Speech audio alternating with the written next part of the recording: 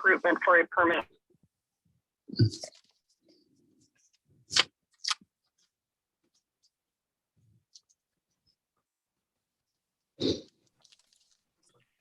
Good evening, everyone. I'd like to reconvene City Council Successor Agency to the Westminster Redevelopment Agency meeting.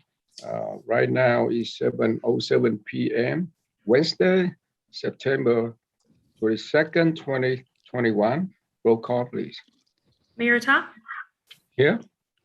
Vice Mayor Nguyen? Here. Council Member Do? I'm here. Council Member Ho?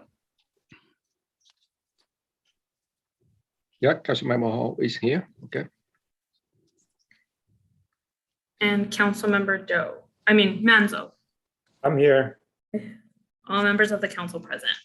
Thank you so much. Next, we have salute to the flag will be Vice Mayor Nguyen, and I will do an invocation. So please stand. Stand. Hand over your heart and join me for the flag of ready? Begin. I pledge allegiance to the flag of the United States of America and to the republic for which it stands, one nation, under God, indivisible, with liberty and justice for all.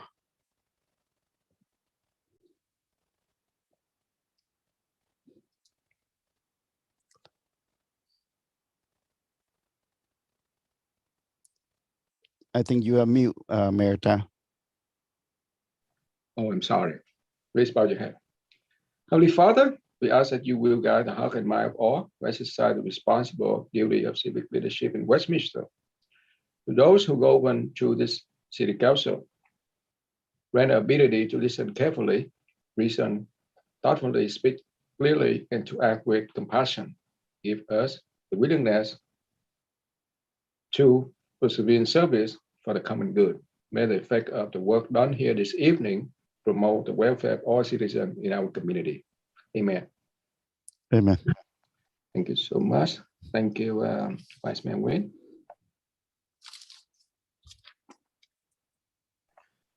All right. Next, we have City Attorney closed section report. Yes, there's one thing to report from the closed session. The council voted on a motion made by Councilmember Doe and seconded by Councilmember Monzo. The council voted 5-0 to appoint Christine Corden as the interim city manager. This appointment is effective immediately and actually will date in terms of she'll be paid at the rate of the city manager. And that will go back to the date of the 13th, which is the day she started. We will return and put a contract on the next agenda to formalize the arrangement, but this is just to report out the council's vote. Nothing Thank you, City further to report. Attorney. Thank you, City Attorney. And I think on behalf of City Council, I'd like to extend my congratulations to City Clerk being promoted to be interim city manager. Congratulations. All right, so next we have ex parte communication. None. And City Clerk report. So interim, whatever, acting City Clerk, assistant, oh sorry, assistant City Clerk. Yes. So yes, there was actually late communications for items 5.2 and 7.1. For item 5.2, the original staff report erroneously omitted the word child from the list of blood relatives. And for item 7.1, there were 2 additional applications received after the distribution of the agenda, and a list of recommendations was submitted by Fat Bui on behalf of the Vietnamese American Federations. They're all available on our city website. Also, the city clerk's office is still accepting applications for the Planning Commission until Thursday, September 30th, and the Monument and Memorials Committee until Monday, October 4th. And lastly, I wanted to introduce Emergency Services Coordinator, Robert Acosta, to give us a COVID update. Please. Good evening. You hear me okay? Yes. Okay. Good evening, Mayor Ta, council, staff, and congratulations to the city manager. I'm Robert Acosta, Emergency Services Coordinator, and as Abigail said, I'll be providing an update to this city's COVID situation and response. The Delta variant continues to be the dominant strain of COVID in Orange County, and it continues to be responsible for the great majority of cases. And while we have seen some positive, while we have seen some positive news, it is important that we continue to adhere to the basic precautions. The Orange County Healthcare Agency reported today that California is reporting as one of the lowest rate of spreads in the nation. So that's a lot of that they're attributing to the fact that we have the strict guidelines. Case rate, positivity rate, and hospitalizations are the three key metrics used to determine the trajectory of the disease.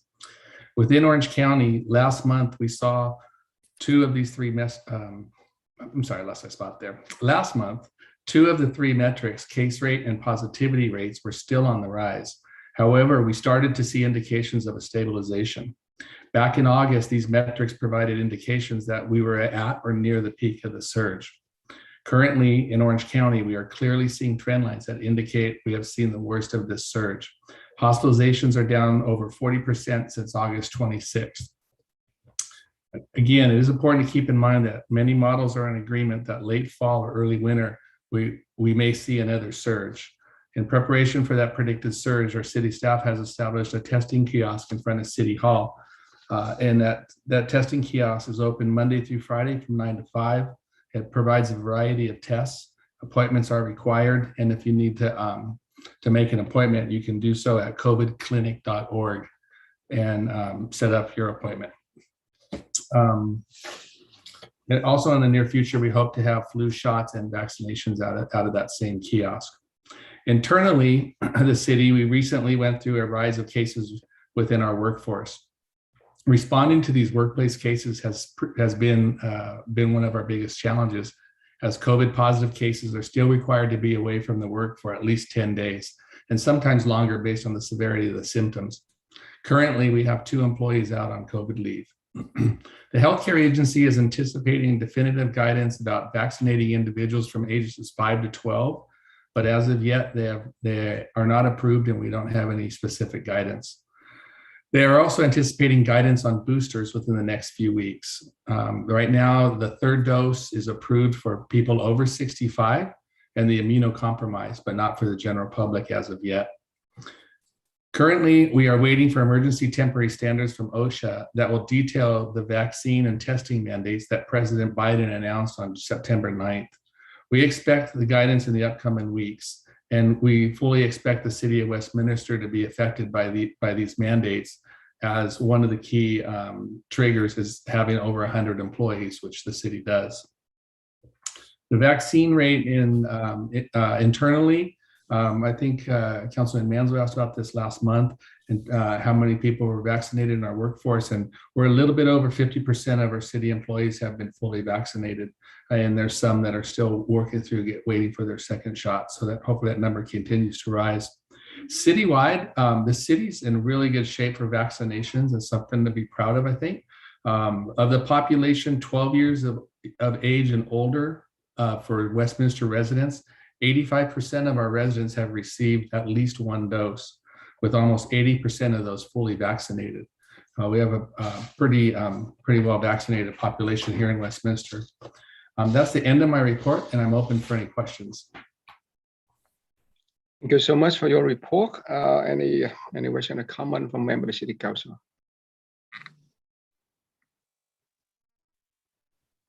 All right, I see none. So next we have City Manager report. Mayor, I neglected to mention one thing that we need to add to the agenda tonight. Okay. There was recently, related to these, as an item I'd like to see walked onto the agenda, the state legislature and the governor has signed into law AB 361, which deals with the issue of these remote meetings that we've been having. That is due to expire as of September 30th. The ability to do that under the governor's order, but they passed this legislation, which essentially would allow us to continue as long as there's an emergency declared, and then the council makes certain findings via a resolution. So I'd like to be able to walk that on, because we won't be meeting until October. And it really affects all the cities, not only the city council, but planning commission and other commissions and committees. What we would like to do is put on, because we don't have another opportunity, and it kind of came up recently, to allow the council to talk about passing a resolution that would make the findings that would enable us to continue meeting remotely. And then that would need to be reaffirmed every 30 days until emergency is determined to be ended. So it kind of puts the onus on the city to make the findings. And so if the council is agreeable, I would like a motion that would require 4 votes off this item onto the agenda. It's an urgent issue and needs to be addressed. Second, I second that. Right, we have a motion and second to place an urgency item on agenda. Roll call vote, please. Assistant. Councilmember Doe? Clerk. Yeah. Yes. Councilmember Ho? Yeah. Councilmember Monzo? Yes. Vice Mayor Nguyen? Yes. And Mayor Ta? Yes. So basically, this urgent item we're going to discuss like after auto communication. Am I right? Yes, Okay, that's good. the Yeah. suggestion. Yes. All right. Okay. Good. So our next report will be city manager report, please. Yes, thank you, mayors, members of the city council, members of the community watching at home and on Zoom. So we have a few things to report. First of all, some exciting news over at Park West Park for those who are our tennis enthusiasts. The tennis courts at Park West Park will be resurfaced starting on October 11th, and it will be completed November 19th. So the contractor is going to work on 2 courts at a time, and there are 6 courts there. So just keep that in mind for anyone who's going to be visiting Park West Park to play tennis. McFadden Avenue Improvement Project, which is Magnolia Street to Bouchard and Brookhurst to Ward Street. We're going to have some road work going on there for about 50 working days, which it should wrap up by November 19th, so before the Thanksgiving holiday. So there are, just follow detour signs and make sure you drive slowly around the construction site. Edward Street Bridge, I know there's some buzz out there with the 405 project, and that bridge is anticipated to open tomorrow morning. So it's finally going to reopen. We don't know what time exactly, but that should happen tomorrow morning. The bridge had been closed for about 18 months. So I'm sure, residents will be happy that will be reopening. Springdale, however, will be closing this Sunday, and it'll be demolished over October 1st and the 2nd. The bridge there will be closed for approximately 18 months as well. So there will be detour signs. And of course, you can visit our website and OCTA's website for what those detours will look like. And of course, any other materials that will help you, with your commute. Staff also is excited to report that we've issued the final certificate of occupancy for that 65 unit Westminster Crossing affordable housing project. It's right by the McDonald's, and we expect that the residents will be moving in over the next couple of weeks, and this project will provide affordable housing for 20 formerly unhoused individuals and 44 low-income individuals and families. So, it's definitely a positive visual transformation of Westminster Boulevard. Also, there's an opportunity for, members of the public, if you'd like to vote on, there's an art mural that's going to be out there as well. Voting is still taking place right now. So if anyone in the community would like to offer your input, that link is available on our social media and on our website. So thank you to our Public Works team and of course our community development team for these things that are happening. The last but not least, I'd like to acknowledge, in the last year, we've had an increase in the need of communications, and we have, increased those efforts, particularly with our COVID response. We've also created a Westminster Insider newsletter that comes out twice a month to anyone who's interested in knowing, some of our resources and news that's happening in the city. And of course, we, went through an entire overhaul of our website and, redid that. I definitely wanted to acknowledge Vivian Leung, who is our administrative analyst in communications. She's done a phenomenal job behind the scenes doing that. She's also managed our social media. Unfortunately for us, she's actually going to be leaving the city, but I definitely did not want to leave without providing the accolades and expressing our appreciation for everything that she's done for our city, particularly during our COVID time. So she will be missed. Her last day is next Thursday. With that, that is all I have for the city manager report. Thank you. Thank you so much for your outstanding report. Now, next we have oral communication. Assistant, City Clerk. So this is the time of the meeting that members of the public may address the City Council regarding any items on the agenda or non-agenda items that are within the subject matter jurisdiction. So at this time, I'll be reading e-comments received as well as allowing members of the public to speak for a total of 5 minutes. At this time, if anyone would like to speak, please raise your hand, and when I call your name, I will allow you to speak. So if I could please have the interpreter translate that in Vietnamese. I have a translator. I see him on screen, so please speak in Vietnamese. Where's the translator? Okay, right here. Okay, please. The interpreter's having problem logging in, or I don't know if you can hear me now. Yeah, good. Yes. Vào lúc này nếu mà có quý vị nào muốn phát biểu thì xin giơ tay lên cho chúng tôi biết là quý vị muốn phát biểu. All right, that's good. Okay, so with that, we only received one e-comment, and that was from Saeed Shah, and he states the city in conjunction with the Orange County Sanitary District is planning on shutting down the ability for customers to take a left turn when traveling east on Westminster Boulevard at the hotel entrance. There is no outreach program, so we found out ourselves.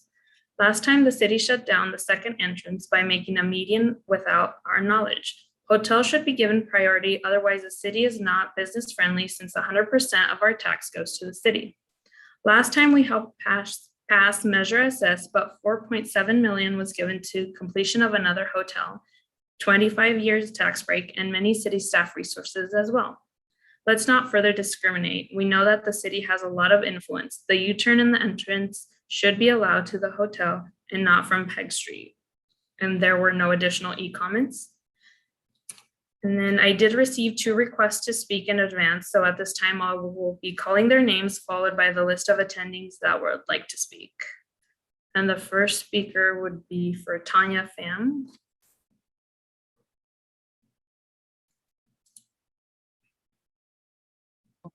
Hello? Yes. Hi, this is Tanya. Can you hear me? Yes.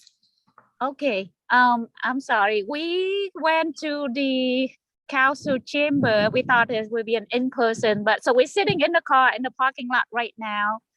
I have Coach Bo Kujima. We are Pickleball, USA Pickleball ambassadors, and we would like to speak for a few minutes. Coach Bo. Hello, everybody, council members and mayor. It's a pleasure. We would like to introduce pickleball to the community, yeah, we just want to know what direction we should take or how we could implement pickleball within City of Westminster. the city of Westminster. Yeah, it is the fastest growing sport in America and the world. If you you might have heard about it. It's easy to learn sport. It's a combination of tennis, tennis, ping pong, and badminton. So anyone have one of those backgrounds, don't need to, can still pick up the game very easy. And so we would like to see how we could work with the city to get the pickleball going in the city of Westminster. I think that the best option right now that you're more than welcome to talk to our interim city manager. Yeah. Yes, and we have visited some of the public parks, and Park West Park is one of those. And we just heard that we are going through the resurfacing the courts there, and we were just wondering if by any chance the city could add, like, pickleball lines, make it a dual purpose for both tennis and pickleball communities to enjoy and keep resident healthy physically, mentally. Great for the seniors. Yes, it's a very driven senior and youth sport. to get them out. And the great thing about pickleball is, for one tennis court, you could actually have 4 pickleball courts. And like Tanya was saying, they don't have to be permanent lines. They could just be temporary, and you could have temporary nets, so it could be dual purposes. Both tennis and pickleball. Yeah. So. I mean, painting the lines is very inexpensive. And we have nets. We can apply for grants through the USA Pickleball Association to get nets, and equipment, balls, and we can work through the pickleball manufacturer and get some paddle donation for the community to try. Yeah. Also, to spark the interest, we would love to have the opportunity, at least, to host a free clinic every 3rd Saturday of the month, just to get the community a little more involved and understand what the game is all about. I mean, it's so much fun. It's easy to play. Anybody could play it, and you can have 3 generation, grandparent, parent, and grandkids play in the same game. We just have the City of Garden Grove council member come out this morning, and literally they try it and they got hooked, and they really want to get into the City of Garden Grove. Yeah. So, well, we hope that the City of Westminster will give us some urgent consideration. Yes, very urgent. You might have known that at Mount Square Park, the City of Fan Valley just hosted the West Regional Tournament this past week, and it draw like 1,000 athletes and sponsors and spectators into town. It definitely helped improve the economy and business. When players come into the town to play the game, they shop, they eat, gas, everything. And it's only going to get bigger. They say it's the fastest growing sport, and that was about 3 or 4 years ago. And it's not going to slow down. All throughout the Midwest, all surrounding cities, they're converting pretty much all their tennis courts into pickleball courts just to get ready for the boom. And so we're just excited to see if Westminster would give us a shot and introduce the sport to the community, because I'm telling you, it's an amazing sport. Like I was saying, it's easy to play, but it's tough to improve. But man, once you see that improvement, it's a blast. And it's on the way to part of the Olympic. Yeah. Yes, it should be an Olympic sport soon. Is there a way that we could show the council members maybe, or get a few games with them? Or we would love to come, and we can put the temporary lines at one of the parks near the city hall that we can show. We can have an exhibition. You could have it anywhere in the parking lot. You could have it. Time is actually up. Oh, yep. Thank you so much. I'll take you up your offer. Absolutely. Yeah. Okay, let's go. You have my contact in the email that I sent out, and we would love to come in anytime that's convenient for you to demo and yep. Thank you so much, everyone, for your time. Yes. Sorry, we're in the parking lot. Yes. It just tells you how much, how dedicated we are and how passionate we are. Thank you, everyone. Thank you. Bye-bye. So next speaker is Sundo. There are 2 Sundos, so if you wouldn't mind raising your hand.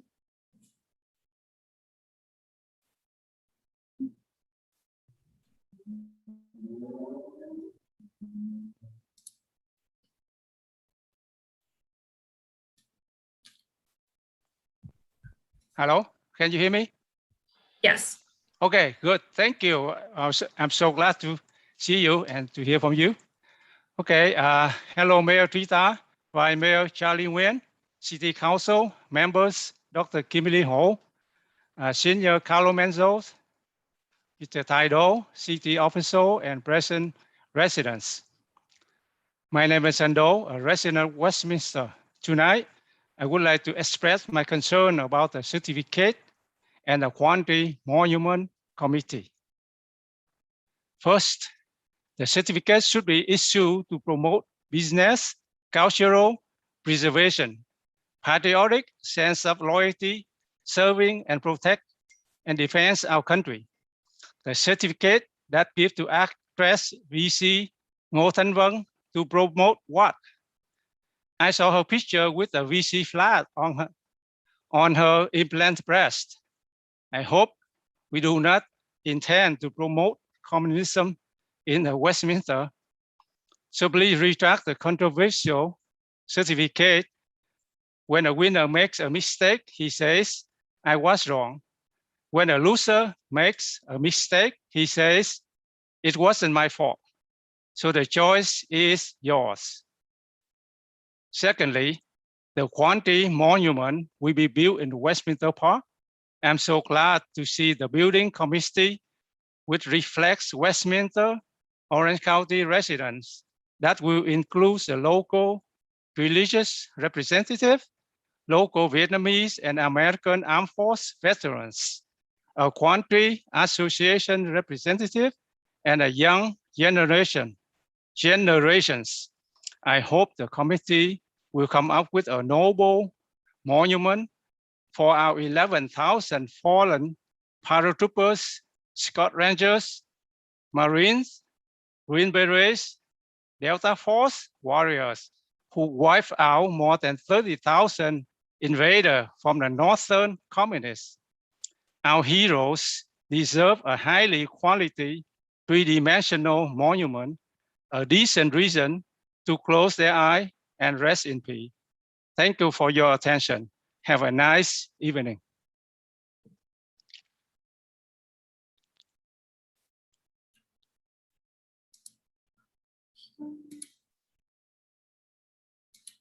Next speaker is Jody Boyd.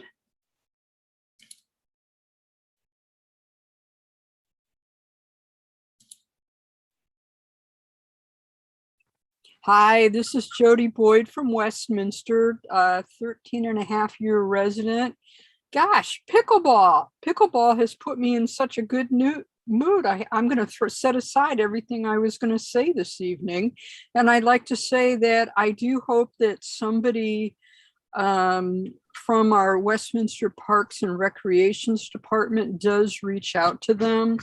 I have fond memories of playing pickleball way back in the 70s in Venice Beach, and I've been following happily the resurgence of pickleball across the US and some other countries. But it is truly good, clean fun. And I would love to see pickleball courts here. And Kimberly and Ty, if they do come out to do a demonstration, I'd be happy to be your water girl. Anyway, my next thing is a suggestion. When we do the Pledge of Allegiance, I'm wondering if we can broadcast on the screen a very nice, meaningful photograph of the American flag, maybe taken outdoors when it's outstretched in the wind. Rather than staring at somebody's belt line while we do the Pledge of Allegiance, I think it would be far more meaningful if we actually, had an American flag on the screen. I would like to see pulled and discussed further item number 3.7, the CityNet Homeless Services Dashboard Report. It is, what a beautiful format. And it actually tells a story, and it is absolutely beautiful. And I would like everybody to take a look at that and read it. And, well done to CityNet and WPD homeless liaison officers and everybody that worked on that. It is just, this is what we've been trying to get to for a while. My next comment is going to be 5.5, the emergency shelter operations. Before I begin, I just want to take a second to acknowledge and remember a member of our homeless community who we believe passed away over the weekend in front of a church on Westminster Boulevard. Many of us in the community knew him for years. He was a long time, if not lifetime, resident of Westminster. So I would like to remember him. He would have never gone into a shelter. He was quite self-sufficient, even though he did not interact. But, you know, he was really, truly recognized and cared for by those of us on the West Side. Regarding the emergency shelter, you know, we don't need a great big $6 million emergency shelter. As I told Marwan face to face when I met with him, you could build it, but how many people are really going to come? You're not going to fill it. And if our shelter operation is running sufficiently as part of the continuum of care, and we have a one-stop assistance center right there, people should be moving through the shelter, not just, you know, being bedded there. So we really need to rethink that. We need something, especially before the cold, damp winter, but we don't need a $6 million something. Let's stay within what we can afford and get grants. And I'll be really honest with you, we could even start with 40 beds. And regarding Westminster Crossing, I won't say his name out loud, but this is specifically for the police department. If anybody can get Justin and his dog Skipper into one of those apartments at Westminster Crossing for the unhoused, I would be happy to, out of my own pocket or through my foundation cake, pay any deposits or moving costs for him. And you well know who I'm referring to. So that's it. Bye-bye.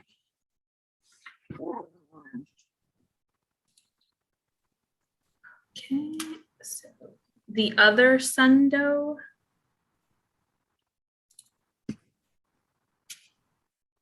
Yeah, I'm on. Hello.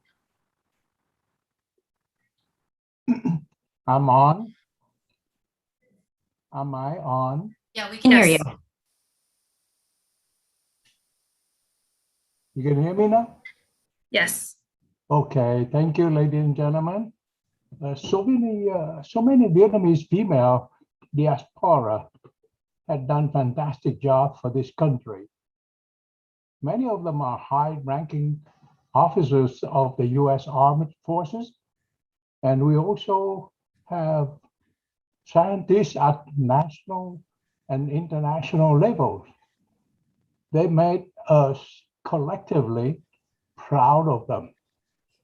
Congresswoman Stephanie Murphy in the U.S. Congress, and a Stephanie, I forgot her last name in France, in French Congress.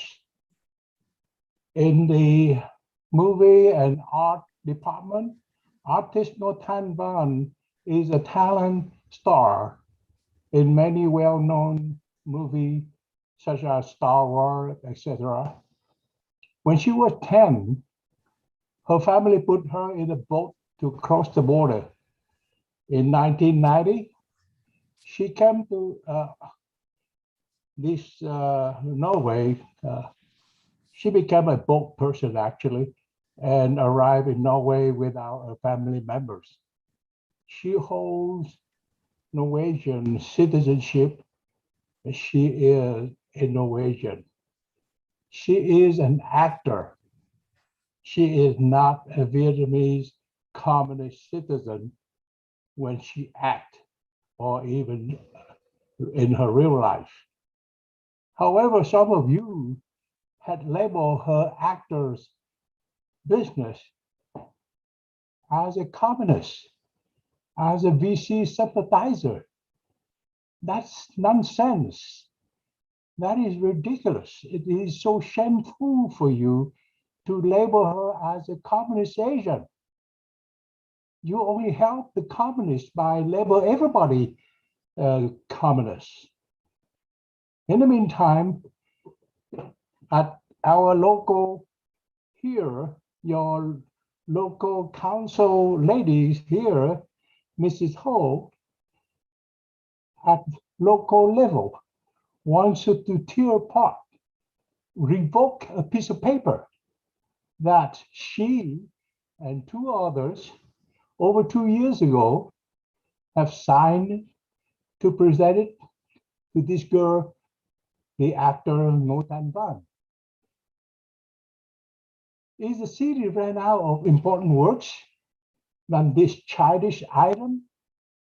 Isn't the idea a wasteful of time and money of the city? The movie star have received so many commendations worth millions. Will she care about a small town commendation? In contrary, a small town probably needs her image, her reputation, more than she needs the city. Don't you guys understand this? Mrs. Ho, do you recognize the issue? You approved it 2 years ago. And 2 years later, you change your mind with new recommendation. Okay, let's do it. Let's do it again. I'm not agree with my own words anymore. Let's take that piece of paper back. Take that commendation back. This is not little kids' games, Mrs. Ho.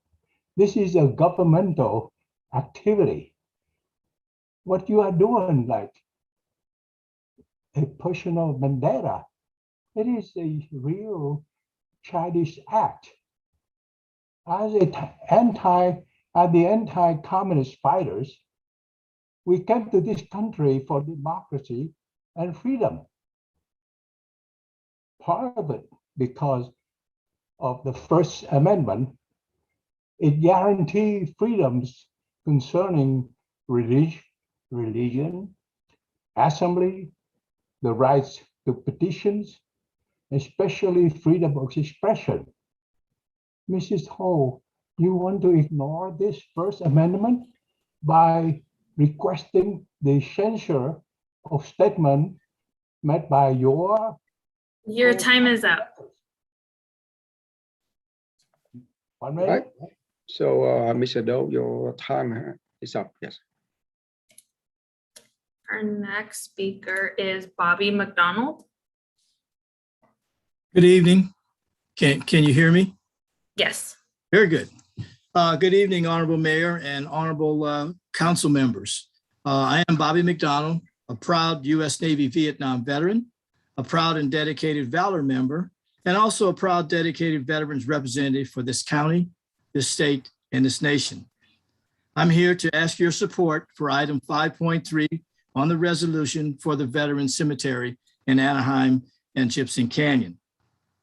At the July 1st, 2021 press conference, I was very fortunate to have seen firsthand the pride of a historical, energetic moment that was being unveiled in our community. Up in the hills of Anaheim, as Supervisors Doe, Bartlett, Wagner, Foley, and Chafee confirmed their commitment to establish a veteran cemetery in the county of Orange. I also watched some of my veteran brothers and sisters from all over the county share their support from the Orange County Veterans Advisory Council, the Orange County Veterans and Military Family Collaborative, Valor, the American Legion, the VFW, AMVETS, DAV, ASUA, and Vietnam veterans that also showing their encouraging approval of this event and of the cemetery. The unified voice of over 156 veterans organizations and 76 bipartisan and growing fast elected officials, congressmen, congresswomen, state senators, assembly members, board of supervisors, all 5 of them, city council members, and others is rapidly making a veteran cemetery a reality. I was at the Board of Supervisors board meeting a couple of weeks ago to share my appreciation publicly to the board for their dynamic efforts and their positive motivating endeavor to approve $20 million to move our veteran cemetery agenda. There are 34 cities in Orange County with a population of 3.2 million people. As of this morning, there are 23 cities who have unanimously approved city resolutions to support the cemetery in Anaheim Hills Gypsum Canyon site. And those 23 cities represent over 70% of the county population and representation.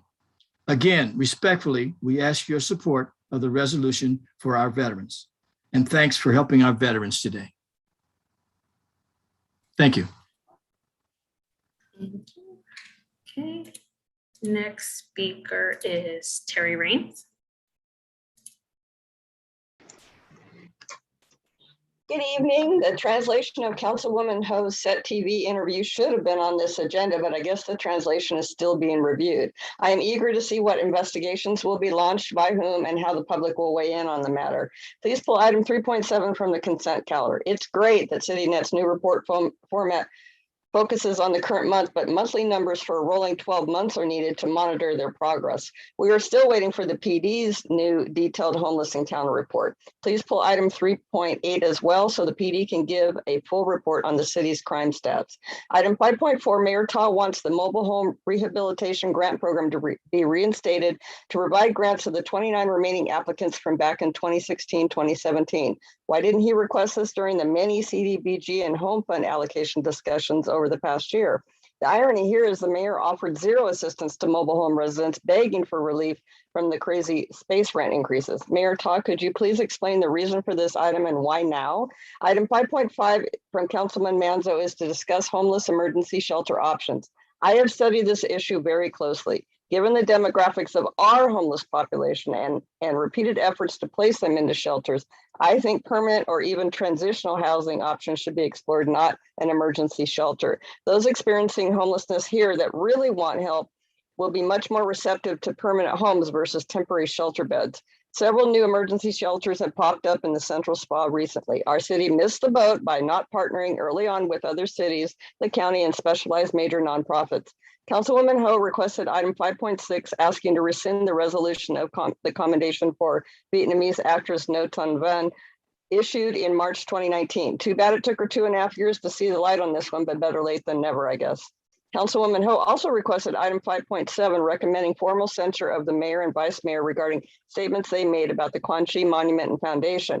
The staff report is vague, does not include a specific complaint or even a copy of the city's watered down 2-page code of ethics adopted by the council majority, including Ho in 2019, which ironically did not even include an enforcement clause. Huntington Beach's code of ethics was copied but the council majority failed to adopt a supportive resolution with enforcement measures like Huntington Beach did when they adopted their first code of ethics back in 1993.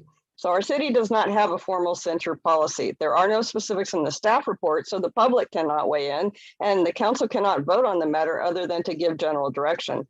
A verbal presentation will not cut it. This item must be continued to the next council meeting. Councilwoman Ho should draft a formal written complaint with specific statements they allegedly made, her counter to those statements with supporting evidence, and what ethics code they violated. The latter should be easy because they violated most of them. The public and other council members can then weigh in, and the draft complaint can be amended if need be before a formal resolution is drafted. Mayor Todd requested item 6.2, a nepotism policy for boards, commissions, and committees, which is funny since he defended Vice Mayor Nguyen and Councilwoman Ho when they appointed each other's children to commissions in 2019. The staff report, as mentioned in error, omitted children from the blood relative description. The description needs to be expanded to add relatives through marriage, such as spouses and in-laws. Will existing commissioners be grandfathered until their existing term ends, or will Weston C. be forced to step down immediately from his 2 appointed positions? Why stop with appointments? How about paid city employees that are related to city officials or senior management? Mayor Todd, please explain why you're bringing this item forward now and clarify your position and the scope of your request. I can't wait to start redrawing our district maps. Item 6.3. Maybe this time council will adopt a map favored by the public instead of one gerrymandered to benefit them personally. We need 5 districts instead of 4 with a rotational mayor. The city attorney gave conflicting advice to council members on this. It only takes 3 council members to put a non-tax measure on the ballots. Why was only 1/2 of this cost budgeted? I attended the Quan Chi Victory Foundation's monument unveiling on Saturday. They found a nice place to install their monument up in San Jose. Personally, I wasn't impressed with the monument's design or presentation, but we don't need two Quan Chi monuments in California. Let's drop the city's effort to create a second one and instead focus our efforts on the more pressing city matters. I've already shared my concerns about vetting the committee applicants for 7.1. So come on, council, just stop this monument madness and stop the recall madness. The GO2, dang it too, mayor and vice mayor just want a gang of 3 again, or even a gang of 4 to further their personal agendas. How about you two move to and run for office up in San Jose where all your supporters are? What a win for Westminster that would be. Speaking of a win for us, congratulations, Christine, on your appointment as interim city manager. Well deserved, and I know you'll do a great job. Thank you so much. Okay. Next speaker is Camilla.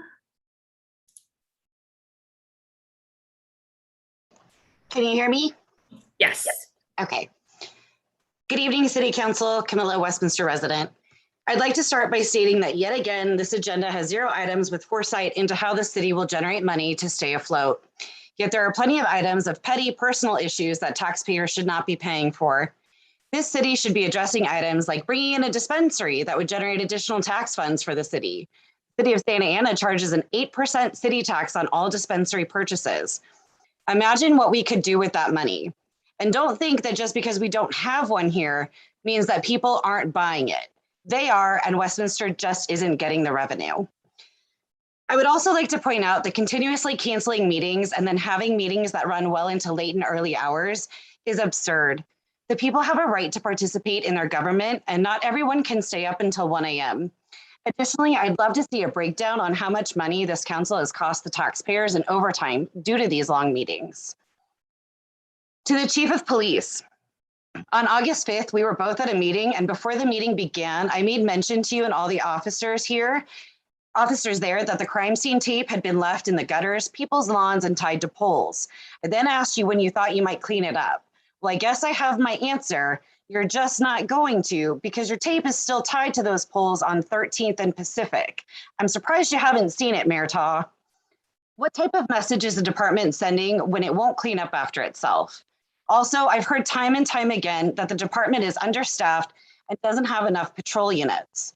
Can you explain to me why at any given time I will see between 1 to 3 patrol cars at a local liquor store and your officers are inside either walking around, sitting behind the counter, or just plain hanging out without a mask in sight, despite a mask required sign on the door?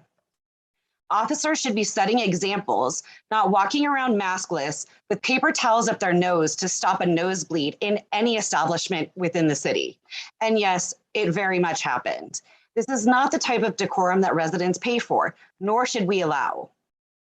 Speaking of decorum, I'd kindly ask that before this council resumes in-person meetings, that every one of you take a course in proper decorum and professionalism.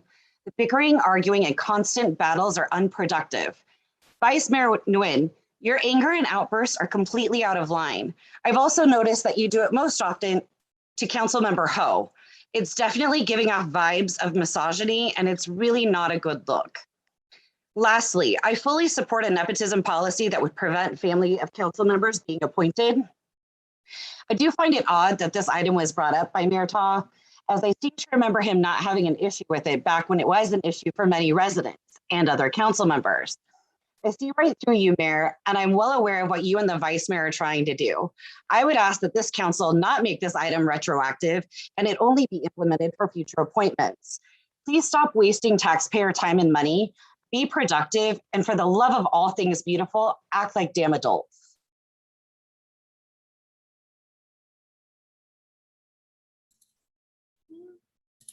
That's all. So I have no additional speakers.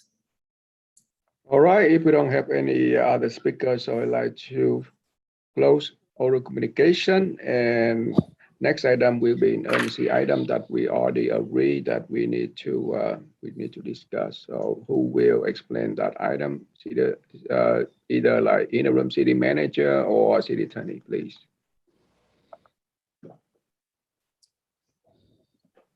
I can explain that.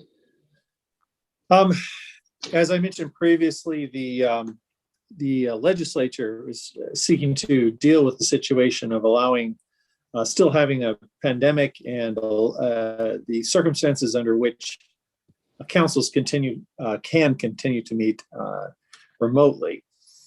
Rather than have the governor issue declarations of emergency and waive requirements of the Brown Act, the legislature decided to pass AB 361, which does say that during a declared emergency, the council has the ability to adopt a resolution which would make certain findings indicating that it was necessary to continue meeting remotely. In this case, specifically, the council would need to make a finding that as a result of the emergency, the current emergency dealing with pandemic, meeting in person would present an imminent risk to the health and safety of the attendees of a meeting, of a typical council meeting.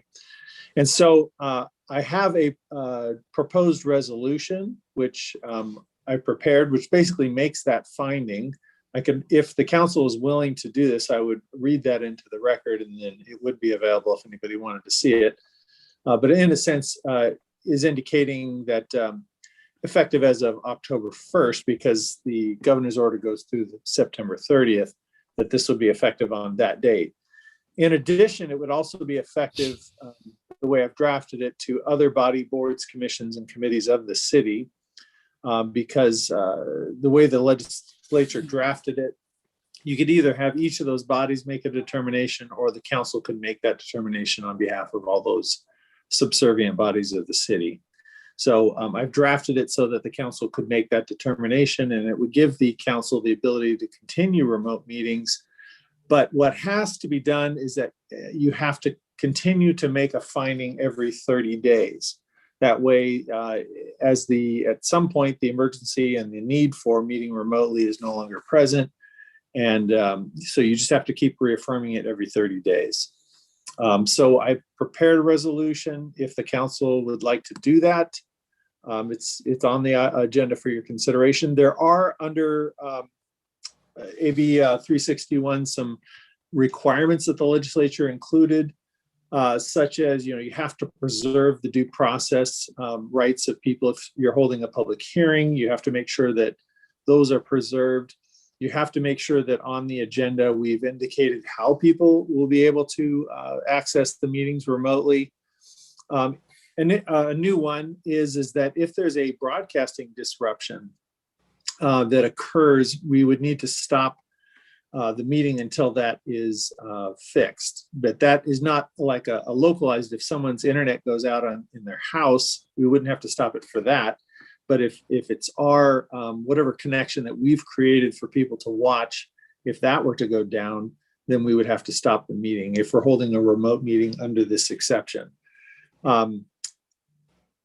We also cannot require for the public comments to be submitted in advance. That was something that was being dealt with over the last year.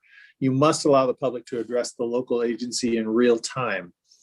Also, the timing of the comments, we cannot, and we're already doing this. A lot of these are things that we're already doing, but basically we would have a comment period, and we have to allow people to raise their hands in the virtual room until the comment period is closed. So you can't just cut it off at some point and then not allow any more people, but we're already doing that. So these are requirements that will be in place going forward. I'm trying to remember the way the legislature drafted this. It's in effect 24.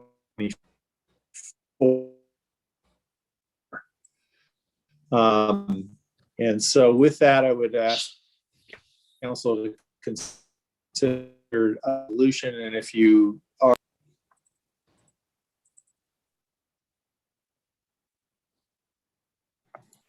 all right, council. I think that based on my experience, that for a year and a half, we've been conducting a meeting, and I think everything is fine. We allow members of the public to speak. I think that we treat everyone with respect. I think that the public, they know how to access into our Zoom meeting. So I think that we're doing fine virtually. So that's what I experienced. Yeah. So So I move that our city, we continue to conduct the meeting virtually, and of course, not every 30 days that we have to place this item on agenda. So the city council, we have to decide like every 30 days according to the state law. Yes. So that is my motion. Yeah, and let me make it clear that the main finding that needs to be made is that the city council finds that as a result of the current emergency, that meeting in person would present imminent risks to the health or safety of the attendees. That's the main finding that would need to be made. So would you like to include that in? Would you like to include that? That would be that would be in lieu in my motion. Correct. Yes, that's a must. Yes.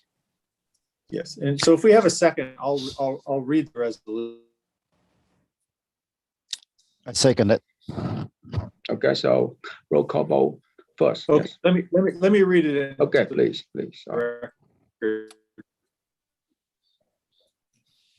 Of City Council, City of Westminster, making the legally required findings to authorize the conduct of a remote telephonic or electronic meetings during the state of emergency. Whereas in 2020, pursuant to California Government Code 8625, the governor, whereas on September 17th, 2021, Governor Newsom signed AB 361, which bill went into effect, immediate effect as urgency legislation. Whereas AB 361 added subsection E to section 54953 to authorize legislative bodies to conduct remote meetings, provided the legislative body makes specified findings. Whereas on September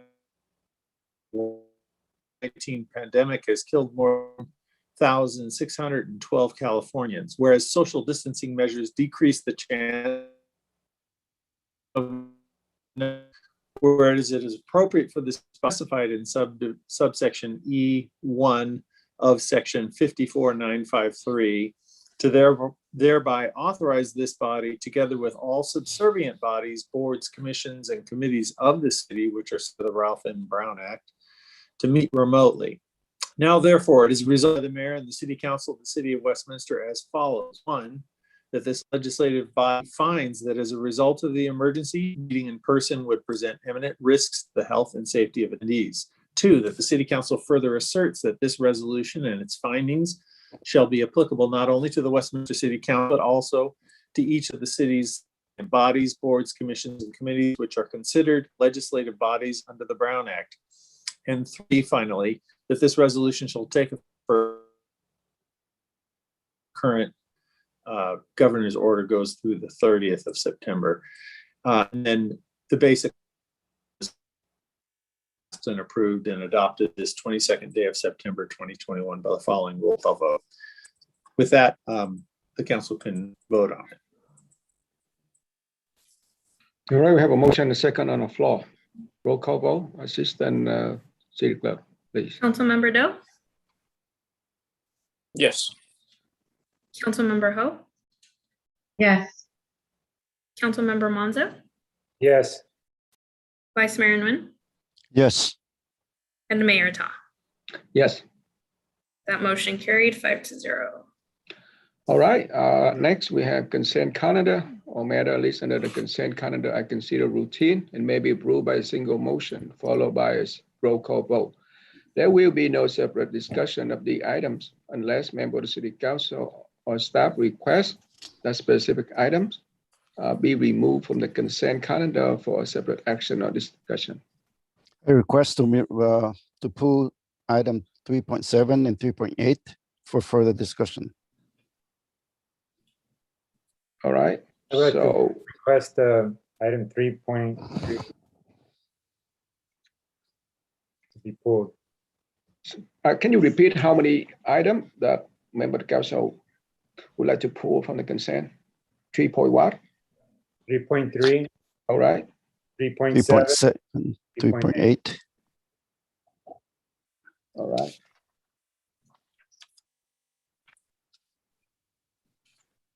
All right. I make a motion to approve the consent calendar except for item 3.3, 3.7, and 3.8. All right. We have a motion and second to approve the consent, but a few items have been pulled. Councilmember Doe, Yes. Councilmember Ho, Yes. Councilmember Monzo, Yes. Vice Mayor Nguyen, Yes. and Mayor Tom. Yes. That motion carried 5-0. All right. So the first item is 3.3 banner hanging request from Garden Grove Unified School District. And the question and concern from Manatee City Council. Yes, I just had a question as far as there's a How come we have an echo? I think everybody needs to mute themselves.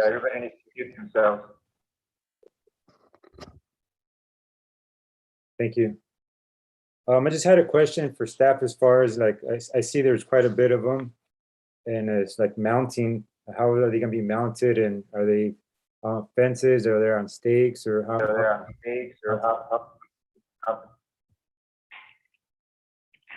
Good evening, Mayor and Council. This is Diana. The question regarding how many they're hanging is approximately 20, and they're going to be on the light poles, the Edison light poles, Okay. along portions of Hazard and portions along Brookhurst.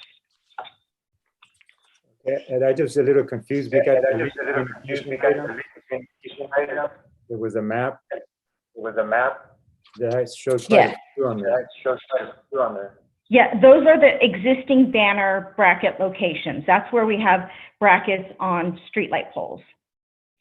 Okay. That map identifies where each of those banners are. All right, thank you. That was it. Okay. If there's any other questions, I'd like to move to approve. Second. All right, we have a motion and second to approve this item. Roll call vote. So that was a motion by Councilmember Monzo and a second by Mayor Ta, and that was to approve the written request from Garden Grove Unified School District to hang banners along Brookhurst Street and Bouchard Street between Hazard Avenue and McFadden Avenue from September 2021 through September 2022. So Councilmember Doe, Yes. Councilmember Ho, Yes. Councilmember Monzo, Yes. Vice Mayor Nguyen, Yes. and Mayor Ta. Yes. That motion carried 5-0. All right, so next item 3.6, am I right? Treasurer. 3.7. 3.7 CityNet Homeless Services report.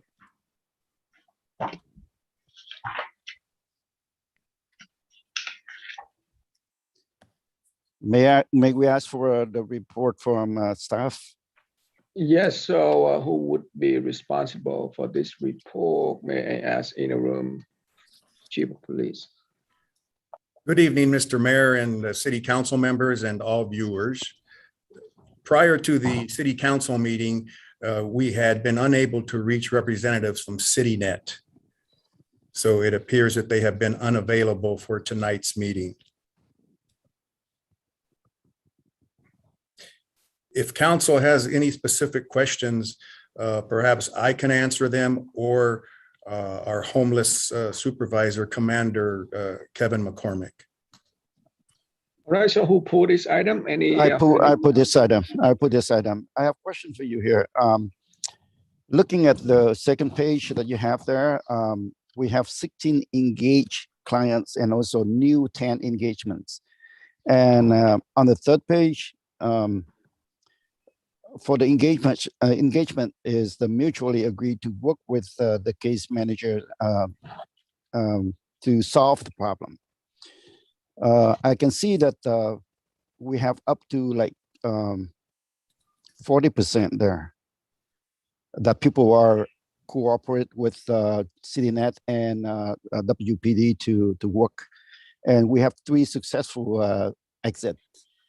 I want to congratulate, both agencies for doing good work there. But my question is that out of 89 of the contacts that we have, and around 40% that agree, what about the other 60%? What do we have, or what are they?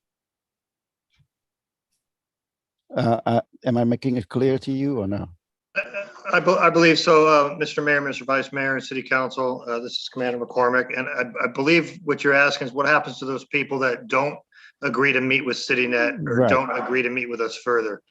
Those people are given all the information and the ways to contact either our homeless liaison officers or CityNet directly, so that in the event that they decide after we've left them that they would like some help and would like services, then they have that information in order to contact us.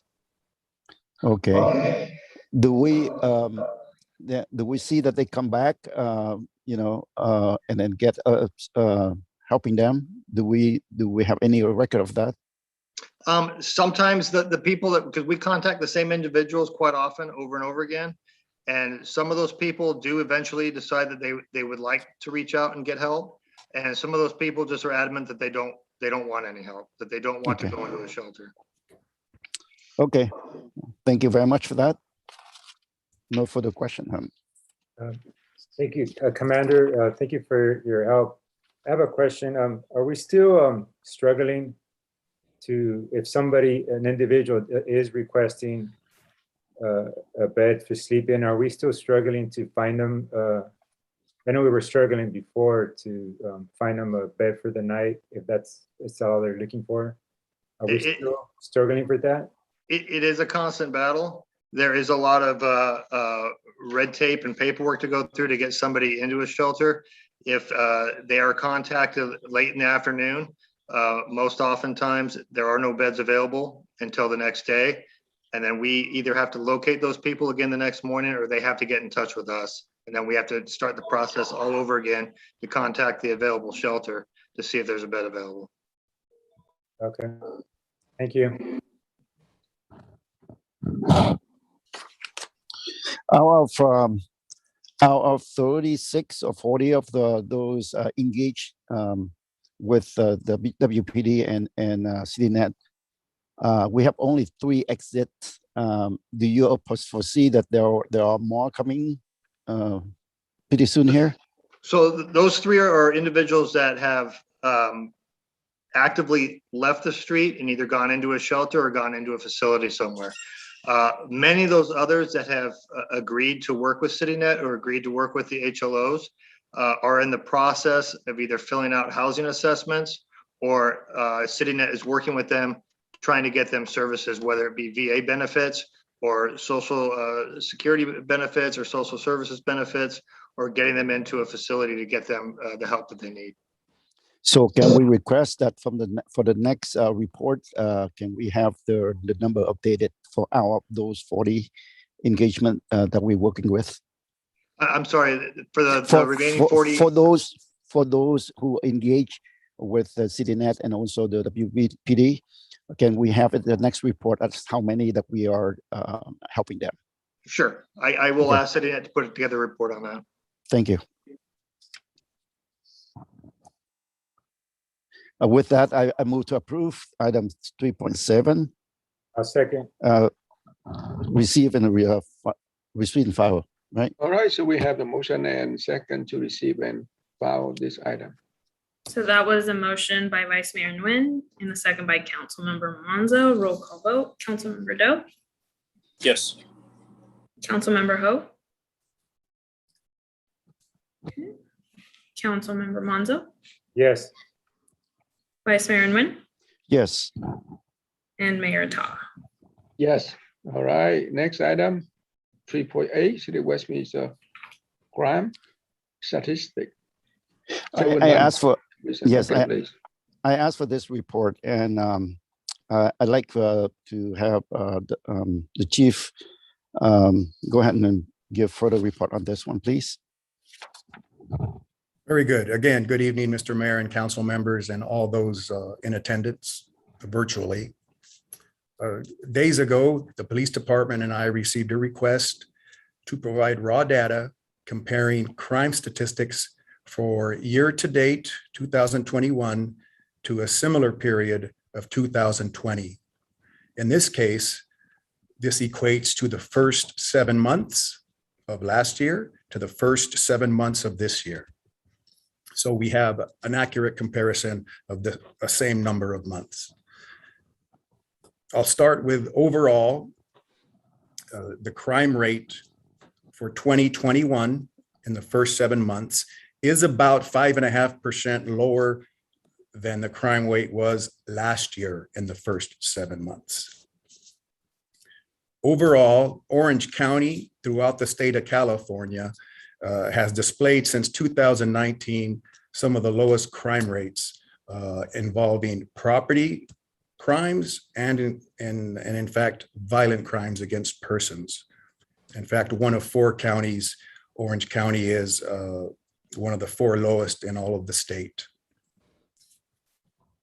Further, that the crime rate as presently recorded by all police departments in the nation is done through a methodology called the Uniform Crime Report. This has been done for the past 90 years. This was implemented in 1930. And these include 8 different crimes. So this is what's been tallied for the last 90 years. There are 4 types of crimes against persons and 4 types of crimes against property. The violent crime, as many of us may know from previous reporting, violent crime includes the crimes of murder, rape, robbery, and aggravated assault. The property crime categories include burglary, auto theft, larceny, and arson.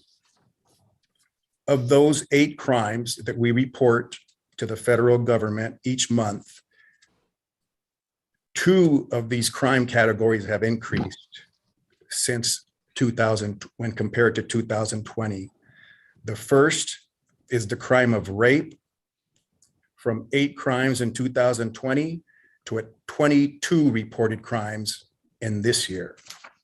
The second category is that of auto theft, which last year, in the first 7 months, we had 175 reported auto thefts. And this year, the first 7 months, we have 219 reported auto thefts. The other 6 categories, including murder, robbery, aggravated assault, burglary, larceny, and arson, all have decreased, or at least stayed negligible and stayed the same. As a precursor of the future, I will bring to light to City Council and all viewers virtually that after 90 years of this same reporting system, police departments across the nation, starting next year, will move to a different system, which is called the National Incident-Based Reporting System, which will take time to iron out all of the specifics. However, in the long run, after 90 years, the crime statistics provided by each law enforcement agency across the nation will provide more accurate and more meaningful and more up-to-date information. The reason why that is important is so police agencies can better tailor the crime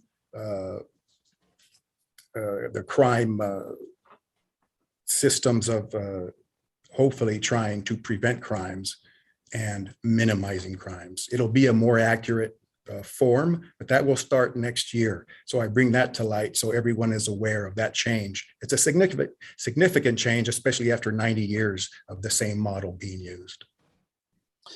Yes, I want to thank Chief Roy and also WPD for your leadership and it's your extraordinary performance. By looking at, there are many reasons why I asked for this report. I think, but two main reasons. I think that number one, I think that the public and also council members and our staff wants to know where we are, what we've been, facing with. I know that there are a number of things that you have to go through, or you or your department have to go through, and at the same time, the situation that we have to face with the pandemic and things like that.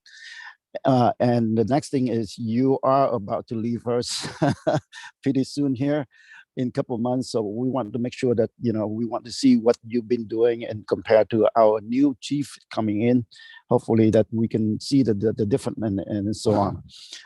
By looking at the data that you provided here, I saw that only two areas that increase, everything is going down except for two areas, which is rape and auto theft. My question is that from the rape standpoint, is it mostly happen at the public or private? And do you have any plan or how to tackle it? Yes, historically across the nation, the crimes of rape do not include total strangers. The majority of the time, the crime of rape includes someone who is known to the victim, whether it be a spouse, an ex-spouse, an ex-neighbor, or a family member. Now, there is some projection.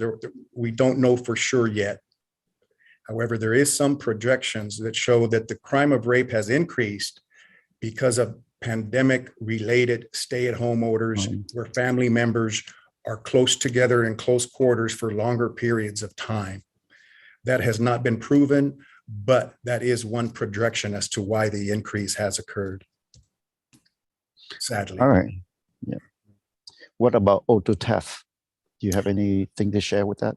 No, I have no specific information as to the market increase in auto theft. However, it is consistent with throughout the state of California, which is an interesting occurrence, the increase in auto theft. Again, thank you for your very detailed report. Thank you very much for your leadership. You're welcome, sir. With that, if there's no comment from the council member, I move to approve 3.8, receive and file. Second. Roll call vote, please. That motion was made by Vice Mayor Nguyen, seconded by Mayor Ta, and that was to receive and file the report. Roll call vote. Councilmember Doe? Yes. Councilmember Ho? Yes. Councilmember Monzo? Yes. Vice Mayor Nguyen? Yes. And Mayor Ta? Yes. That motion carried 5-0. Thank you. Next, we have public hearings. So, Assistant City Manager, can you please? Okay, so due to COVID-19 restrictions, changes have been made to the public hearing process in order to ensure members of the public may participate remotely. So members of the public who wish to address the City Council were able to, in writing, up to 24 hours prior to the meeting. In lieu of written comments, members of the public who wish to speak tonight may raise their hands or had the opportunity to send a request in advance, which I did not receive any. So with that said, speakers will have a total of 5 minutes to speak. All right, so I'd like to open public hearing item 4.1 fiscal year 20/21 consolidated annual performance and evaluation report. May I have a staff report?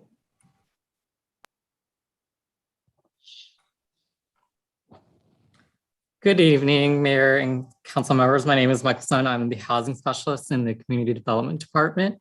So the purpose of tonight's item is to open a public hearing regarding the city's consolidated annual performance and evaluation report, also known as the CAPER, inclusive of any public comments, and authorize the interim city manager to execute all required documents for submission to HUD. So the CAPER is a report that the city is required to submit to HUD every year and it describes the use of federal funds for services, programs, and projects during fiscal year 2020 to 2021, which began on July 1st, 2021, and ended on June 30th, 2021. A draft of the CABR was available for public review beginning on September 3rd on the city's website, as well as available at city's public counters. I'd like to highlight some accomplishments during the past fiscal year. Senior Outreach Center assisted 725 persons with needed grab-and-go meals and other essential items. Our Family Resource Center provided a variety of support groups, parenting classes, youth enrichment, and recreation programs to 230 households. Meals on Wheels Orange County Home Delivered Meals Program prepared and served 12,387 meals to seniors. Our Summer Youth Program assisted 39 students with grab-and-go lunch program and distributed weekly themed craft educational kits. Our Public Works Department resurfaced portions of 4 residential streets. Through the city's Neighborhood Pride Multifamily Rental Inspection Program, 220 certificates of compliance were issued, and currently 75 housing units received violations and are working towards code compliance. Through the city's tenant-based rental assistance program that was administered by a nonprofit organization, provided assistance to 21 households experiencing homelessness or at risk of homelessness, and supportive services and financial support.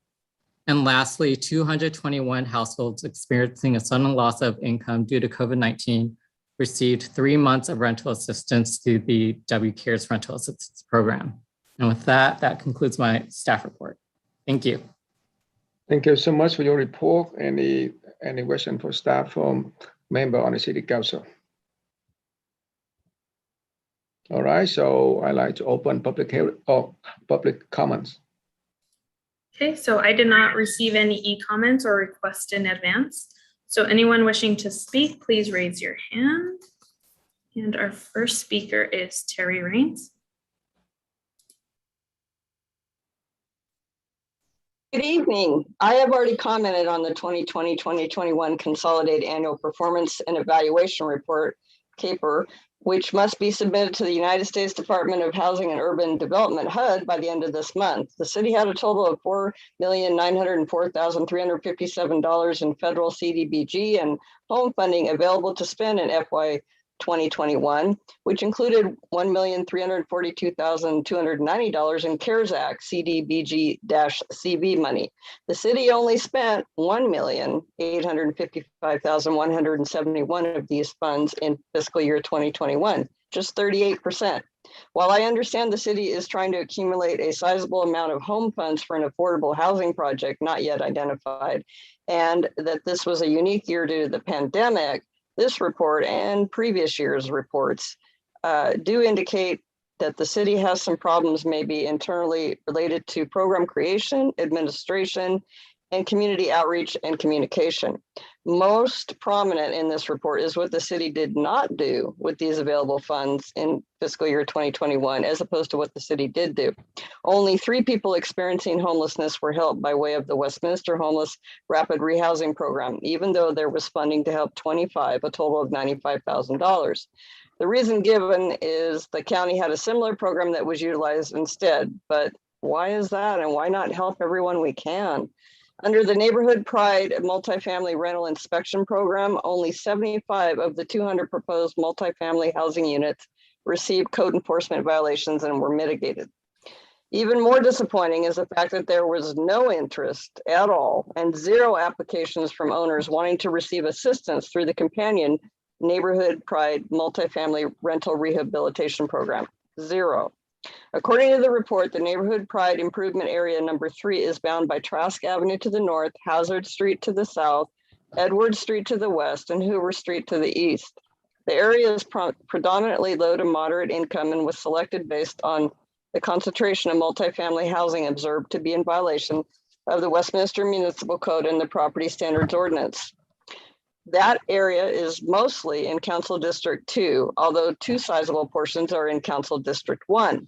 What I found interesting is that those are the 2 districts in the city with the lowest percentage of Asian residents.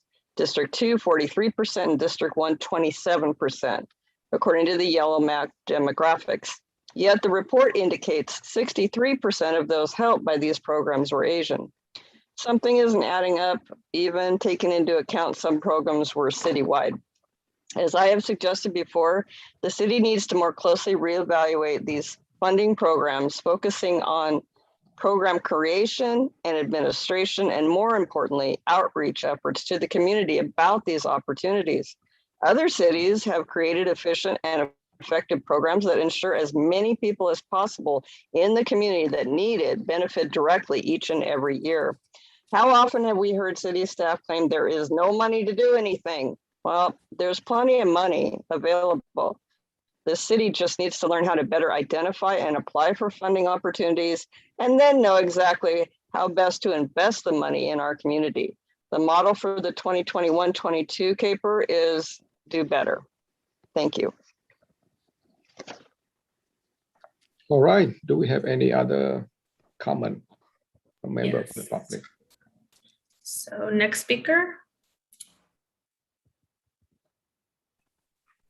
Hi, this is Jody Boyd. Regarding the report that I'll get to you in a second, Charlie, don't worry. In regards to Terry Rain's comments, I just want to say that, yeah, I think funding has been underutilized and there is a very large need in District 1. Charlie, don't you live in District 1? Why don't you and I get together and we can go together all through District 1 and do some outreach. I can introduce you to a few apartment buildings, but also many people who don't even have apartments and are sleeping on the sidewalk. Thank you. All right. Do we have any the comment? I have no additional speakers. Thank you so much. So I'd like to close public comment. Next would be Mayor and Council Member action. All right, so I'd like to move as staff recommended. I second it. All right, we have a motion and a second to approve this item. So I have a motion from Mayor Tan and a second from Vice Mayor Nguyen, and that was to approve the fiscal year 2020-2021 consolidated annual performance and evaluation report from CDBG and home federal funds, and authorize the acting city manager to transmit this report to United States Department of Housing and Urban Development by September 20th, 2021. Roll call vote. Councilmember Doe? Yes. Councilmember Ho? Yes. Councilmember Monzo? Yes. Vice Mayor Nguyen? Yes. And Mayor Ta? Yes. That motion carried 5-0. Next, we have regular business item 5.1, leasing of city vehicle to enterprise, leasing for fiscal year 21 to 22. May I have a staff report? Thank you. Good evening, Mayor, Vice Mayor, member of the council, and this is Jake Nolan, Public Works Director. Yes, so this is the vehicle leasing program for the cities that we have been for 9 years entering this agreement. It's been very successful programs that we have added a total of 86 vehicles of the cities into this program. It's a leasing agreement here, and these vehicles also including the police patrol vehicles. So this year we are adding 9 more patrol vehicle, which is SUV, and which help with the fuel consumptions and the safety. With the program for these 9 vehicles, that's saving the cities more than $100,000 for over the next 4 years. We have been successfully executed this program, and as a lot of other agencies have been calling our staff and inquiring this program. So we are using the Sourcewell as a program that we piggyback on, in order to save the money. And with the new vehicles, that allow us to have a better fuel consumption, as well as a safety features and technology as a hybrid, as well as electric vehicles in the future. So that's conclude my report. I'm happy to answer any questions you might have. Thank you so much for your report. Any question or comment from member of City Council? I have a question, Jake. When you say saving, how do we save when we lease a vehicle? We just basically we just rent the vehicle. We never own the vehicle. Is that correct? Yes, sir. Could you elaborate so we can have a better understanding of how the operation works? Absolutely.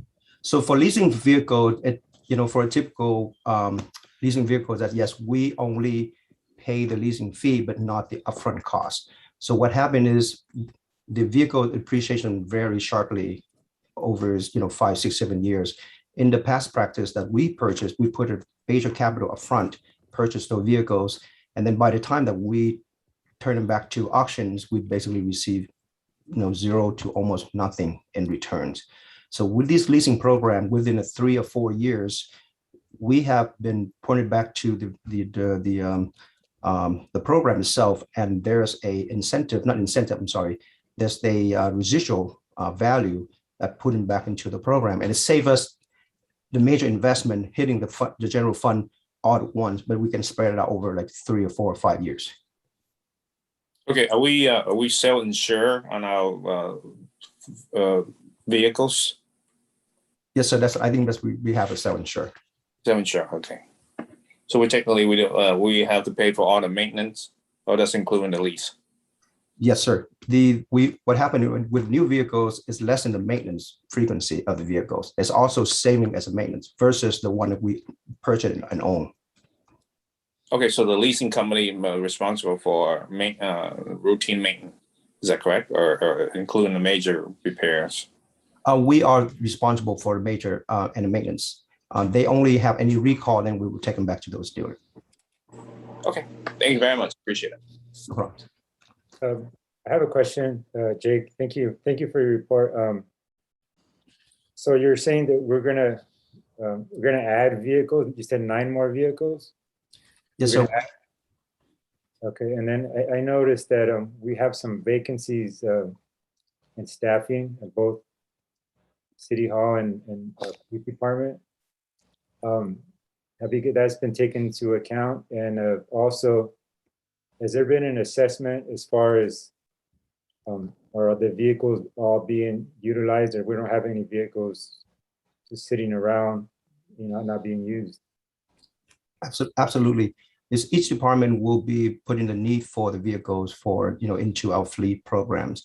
And for the vacancy, what we know of, all the vehicles that we've been putting in service, for example, PD vehicle, SUV, they've been putting out in service immediately. And from what I know, that we don't have any vehicle that's sitting around and not being used by the city staff. And are those vehicles that are being requested by the departments, are they justified? Yes, sir. Each department will put in a request for their vehicle replacements. For a vehicle replacement, not for an extra vehicle, more vehicles? No, sir. It's just replacement. So these 9 will be taken out. The other 9 that we have owned, and we don't get pretty much values of those 9. Okay, I got it. Thanks. No problem.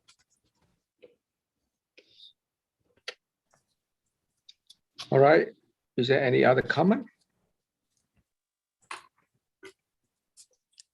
I move to approve. A second. All right, we have a motion and a second to approve as recommended. That was a motion made by Vice Mayor Nguyen and a second from Councilmember Monzo. Roll call vote. Councilmember Doe? Yes. Councilmember Ho? Yes. Councilmember Monzo? Yes. Vice Mayor Nguyen? Yes. And Mayor Tom? Yes. That motion carried 5-0. All right, item 5.3, resolution in support of the establishment of the Southern California Veteran Cemetery in the city of Anaheim, California. I think you are missing 5.2, right? Oh, I'm sorry, 5.2, a contract for the utility underground project on Bose Avenue and Brockhurst Street. Move to approve. Second. That was a motion made by Councilmember Doe and a second from Mayor Ta, and that was to approve the award of contract to the lowest and responsive bidder in the amount of $1,714,323 to Arizona Pipeline Company and reject all other bids. Authorize a 10% contingency in the amount of $171,432.30 for potential changes, and authorize the acting city manager to execute the contract on behalf of the city. Councilmember Doe? Yes. Councilmember Ho? Yes. Councilmember Monzo? Yes. Vice Mayor Nguyen? Yes. And Mayor Ta. Yes. That motion carried 5-0. All right. Item 5.3, resolution in support of the establishment of Southern California Veterans Cemetery in the city of Anaheim, California. Move to approve. The motion and second to approve as recommended.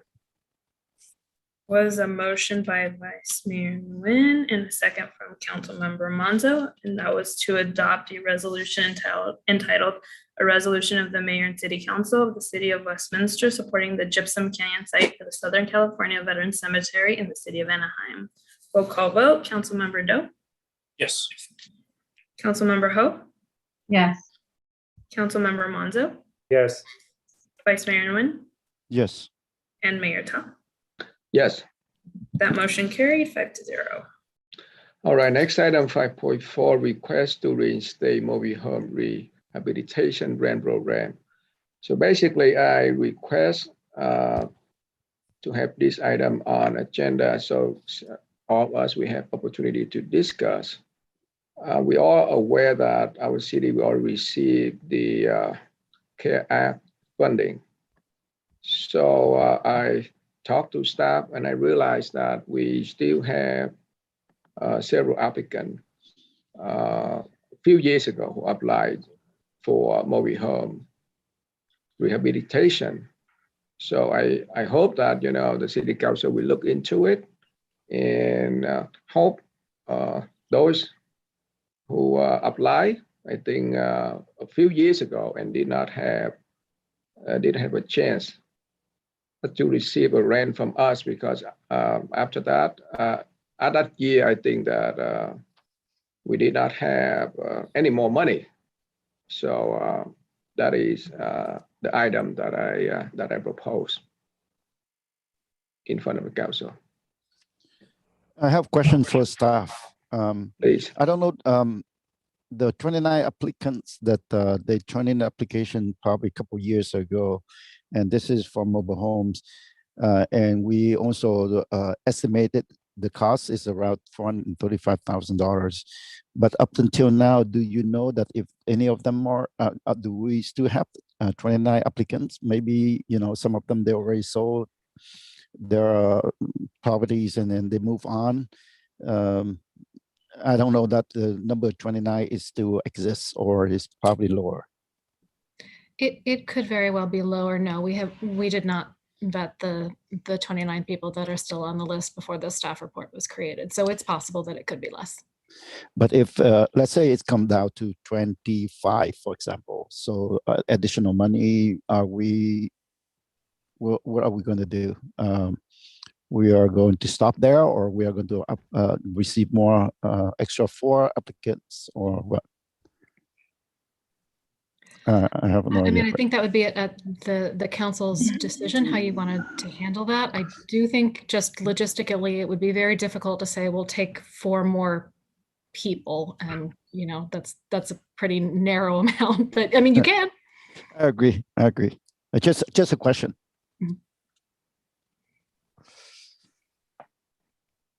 Well, may I speak? Please. Wait, can I ask a question first? Yes, All right. please, go ahead. Yeah, it's you know, it's way before my time, so I have no idea what it is. Could you would be so kind explain it to me where we get the funding and how did it work and how the money was used for, Alexa? Appreciate it. Sure. Historically, this program was generally funded through a redevelopment agency. So the redevelopment agency was sunset in 2012. However, there was a process to continue over a certain period of time if you met certain legal requirements to continue to fund programs that were already in place with contracts and so forth. So that funding source, redevelopment funds are gone. We no longer have access to those. That's no more. So the redevelopment agency funds were a little bit looser, I guess you could say, compared to home funds or other federal grants. They were locally controlled. The set of rules that applied were different, so it was easier logistically and legally to provide grant funding for these types of services. Not having access to that money anymore definitely limits our ability to execute a program like this. Now, certainly you can use general fund for something like this. However, if you want to use something that's really focused on housing, we do have home funds that come to the city annually. Those are federal grant funds that can be used for this purpose. However, there's a different set of rules that apply. So that's kind of what's alluded to in the staff report when it talks about, if we gave $10,000 to each mobile home, it will cost us probably $15,000 because we have to stick to the rules of the federal program, which requires quite a bit of inspections, a lot of paperwork and processing and so forth. So the program itself was intended to simply help mobile home park owners upgrade their mobile home park dwellers, upgrade their unit, upgrade their coach. In redevelopment days, there was a much looser definition of what those upgrades could include.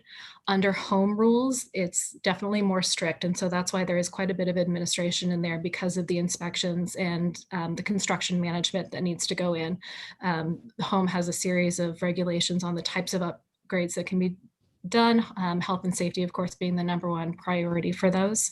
And then under home, in addition to, so we can set an amount of $10,000 per unit, but if we get into that unit and the inspector finds that additional improvements are needed to make it actually livable and meet the health and safety codes, then we are obligated to provide that additional assistance. So we can set a cap of $10,000, but to some degree that won't always be the cap. We may have to go above depending on what we find in the unit. Thank you. Okay, so for this request, so where do we find the money to give these applicants? I mean, it's basically just $10,000 to upgrade their mobile home unit. Is that right? Is there any, I mean, you talk about safety and all that stuff. That's a criteria basically. But where do we, right now is like 4 or 5 years past, and where do we find the money to fund these applicants who put in their name in the hat like 4 years ago? What's proposed in the staff report is to utilize home funds. Those are the federal grant funds that we receive on an annual basis. You would be able to use general fund money, but other than that, we don't really have a viable source for this. Okay, home fund, how much do we receive every year? About $450,000 annually. It varies a little bit from year to year, but about that. Okay, thank you. Are you done? Okay, thank you. Okay, so earlier I think that I don't know where to begin, but I'm a little bit kind of shocked at how simple the author of this agenda thinks. And I think it's quite involved, and I just want to share with you what I know and, complement to what Alexa had said so far. And so basically, I understand that we all want to help, in that spirit and middle of COVID and all that. But I want to paint a very clear picture. And so that I'm going to jump right down to the conclusion. My conclusion is that we cannot do such, we can't help to do that, and I will explain why. And what are we going to forego when we do this? So first of all, we are talking about putting this on this agenda on to discuss the feasibility of reinstating the mobile home rehab grant program. Okay, so reinstating the mobile home rehab grant program. Well, you know, we're not talking about using FEMA money, one-time grant. We're talking about, I hope you know that we're talking about using our home funds, and that's home funds. We are only getting $450,000 a year, and that is going to, we're putting it in a piggy bank, hoping one day we're going to have about $3 million a year. And Alexa, tell me if I'm wrong. Correct me if I'm wrong, but we would use money like that. We need $3 million or so in order to get in order to build permanent housing or tenant-based rental assistance housing, such as, and you've seen a De La Rosa project. You've seen our Westminster Crossings, which I believe we're going to have a ribbon cutting next month, or if not this month. And so I'm very proud of those projects. And when I came on board, I remember the De La Rosa project, and correct me if I'm wrong, and I think it might be before Alexa's time, but our city contributed about $1.5 million or maybe $2 million towards De La Rosa project, and that comes from the home funds, correct? Actually, De La Rosa, we put in $2.6 million, but it was redevelopment funds. It was leftover redevelopment funds that went in there.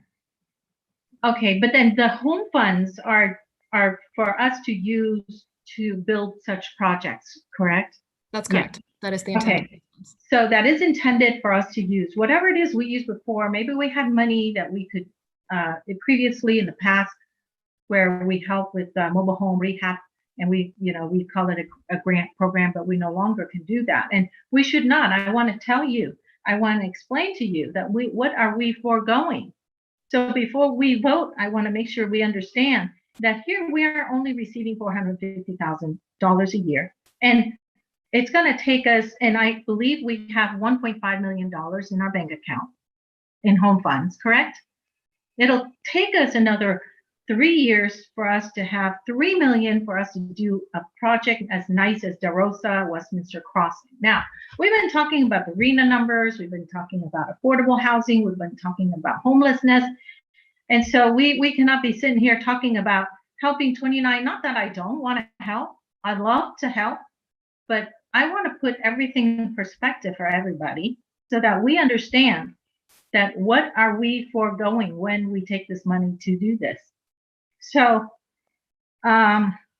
historically, I know when I asked in 2017, it cost $3,000 to $3,500 to actually to implement, or shall I say to do one loan, correct? Could you give me a second while I turn this volume down?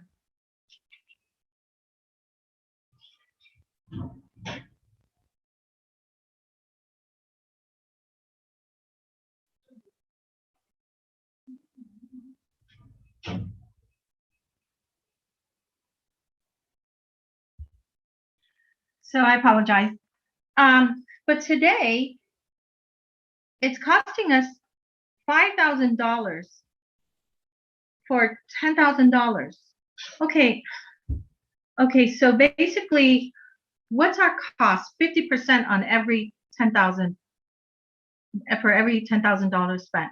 That is incredibly high. If we put it in perspective, our credit card interest run around 15 to 20%. This is 50%. Would you pay out of your pocket such outrageous rate if it were your own money? I don't think so. Then why are you proposing that our city spend like that? Okay, so I want to say that I don't know if you understand what is covenant and no covenant. Could you please explain so that we're on the same page? Because this here is a program that basically we have no way of controlling what kind of income, or because it's not a permanent housing, it's not a low income type of project or anything like that. So we're talking about these mobile home people that maybe they've got money. So who exactly are helping? Do we have any jurisdiction? Can we implement some low income criteria, control the rent? Could you explain the no covenant versus covenant? And what is this, covenant or no covenant? Alexis, please go ahead. So the program that's proposed here and under home, to receive assistance, the tenant would need to income qualify as a low income tenant. There'll be a cap on the income that they can make. However, as a part of this program, we do not put a covenant on the unit. So when we talk about covenants, we can take De La Rosa, for example. When we put together an affordable housing project, we put a covenant on the unit, and that covenant will restrict the level of income that the resident of that unit can have, and it will restrict the amount of rent they can pay based on that income level. And so we put those covenants into place, and depending on the funding source, determines the length of that covenant. So it can be 30 years. Many of our projects are 55-year covenants because they were redevelopment funded, and that was the standard for redevelopment. So this program that's proposed under the home program does not put a covenant on the unit. So while we very commonly find that residents of mobile home parks are low income, there's nothing that would restrict that unit if we were to assist it into the future. It would just be restricted to the person that's living in it now and the income that they make. They still do have to qualify, but there's nothing that covenants the unit into the future. Right. So then explain what is the difference between, so what about Del Rosa and Westminster Crossings? Both of those are 55-unit covenants on the units. For how long? 55 years. Sorry, 55 years. Okay.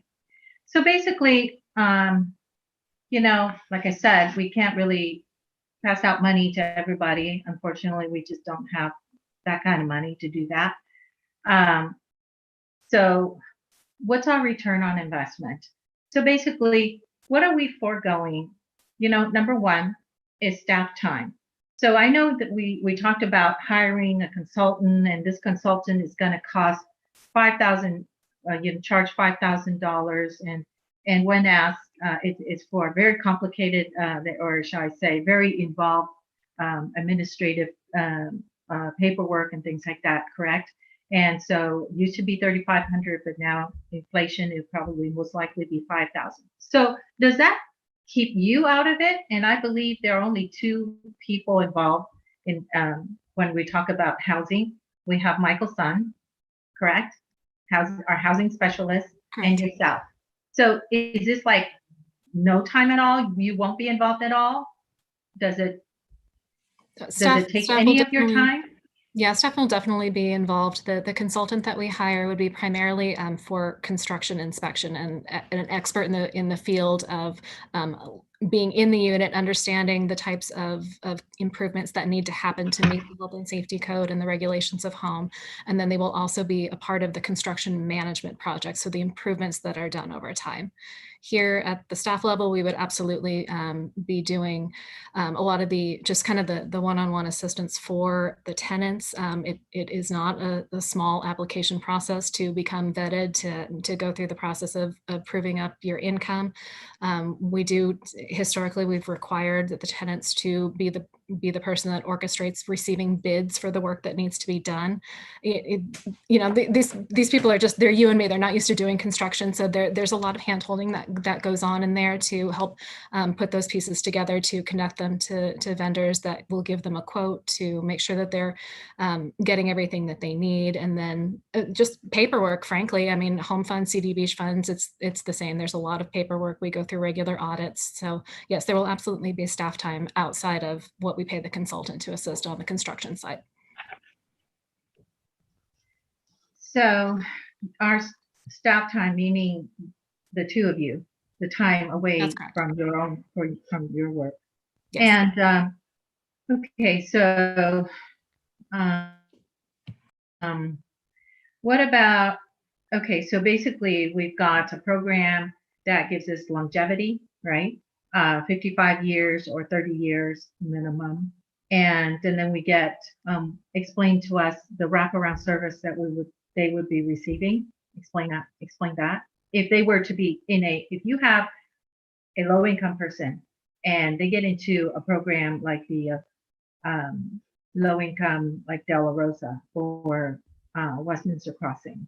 So when we were talking about the wraparound service, could you explain more? How does that help our low income, or shall I say affordable housing individuals?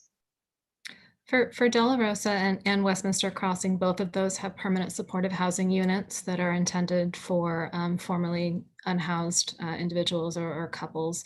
So both of those developments will have much stronger wraparound service support in order to make sure that those residents are successful in staying in a home and providing a vast array of services. For affordable housing complexes, the amount of service can vary, but definitely there's always an effort by the developer and the property manager to continue to keep those households, healthy, safe, and moving forward. So a lot of times you see things like access to job training services, homework clubs for kids. You'll see, trying to connect all those families and individuals to the community and the other services. Healthcare is another good example. So those are the types of services that you would see on site at one of these developments. We do through Home, we fund a tenant-based rental assistance program as well. And that is an eligible use of home funds that provides rental assistance to individuals that meet income restrictions. Right now, our current program, I believe, is 50% below the area median income. And those are also services that are provided through a tenant-based rental assistance program where we contract with a vendor. In this case, the program we contract with Interval House. So Interval House helps these households. Initially, there's a financial assistance to get them stabilized in their housing so they can make rent. But then there's also a process where they're providing services to these people to make sure that they can stay in their home. And that may be, again, something like access to education, financial education, how to run a budget, how to make sure that you can get the services that you need and still afford to pay the rent in your unit. Maybe the unit that you're in isn't the right fit for you, and they may, help you find another place to live that's going to be more affordable or for whatever reason is a better circumstance for your family. So those are the types of things that you would see in a tenant-based rental assistance program, which we do use Home for.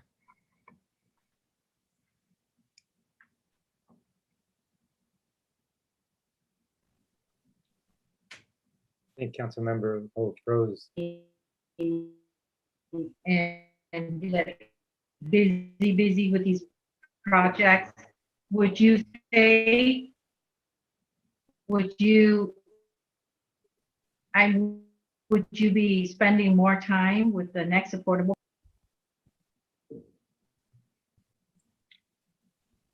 I'm sorry, Councilmember Ho, you're cutting out. I can't hear your question.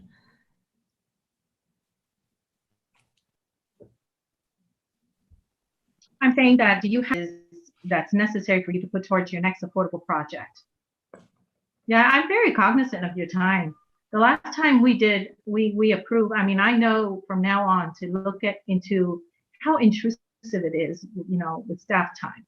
So, I would appreciate if you could report that from now on and not wait until I ask or until I bring it forth. You know what I'm saying? Because that to me is huge, because we only have two, two people, you and Mr. Michelson.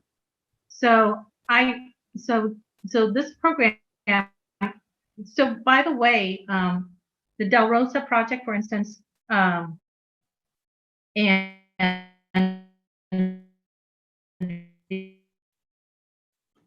Sorry, Councilmember Ho, you're cutting off again.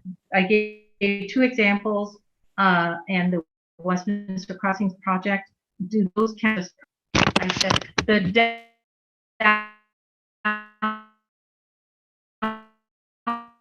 You know what?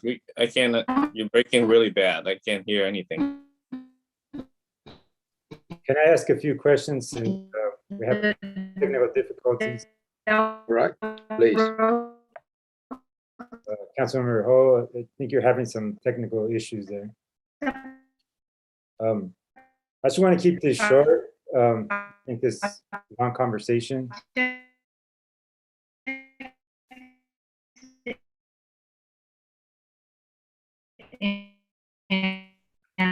We're trying to mute her and we can't either. Can you hear me okay? No. You're breaking? Absolutely not. Can you hear? Okay. No.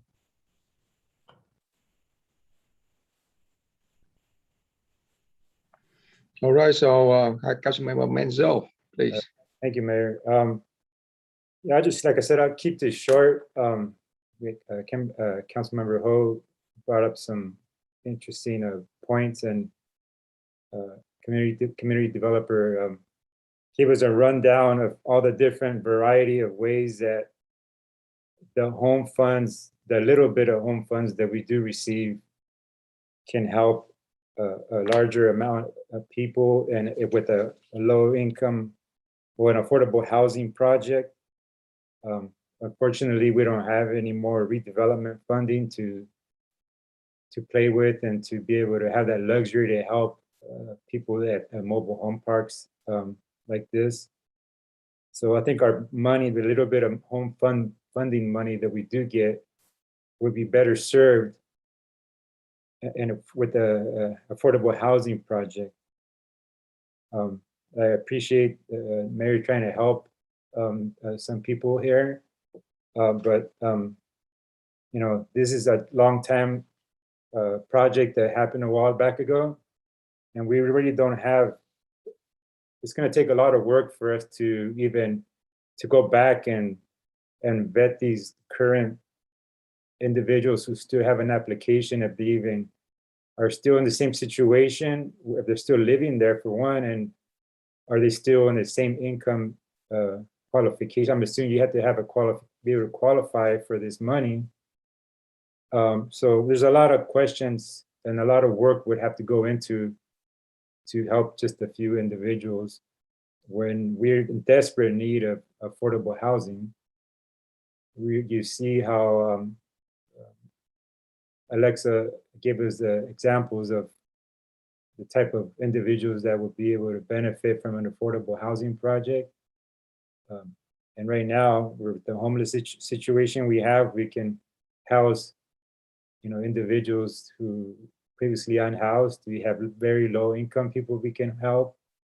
And at the same time, by doing that, if we do ever have the ability to build an affordable housing project like Westminster Crossing and De La Rosa, at the same time, we're beautifying our city, which is in much need of some cleaning up and some beautification. We'll be doing both. So yeah, I'm not in favor of this, so I would not be supporting it. So, thank you. Yeah, no, I completely understand and agree with council member regarding the funding. And I am strong supporter of affordable housing. I think that we all been supporting feel good affordable housing in our city. So no doubt for it. But I mean, like, I just want to bring this item up to the council so we have opportunity to discuss, because I think we all aware that the majority of the people who live in mobile home, they all have low income. Majority of them have low income, and they are seniors. So for the past several months, I received a lot of call from our senior who live in different mobile home park asking for this program, because a few years ago, our city was really successful in providing this service, this opportunity. So, but however, I understand all the city council. In the future, if we have extra funding, either from the federal, from the state, for mobile home rehab, I would bring it back for the city council to consider. Before we end it here, let me ask you a question, Alexa. I know that when you give the total estimate of $435,000 and you ask for the council to consider the request to reinstate the mobile home rehab program, I'm sure that you don't receive $400 and something thousand and you give it away to this, to the 29th family here. So when you consider $435,000 physical impact for this program, do you think that is there any other source that you use the money or you subsidize it from? I heard that Mayor Ta mentioned it at the beginning. He's talking about CARE Act funding. I don't know whether it's applicable to this one or not. So as it relates strictly to CDBG CARES Act funding, no, that's not considered here. The majority of that funding was given out through the rental assistance program. There is kind of on a related topic, what we call the ARPA funds, the Relief Act funds that are federal dollars that the city does receive or is in the process of receiving money from. Christine, would you like to touch on that piece? Yes, absolutely. Yes. So the ARPA funds, the American Rescue Plan Act. So those are funds that we will be getting, from the Fed. We're in the process of receiving the funds. It's it's an estimate, I believe, 24 million that we'll be getting around that ballpark. And so, so those funds have very specific programs and services that they can be used for. So the feds have provided a very specific criteria for that.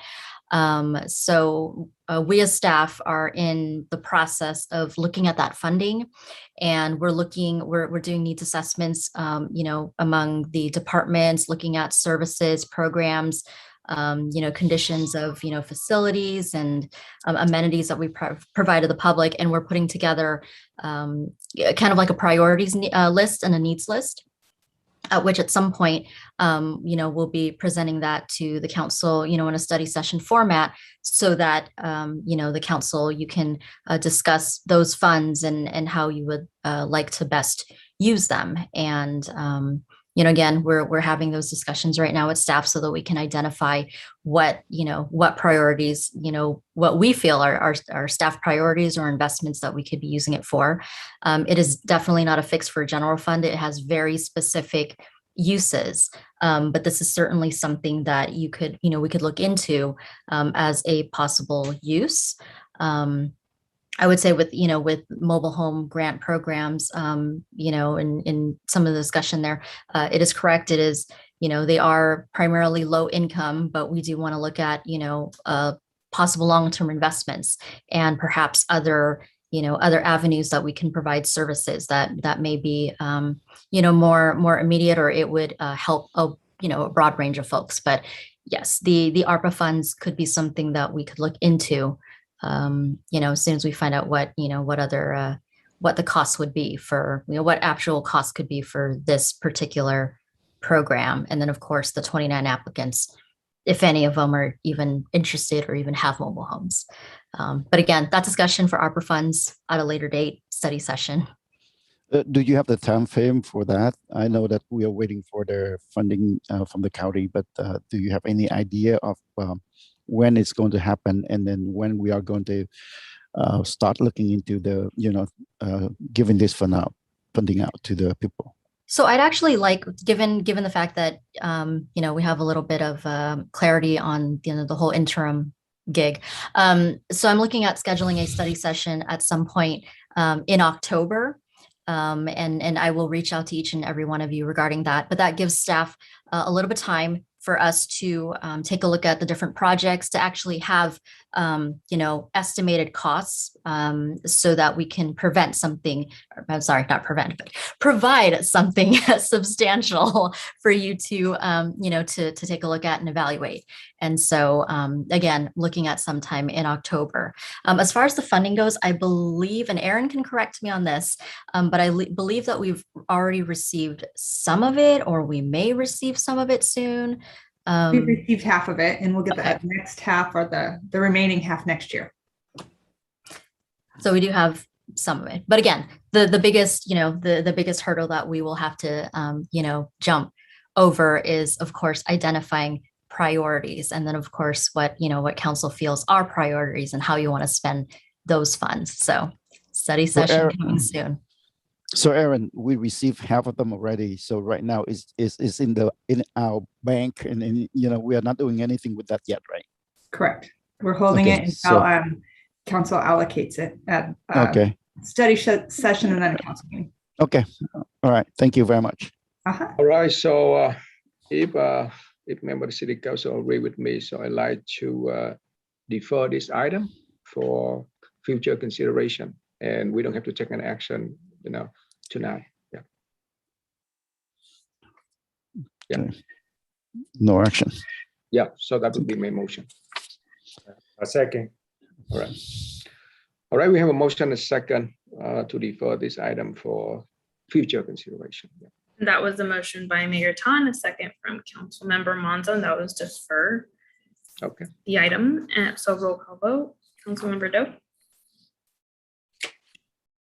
Yes. Councilmember Ho? Councilmember Monzo? Yes. Vice Mayor Nguyen? Yes. And Mayor Ta? Yes. Our next item, emergency shelter option. Good evening again, Mayor and Council. The staff report is on a very difficult topic of an emergency shelter serving our unhoused. The report summarizes the ways in which we currently address homelessness here in the city. And as you see, a lot of good work is being done, and there has absolutely been good progress, particularly in the last 2 years. There remains no magic answer for this. Staff has talked repeatedly to our neighbors about partnerships. We have reached out to providers. We have tried to buy beds. We've explored hotel conversions. We really continue to pound the pavement on this issue.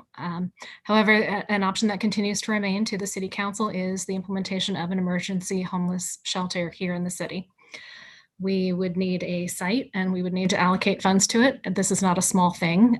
Simply the land makeup of the city of Westminster is very residential. So finding a site of adequate size that is available will, present something of a challenge, not impossible, but it will take a little bit of luck, honestly. And then there's funding. So there's grant funding that's available, typically geared towards capital improvements. And there is money from the state that's available, more now than there used to be, for the implementation of a shelter. And as you see in Huntington Beach, and one of the things that I brought up in the staff report, they have implemented a tent version. And you see this in other areas of the state and the country as well, but they're the closest to us. And I imagine all of you have driven by and seen it. That is potentially a more reasonable option in terms of construction and speed of construction if you wanted to implement such a project. And then finally, there's the cost associated with being the service provider for the shelter. The estimates that we put together a couple years ago were about $1.8 million to serve roughly 75 to 100 homeless housed in that shelter. We would need to renew those numbers to see if they have changed at all. I can say that there's, there was a comment earlier that I wanted to address in terms of the size of the shelter. And obviously we can put together a package and information that would give you better decision-making points by, looking at what real estate is available, what that might cost us, get better understanding from the county, whether or not these, this borrowing a tent from them would be an option, what it would cost to construct something. If we found a site, we can put together costs for rehab. All of those kinds of things can be done. However, there is what we learned as part of the homelessness task force that I was staff for is there's definitely sort of a sweet spot, if you will, on implementation costs. For example, if you're talking about someone that is there overnight, you'd have guards out in the parking lot and you would have someone on site. The cost of that service is the same whether or not you're providing it to 30 people or 70 people. You're still paying for those people, to that staff, to be there. So we can downsize, and we could take a look at what that looks like in terms of numbers. However, there's an economy of scale that occurs when you're trying to operate a shelter. And so what we heard from the homeless providers that we interviewed as a part of the homeless task force is that 75 to 100 number is right about where you want to be the most cost efficient. That doesn't mean we can't bring the cost down, but it's about cost efficiency. So we would need to allocate funds for that if we were to move forward. That is primarily general fund that we would have access to for operational costs. We do receive some grant funding on an annual basis. It's a new grant program. And when we applied for the funding, we asked for $400,000 a year for shelter operations. So we have that much. But if we were doing this on our own to get to that 1.8, or even if it's 2 million, if it's gone up, you know, the $400,000 is really only a portion, maybe a quarter of what we would need to operate a shelter on an annual basis. Commander McCormick is here, as you saw earlier, and he can certainly provide more input or answer questions regarding, you know, the field operations and how things are going with our homeless liaison officers and the ability to find beds. And I can try to answer questions to the best of my ability on costs. But this is an option for the council. If you would like to take action, we can move forward. We can put together, you know, an idea of where our real estate situation is at and what real costs would be at your direction. Thank you, Alexa. The reason I know that, thank you for all the work you did on the report. Thank you, Commander McCormick, with your team and all you do. I mean, everybody knows homelessness is a devastating thing in our city, our state. It's not an easy topic. Everybody's doing the best that they possibly can with the tools that we have. The reason I brought this up is because I want to keep this, and I know, I'm not saying it's not happening, but I want to make sure that we keep this on the front burner and we keep talking about this. And I know Commander McCormick and the chief and the HLOs, they met with myself and a resident. So they're doing their part in keeping this subject, pushing the subject, keeping it off like I said, on the front burner. Like you said, there's no magic pill. It's about alleviating the situation. We're not gonna fix it. We're just gonna try to help as much as possible. I see that when you're reading the staff report, it sounds very dire and very, very depressing as far as our options are concerned. But I mean, I would really like staff to get us a really good, plan of what our best options are, what is the most feasible for us to do. If building a shelter is not in the cards for us, then what is? Can we really secure, like on your staff report, you mentioned Newport Beach has 20 beds dedicated to them. I think it's, I forgot what the shelter is. Is that something that we can do?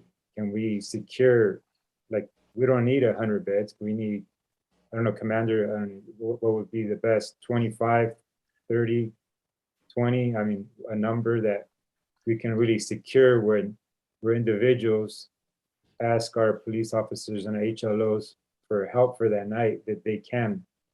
Yes, they don't have to struggle to find that bed for that night. And I really understand that the best solution, best avenue for us is that, more permanent supportive housing type, housing first model. But, I really would like to have staff really provide us with the best possible options that we have before us, and, bring it back to us, and, the next, whenever you have the time to put it together. I'm not gonna put a time limit on you, a week or, next meeting or in October, but whenever you feel that you have all the information and you can put it together for us. So thank you. That's the main reason, and I know everybody's working hard, and you know, homelessness is not just affecting the individuals experiencing homelessness, but it's also affects our residents. You know, nobody likes to see individuals sleeping on the street. Everybody, you know, people want to help. You know, it tugs at your heart that you see somebody sleeping on the sidewalk and you want to do something about it. But, you know, we just got to work as hard as we can and do what we can to try to alleviate the situation. So if I can just ask for that, for, you know, best possible, most feasible options that we have. I have a question. Are you there? Yes, thank you, Alexa. So, okay, I have a question for Commander McCormick. I know that the collaboration effort between the WPD with the CDNet, as you just reported in 3.7, and you know, I see that the report that I think it was a good report. The number of people that engage into the program and work with case manager is about 40% our total, and the other 60%, you said that, you know, you've been talking to them and they don't want to commit it. So for the number of people who trying to work with us and we have the case manager to work with them, do you foresee any problem that we are going to place those people if they agree to work with us, you know, with our plan? Do you foresee it that we need to have the emergency shelter at this point, knowing that, you know, it's very costly, it's very cumbersome for us to have the emergency shelter? Well, Mr. Mayor, Mr. Vice Mayor, I think anything we can do to help combat this issue and combat this problem is going to benefit us. When we're dealing with other city shelters or other organization shelters, we're working under their rules and their restrictions. So our hands are kind of tied when it comes to getting people housed in these shelters if those shelters are not accepting people because of the restrictions they have put down. Now, that doesn't mean if we have a shelter that we won't have the same restrictions. I mean, we're in unprecedented times right now with the pandemic that's been upon us. Robert Acosta spoke earlier about the new Delta variant that's supposed to possibly surge up again towards the end of the year. Those are all things that are all the unknown. If we have our own shelter, that doesn't necessarily mean that we'll be able to put a lot of people in there at one time because of COVID and because of health restrictions and those types of things. I think it's worth sitting down and talking about, like Councilmember Monzo was saying. I think it's something we have to put our heads together and talk about, look at other possibilities out there. There are other angles to take that we've experienced out in the field with our HLOs. Sometimes we have better luck going the mental health angle rather than going the shelter angle. So we have to explore all those possibilities. And I think it's absolutely worth the time. And I think we owe the folks out there the time to sit down and talk about this and explore those possibilities. I kind of understand what you're saying there, but I didn't hear any difficulties that you mentioned earlier. And at the same time, that can you tell us some of the difficulties or some of the restrictions that you've been facing when deal with them? Well, if, for instance, the county shelter, they're able to house 5 people a day. So if we are not the third or fourth person to call over at the county shelter for that day, then we're not going to get somebody in. Or if they've already met their capacity, we're not going to get somebody in. If they have shut down or because they're only accepting half capacity because of the COVID restrictions, we're not going to get somebody in if they're already at that capacity. And how often that we facing that problem? That's almost on a daily basis when our HLOs are trying to house people. They will contact the shelters, and the shelters have already allocated the beds for the day that they're going to give out. And so we have to wait until the next day, and then we have to find that individual again, and hope that we can beat, you know, those 5 people to the punch and get a bed for the day. Thank you for the info. Yeah, thank you for those questions, Vice Mayor. The thing that gets me is that, like, we don't know, you know, like when our officer, if an individual asks our officers for help that night, we don't know if that night is going to be the turning point for them. You know, we don't know that. It could be that they're desperate and they want the help, and if they don't get the help, then they just feel, you know, helpless, and you know, they just go right back to what they were doing before. If, you know, that night they were asking for help, and that could have been the day. It could have been the start of them getting unhoused and trying to find a better situation from themselves. But then there's nothing there. We can't help them. Then they just feel so, so helpless, and just go right back to doing whatever they were doing. And they probably see that, what's the use? You know, there's no help. There's no hope.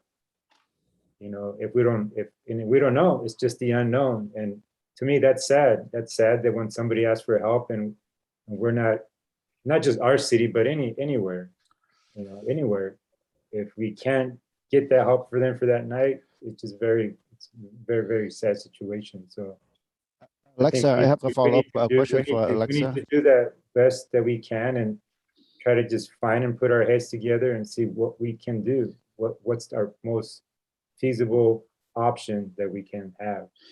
So my motion. Yeah, I don't this. I'm still. Okay, go ahead. Alexa, so staff, you guys heard pretty much what I'm asking for, recommending for as far as information and staff report. That would be my motion, to just have staff come back with this to us at the most convenient time with a report as far as what's the most feasible option for us, and look at all the different avenues. Also, you know, I know there was a lot been talk for a long time about Garden Grove wanting to help, but it just seems to just go to the wayside. To really hit him hard and say, hey, we really want to do something. How are you really in, or you're not? Really contact them and say, this is a serious and count. We're serious about, we want to get something done. If you're either you're in or not, and just try to push hard. So I have a follow-up question for Alexa. I know a while ago we were thinking about partnership with some city, because we don't have land in our city, and so we kind of partnership with them. So, joint with different cities and building the emergency shelter. Is that plan still considered, or it's already died? It's not out of the question. No one's pulling the trigger is essentially where we're at. So we, there's conversations, and everyone gets in a room and says, yeah, we should, think about doing this together. And, we've got to have the motivation and the direction. And, I think as Councilmember Monzo alluded to, just saying that, yes, council wants to do this, and maybe that would increase the chances of having, one or more of our neighbor cities take the same action and see a little more movement. The conversations absolutely occur and continue to occur, but not much in the way of traction. Okay. Mayor and Vice Mayor, if I may add to that, there's an obvious need for this discussion. Was it last year that we came back with, a recommendations from the homeless task force that ultimately identified, what some of our feasible options are. But the bottom line, in talking with some of the other cities, it's kind of like this paradox, which comes first, chicken or the egg. Some, in talking with the other cities, they want to know what we're committed to. If, like they want to look at a number that we're committing to, or if not a number, a location. And those are the two most challenging components that we have, is not being able to have that commitment. Now, I know funding funding is definitely a challenge. I would say, my recommendation, obviously we can come back with a report for a feasible option. But, going back to our discussion about those ARPA funds that we're getting, if we really want to have a more robust, discussion or some direction on funding, I would suggest that we maybe wait until that study session that we have and, and talk about, possibly allocating funds from the ARPA fund for this, because the bottom line is if we don't have the funding for it and we go to another city for a partnership, they may not be as, they may not work with us as well because they're having the same issue. Every city's having the same issue, funding and location. So, so we need to come to the table with something. And so we know we need the need, we know we need to have something, but certainly money talks. So I would just maybe recommend that we wait till that study session and we'll present a more a detailed report on feasibility. So at this point here, do we have any city in mind that we are going to do the partnership with them? Or we've been working with them? Garden Grove has been in conversations with us, and I know that Marwan was speaking with Fountain Valley as well. I mean, there's a lot to be gained by geography, right? Okay. I mean, right. Yeah, beds in Costa Mesa could work, but that means, there's transportation and other logistics that Commander could speak to better, but closer to home is best. So we have started already. So just continue to do so. All right. And push for it. Thank you. And if this helps, Mr. Vice Mayor, when the individuals that we contact on the street, if they don't have ties to the city where the shelter is at, then they are not eligible to get into that shelter. So for instance, if Anaheim has beds available, but the individuals we are contacting don't have ties to the city of Anaheim, then they are not eligible to get into that shelter. Okay.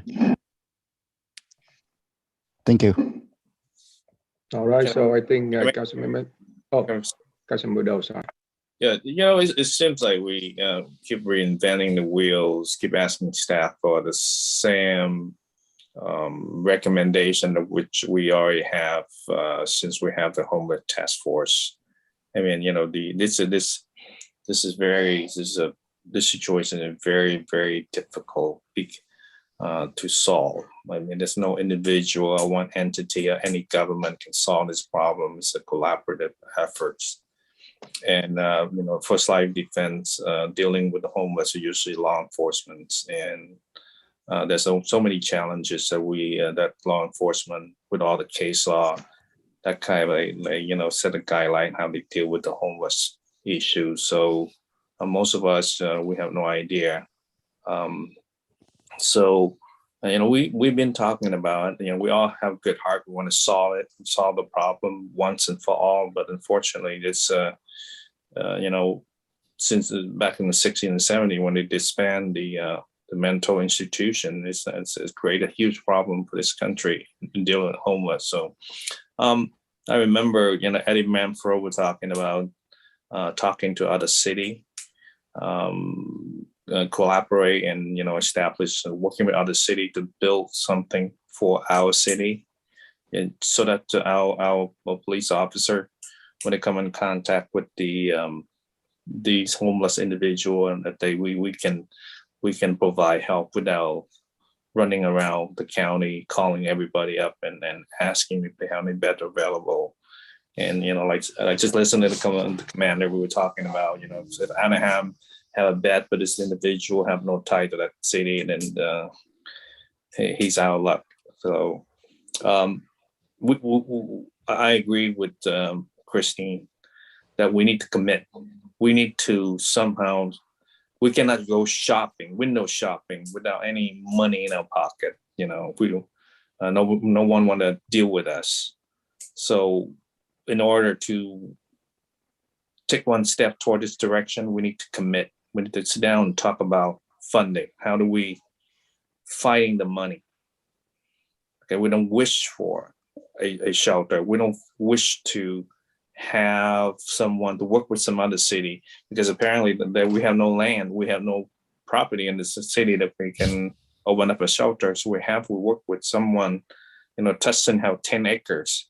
I mean, maybe some remote area, a city, that we can partner with and work with them so that they can at least guarantee our police department a few beds a night, so that when we have individuals that need help, we have a place to transport them there and provide them shelter immediately without running around. Because the time for the police officer to deal with these homeless people is just take the time away from the police officer to protect our city, to do proactive patrolling.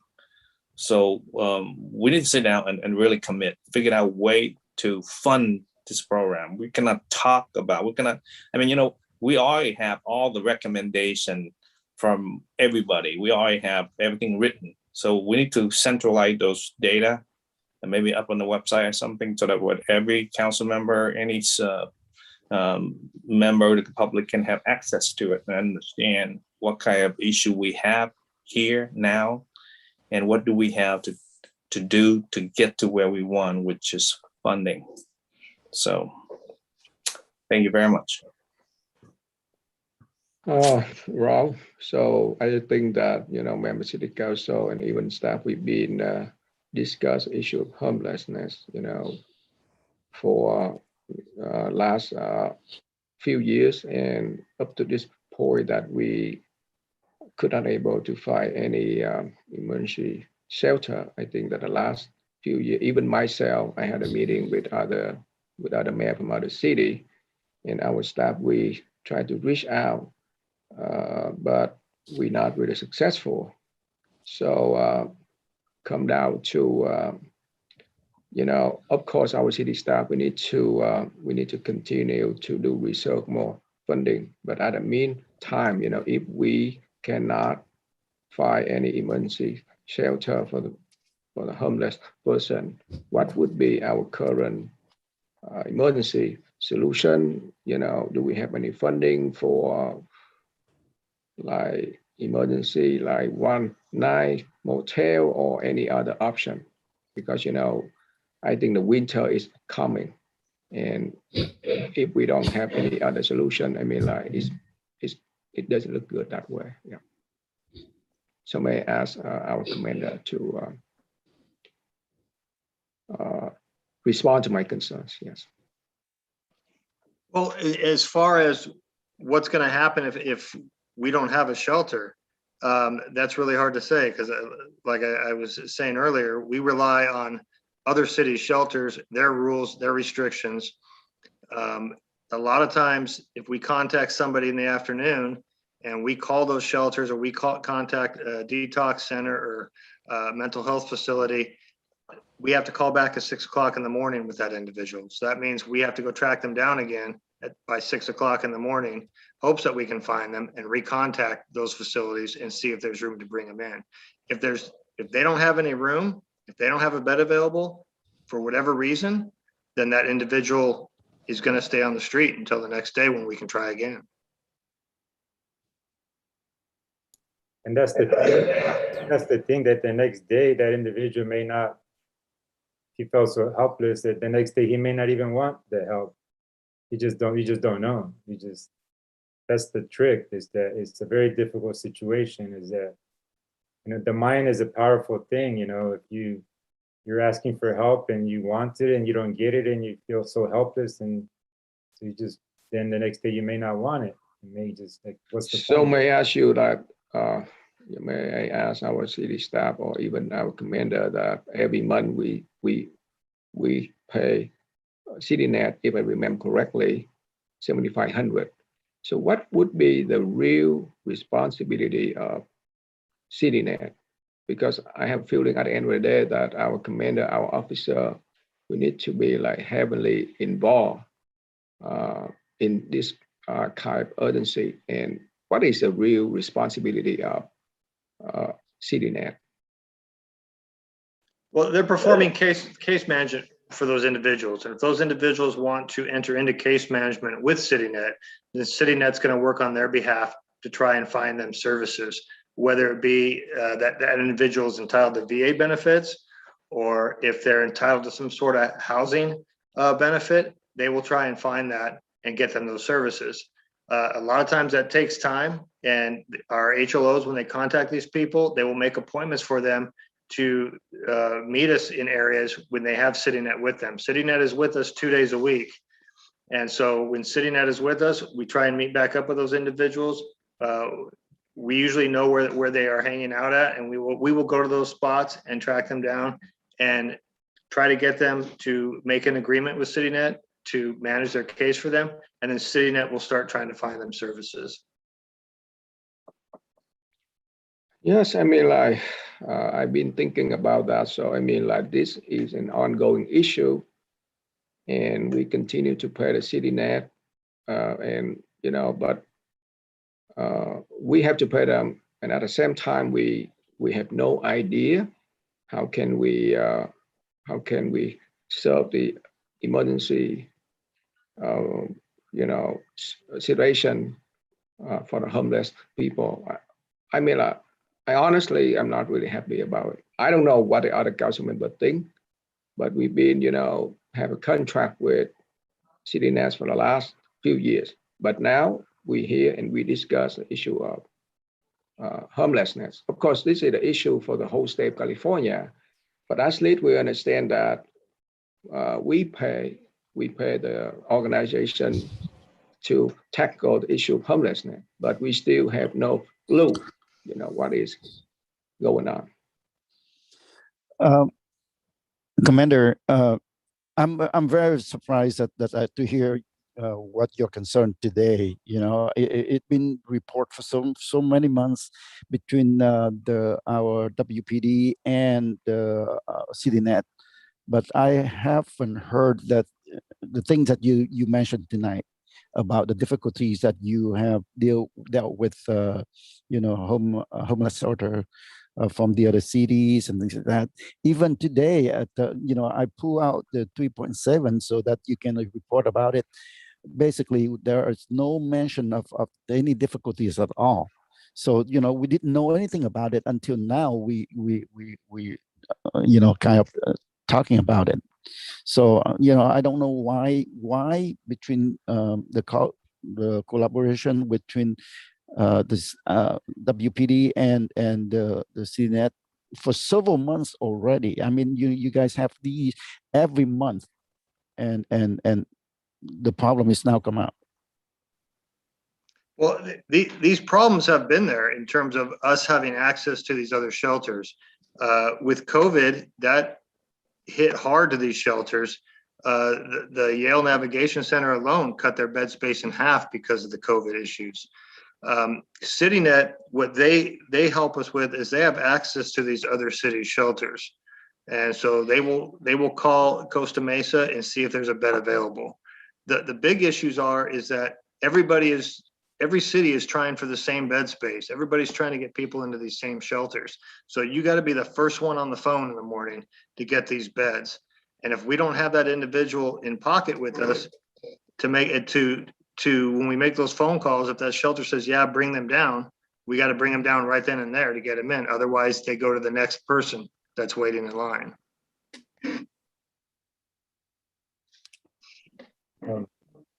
You know, the issue has been there because most of the meeting, you know, our PD, we rarely hear anything from the PD. It's mostly from the CityNet individual. You know, of course, we don't hear both sides of the story. But right now, I think the issue that we need to fight the funding and work with nearby city shelter and pay them the funding that they were required to guarantee a few beds for our city every night, so that our police officer, you're not going to waste several hours justify a bed for an individual. I think that's the only solution. We can stay and talk about this until next year, and nothing will happen until we fight the funding, so that we can talk to people, so that they can guarantee our city a few beds. I think that was a recommendation that in the homeless task force report, but I don't think any one of us read it at all. I believe that Council Members Manzo, you make a motion for this already, right? Can we repeat the motion again, please? The motion was to have staff at the most convenient, when they're ready, when they're done stuff with the staff report, come back to us with the report with the most feasible options that we have for us. I second that.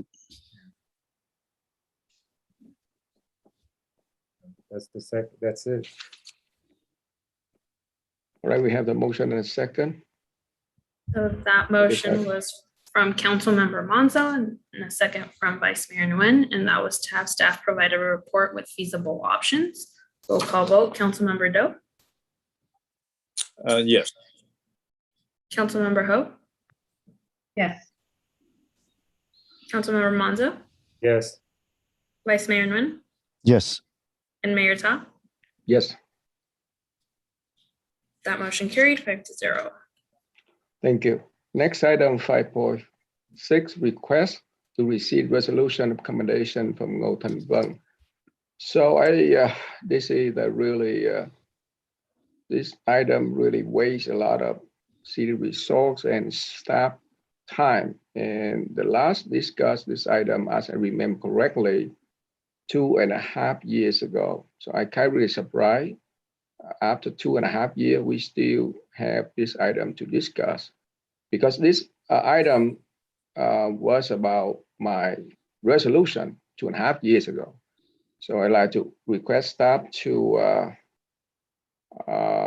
run the clip of council member to speak about this item. So please. No, wait a minute. Because this item request from Councilmember Ho, and this item was last discussed 2.5 years ago. So I want to provide some of the background of this item, because at the time, Councilmember Menzo was not even on the council. So may I have, I'm okay. I mean, I was at the meetings. I don't think it's necessary. I really don't think we're talking about today. Today is 2.5 years later. That was yesterday. That was yesteryear. Can you please not waste our time?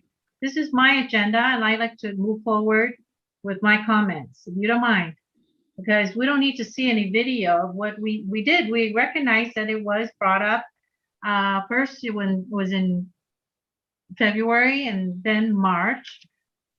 So we and Councilmember Carlos Manzo, do you need to see it? I think you just stated that you don't.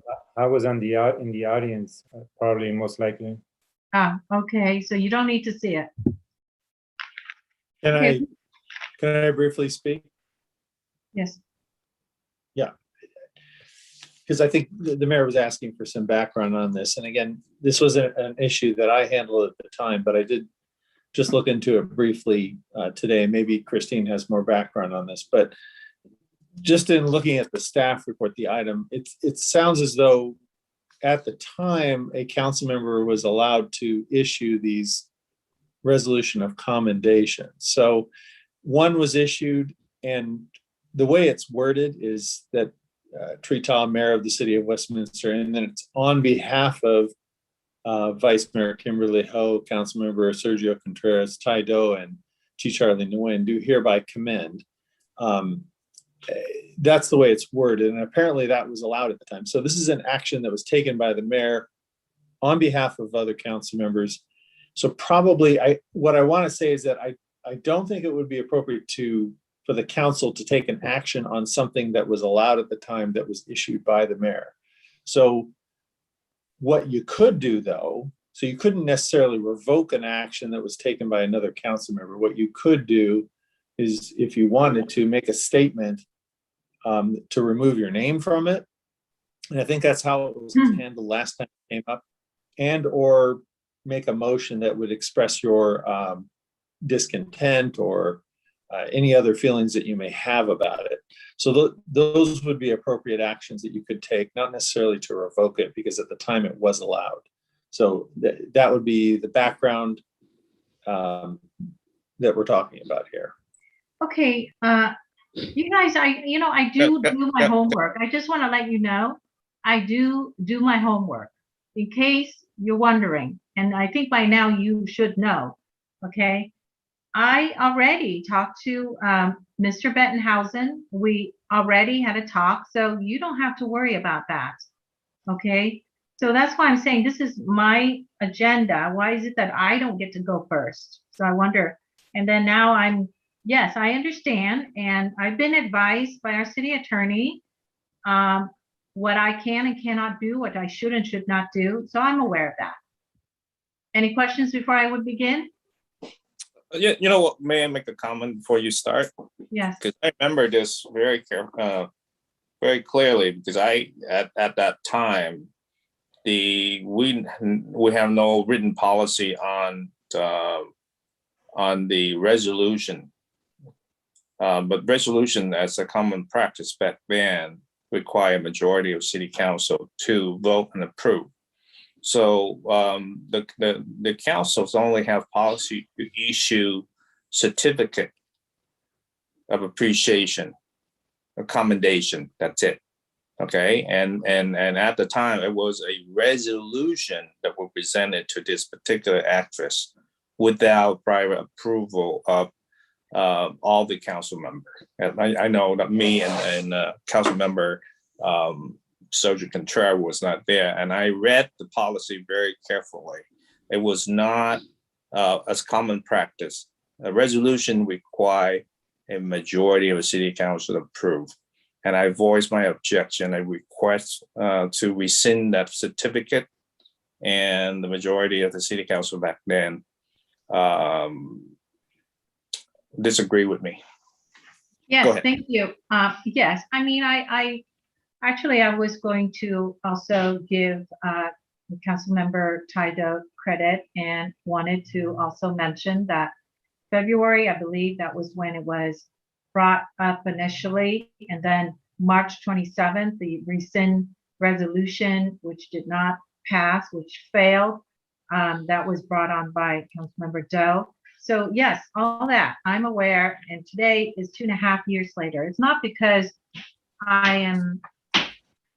that I have forgotten, or I need to see or play back or replay our meeting on the 27th or February, whatever. So today, fasting forward 2.5 years later, it is nothing personal against Miss Ngo Thanh Bun. Okay, for the past 2.5 years, I listened to our Vietnamese community members. As most of you are, and like myself, we are refugees, and we left our country to get away from communism. This resolution has definitely opened up old wounds. I feel that for the past 2.5 years, Mayor Trita has made promises to the people, particularly the urban group of Southern California, to rescind this resolution, but he failed to do so. By denouncing this resolution today, I am not saying I'm going to rescind, I'm going to denounce. And so, like I said, I did my homework. I know what I can and cannot do. We could move forward as a city and heal. I believe the mayor does not know what the people want or what is important to his community anymore. I feel he's very disconnected with his community. He lets someone else run our city, and he does not stand up and protect his community. The city attorney feels that because the rest of our council wasn't involved in its issuance of the resolution, the council cannot revoke it, but I can state that I do not support it and would like my name removed, and that I formally denounce the mayor's issuance of the resolution. I would like to make sure that it's clear that I do not support it. I would like to make a motion to denounce the resolution and request that my name be removed from the resolution itself. So that's, I want to move. It's for 2.5 years. I just hear over and over again, and people are just feeling hurt. And I want to explain that initially my thought was, okay, our mayor, we want to support him in his decision, And, I don't want him to be an Indian giver. If he already gave something, I don't want him to have to take it back, to save face. Okay, so that was just very simply looking at it. But over the last 2.5 years, I could see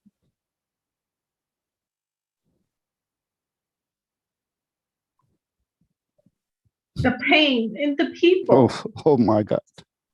Excuse me?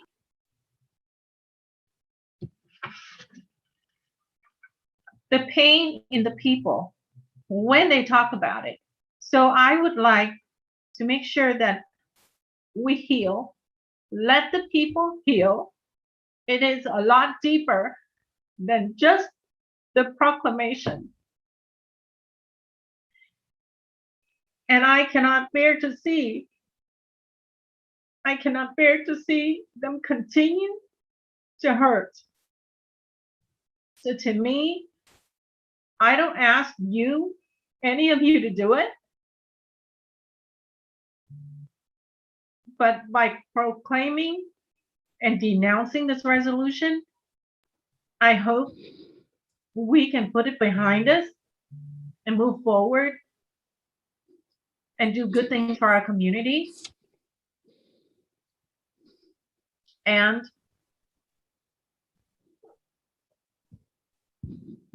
show that we're connected with the people. Thank you. All right, so there is a Can I motion. say a couple words, Mayor? Oh, please, okay. I wasn't around for this, but like I said, I was, most likely in the audience, because I like to attend most council meetings. For me, the non-Vietnamese resident here and the non-Vietnamese council member, when I was watching what was going on, it was very sad to me was to see what was happening in the Vietnamese community. I think I've stated this before to back in those days well, I don't remember, but I think I have said this to Mayor Ta before. Nobody expects you or anybody else to be perfect. Nobody does, because nobody is perfect. But, the sad thing for me to see, like I said, being non-Vietnamese, but I'm very aware and sensitive to what happens in the community and the things that the Vietnamese community are sensitive to. And standing on the outside looking in, it was very sad to me to see that the council at that time cannot see what was happening in the community. And I would have liked to, at that time, have seen the council see what was happening with their eyes and realize that, hey, maybe this is not such a good idea. And maybe and say something similar to the effect that is, like the mayor, it wasn't my intention to hurt anybody's feelings. It wasn't my intention to insult anybody, but I apologize if I did. That was not my intention. But back in those days, he just took a hard stand and doubled down on, forcing this through and ignoring the community's feelings. And it wasn't just a few people, it was quite a few residents that were upset. So, I wasn't that, I have no saying this because I wasn't on council at the time, but to me, that was very sad to see that at that time, the council could not see what was happening in the community and the emotions that the community, the Vietnamese community was expressing. And that was, again, I'm saying it again because it was pressing, but I understand where council members Ho's are feeling, their feeling is coming from, but I just wish, I guess better late than never, so that's it. That's all I got. Can I speak, Mayor? Can I Please, speak, Mayor? please. I just want to remind you, I know you're a nice guy. But in this case here, I like to have the city attorney confirm. When the item brought up in the meeting, she knows her right. She can speak whatever. And you and I and every single person in the council have the right. So I just want to remind you, if you really need to show that, if you want to show that video, which 2.5 years ago, you have the right to do so. And you make me feel now that I am curious about it, and I request you to do so, please. All right, so there's a request. So I may ask staff to rerun that portion only, please. Yes. May I ask how long it's gonna be? I think really short. Yes. Yes. Like how long? How short? I think only a few minutes. Yes. So Okay. please. I'd like to say something.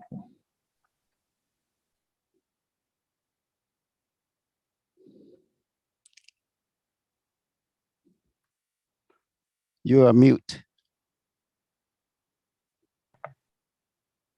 So I think that the staff is preparing to run that. Yes.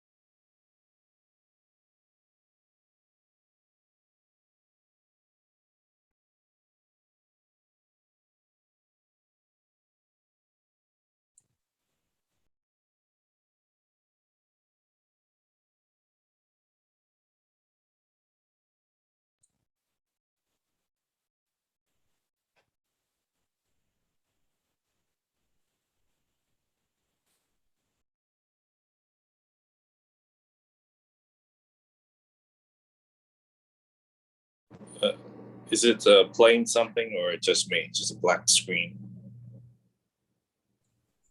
I think they're trying to do a share screen. Oh, okay. So it's not me. Okay. Thank you. No.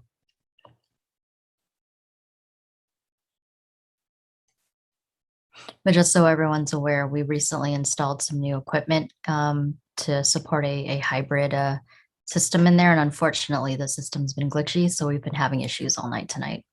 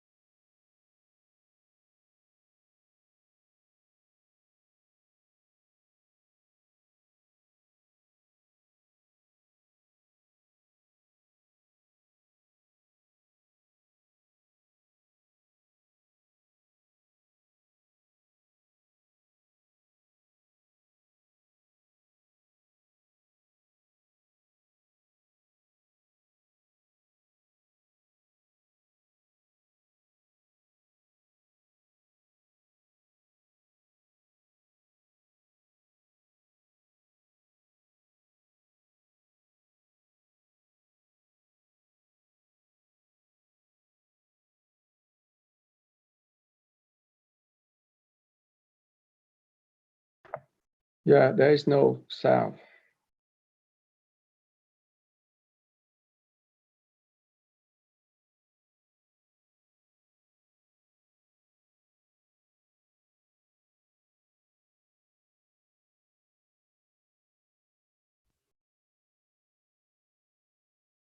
I don't see the purpose of this. This is a waste of time. I did say I did support it. I didn't deny supporting it, and I did say why, you know, and I did explain. Do you want me to explain again? I could do that. So let's not subject us to sit here and listen to this, okay? And actually, it's not working anyway. Okay, like I said, you know, I wanted to support the mayor back in 2000 and whenever that was, 19 in March. Can you hear me okay? We can hear you. Okay. So, and that was simply based on the fact that, you know, I didn't want him to lose face, wanted him to not be an Indian giver, once something is given. But that was just, you know, just my, I think back then it just happened within, I think the decision was, it came up when, or shall I say, the accommodation. Oh, I'm sorry. I thought it was you back in 2019. It's anyway that I'm sorry. I'm sorry? Can I listen to like the past clip? You know, Councilmember Ho already said, you know.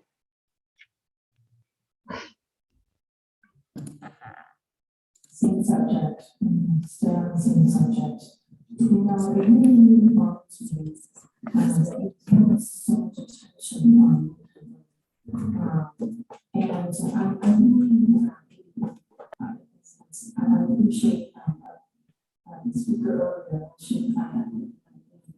but you know, we need to focus on, there are a lot of issues that we could be addressing, and one of the things that was and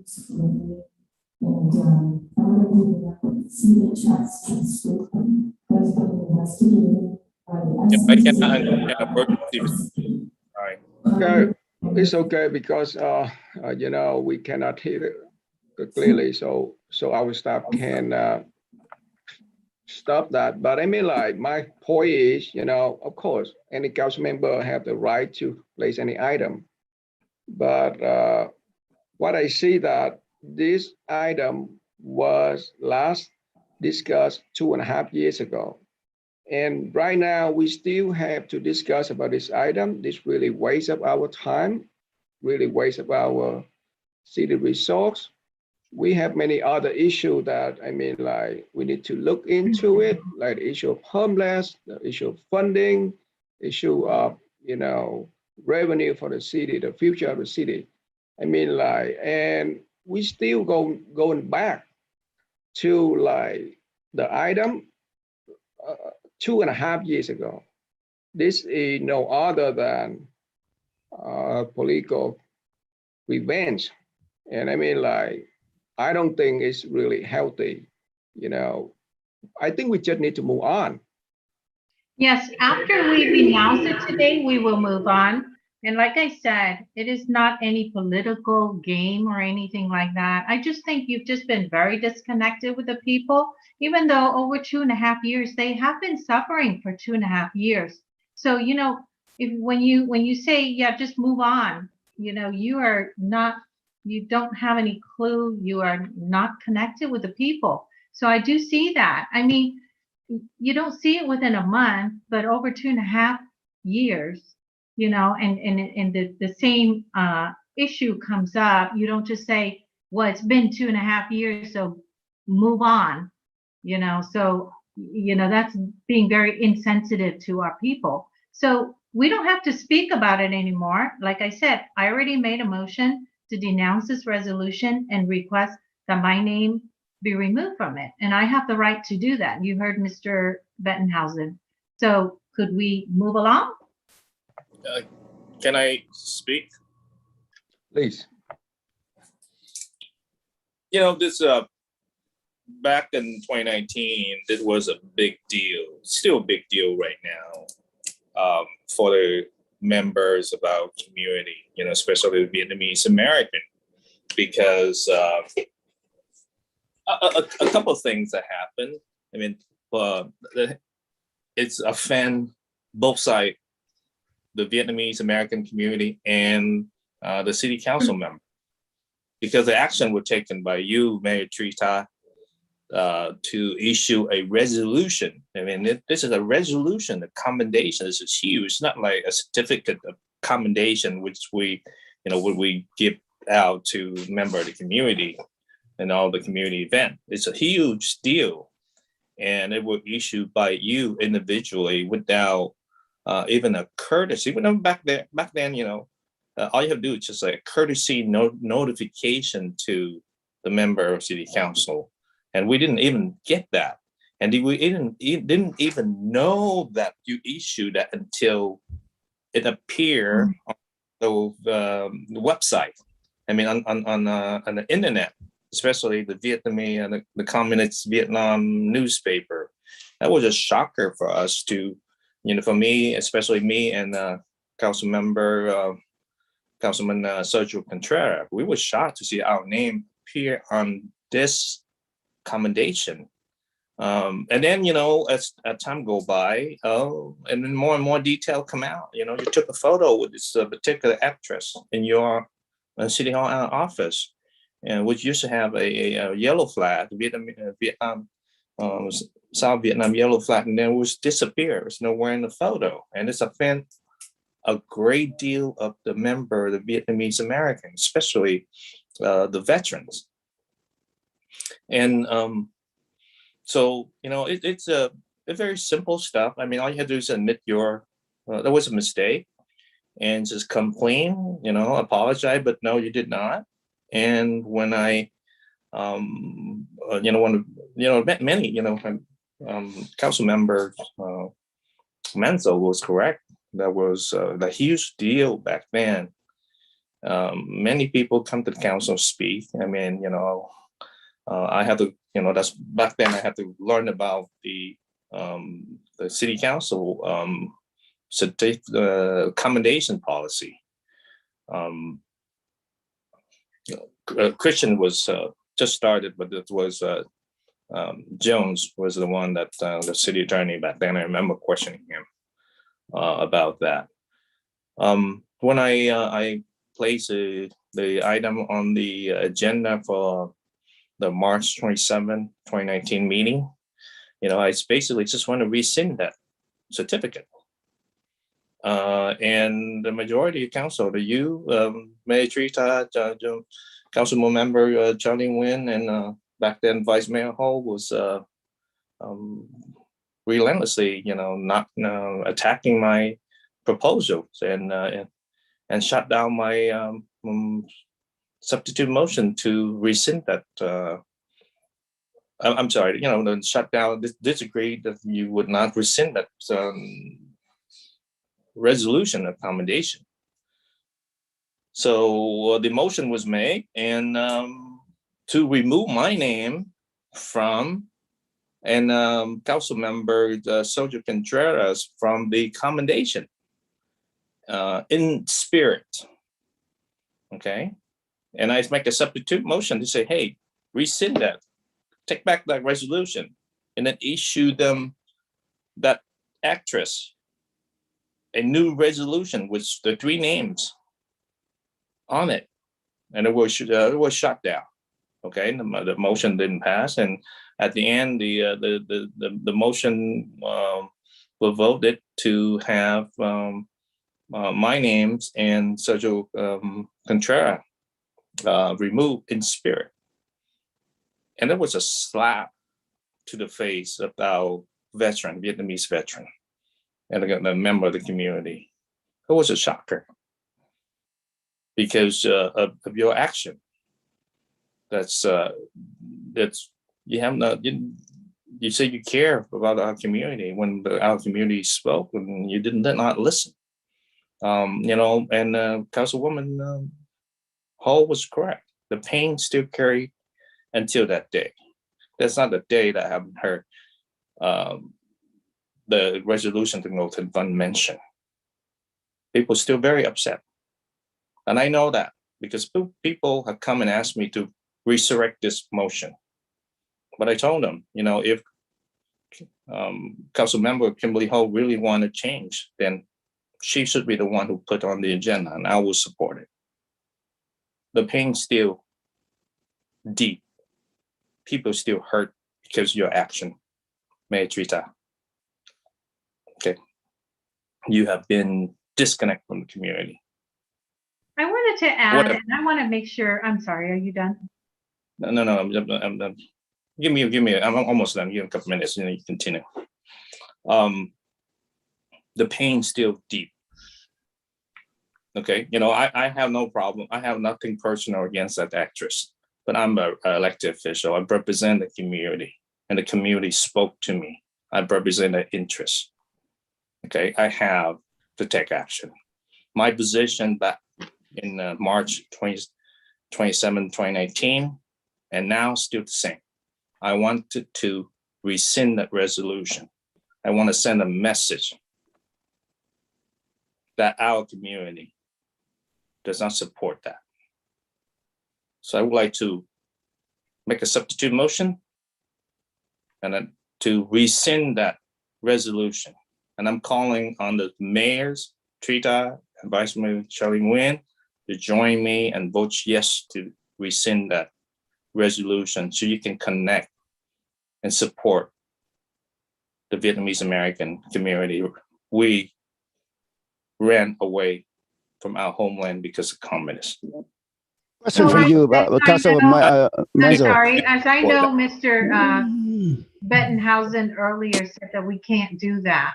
So that's why we can vote on that. Yes, we can. Okay, I'm gonna have to. We can have. Well, first of all, we need to see, is there a second to the original motion? What was the original motion? To denounce the resolution and my name be removed, because that's what Mr. Bettenhausen told me. That's all I can do, because the original council who is not, you know, we don't have the original council, and is that correct? Was there a second? I can second that and make a substitute motion. Yeah, is there a second? What can we vote on and what can't we not vote on? Well, Councilmember Ho is correct. This was issued by the mayor, and so therefore it would be for up to him to decide to rescind it or revoke it. And so in this situation, you could make a statement about it, you know, whether you're in favor of it or against it. In this case, she's making a motion to denounce it and to ask that her name be removed because it is mentioned in the resolution. So that's what her motion is. That would be a proper motion. All right, so we have the motion and the second. I'd like to make a substitute motion to rescind it. But do we have a second, first of all? For which one? There's two motions on the floor. Or again, for Councilmember Ho, that was the original motion. And then once we have that motion, we can discuss whether a substitute. I think this is a very. Let's first figure out if there's. If you know what, if there's let me no say this to you, Mr. Christian. May I say, if we're allowed to rescind it, then I would go with Councilmember Taido's motion. I'm just very confused at your direction. What I cannot do. So you know, the council have the right. The majority of the city council have the right to rescind anything. And I would go with that. I would go with rescinding. It's not legal binding. There's no legal binding on this particular. I don't believe the council have any. I would rescind the resolution. So I would definitely make a motion to rescind the resolution. Second. Well, if I recall, the motion as you stated it originally was inviting the mayor to rescind it, correct? I make a motion. The mayor, I'm just asking, I'm bleeding to the mayor and the Vice Mayor, Charlie Chin went to join the council to vote yes. Okay, let me ask you, Council Member Doe, why you asking me and the mayor? So that means you already have the 3 votes already. You guys already discussed about it. Why don't you invite the other 2? You No. should be invite everybody instead. Or Well, you guys because- already make a decision on this? Well, listen. Can we just end this? Obviously, the mayor already said that we were already wasting time, so let's just vote and move on to the next item. Councilwoman Carlos may respond to the 10th grader, the 10 years old logic. Okay. Well, the resolution will cite about your name and the mayor name, my name, and Council Member Kimberly Ho and Council Member Sergio Contreras was on it. Right. Council Carlos' name's not on it, but he supports our community.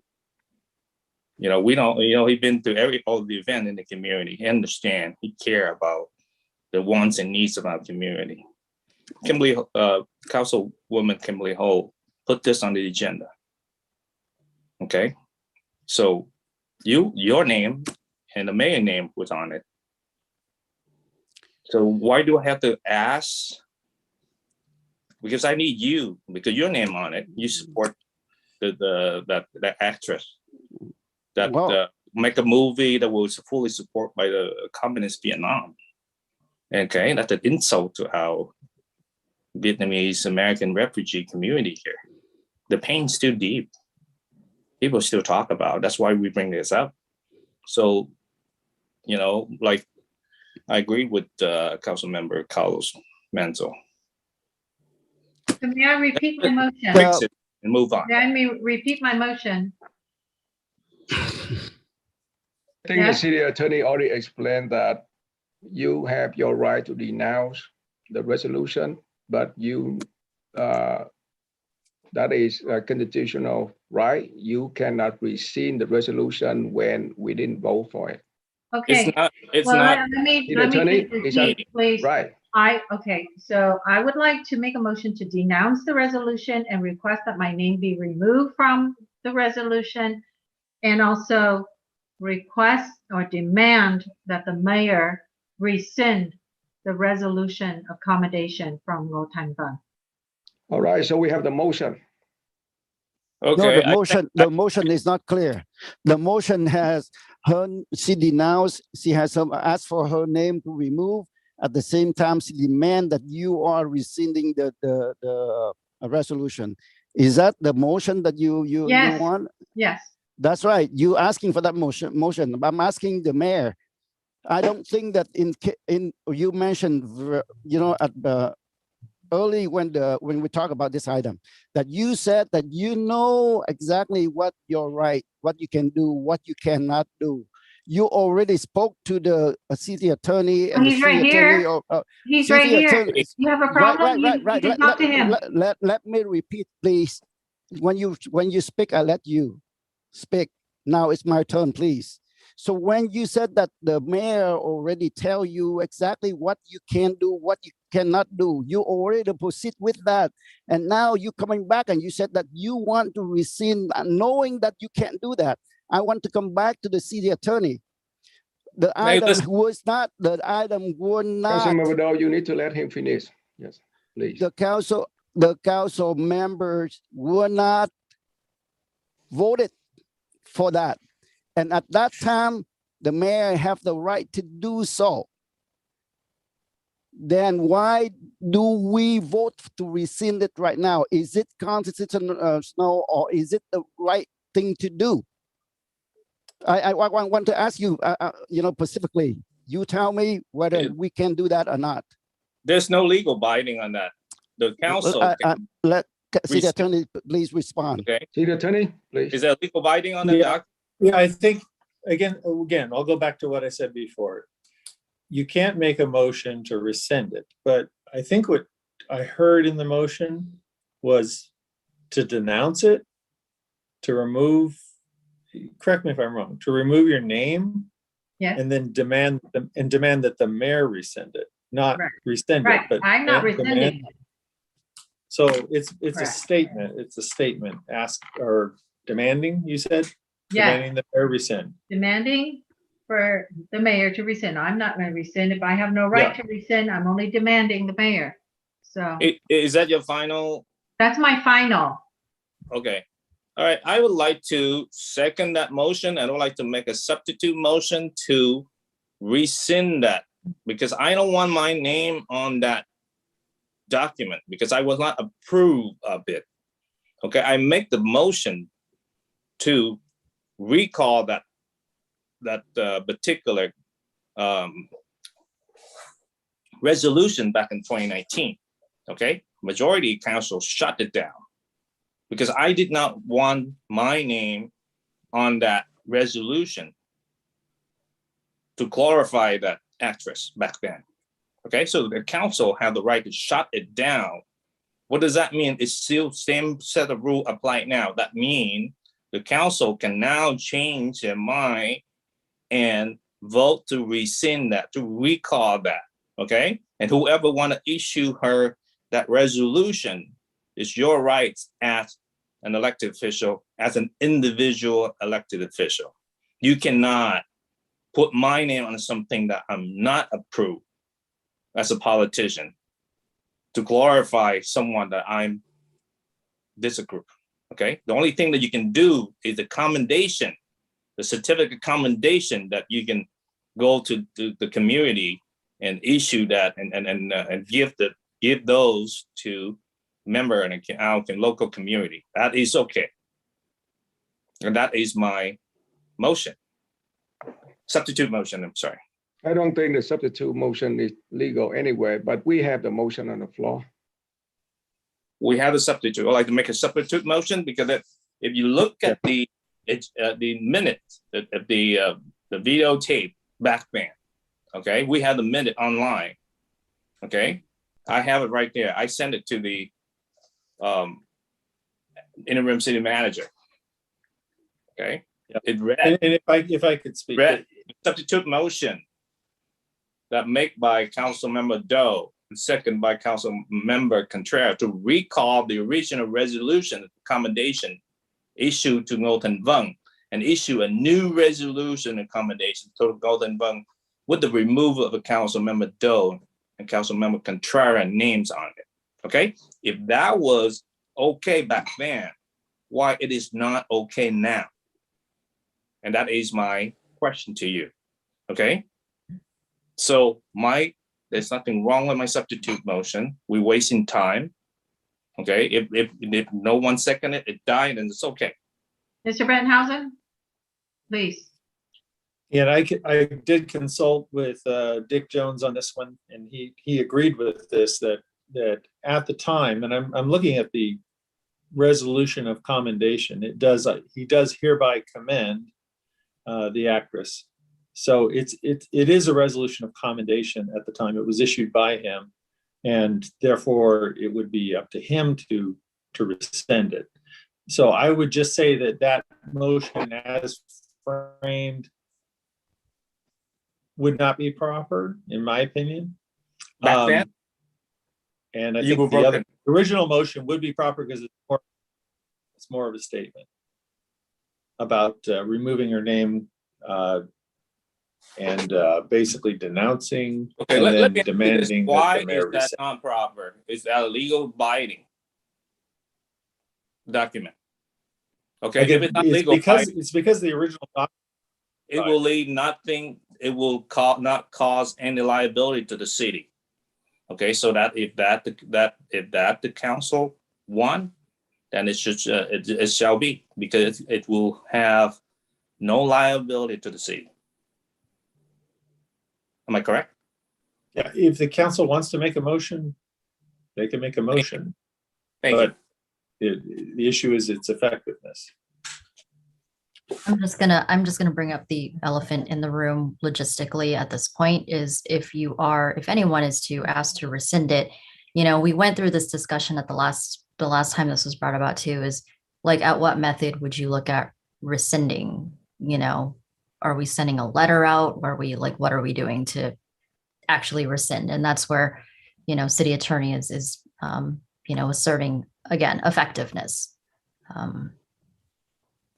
Okay, it was just, what, Christine, it was the same thing that they agreed to remove my name and council member Social Contreras back then without actually removing it.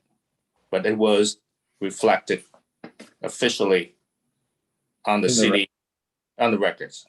Okay, and that's what we want.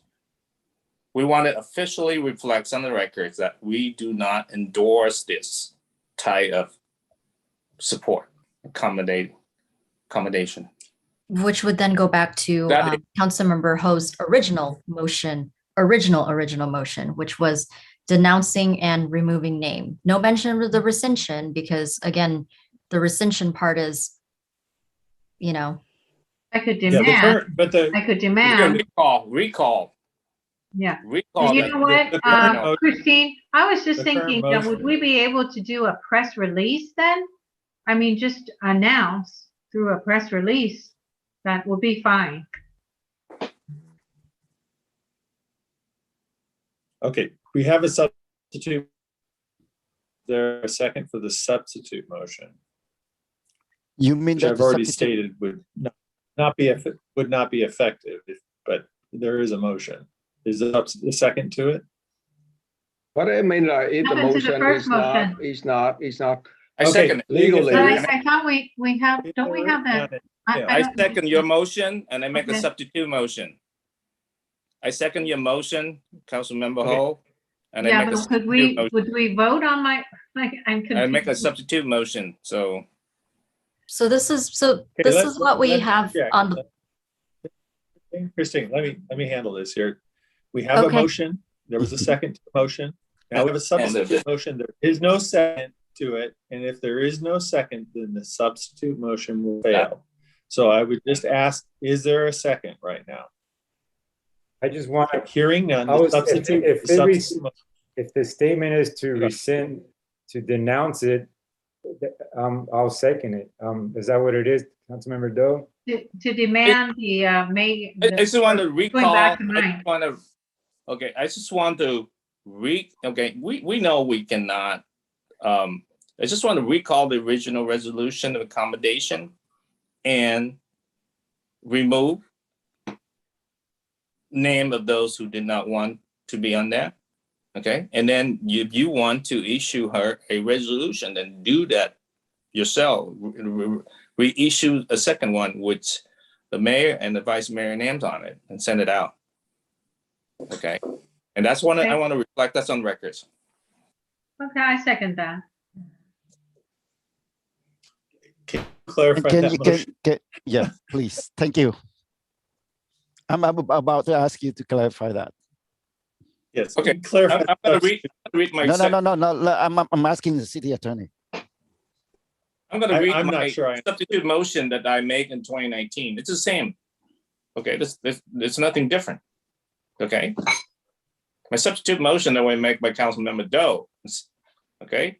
To recall the original resolution accommodation issued to Ngô Vong and issue a new resolution of accommodation to Ngô Vong with the removal of my name and whoever else, my name, Councilman Sergio Contreras, and in this case, if Councilmember Kimberly Ho want her name removed, and it shall that be reflected.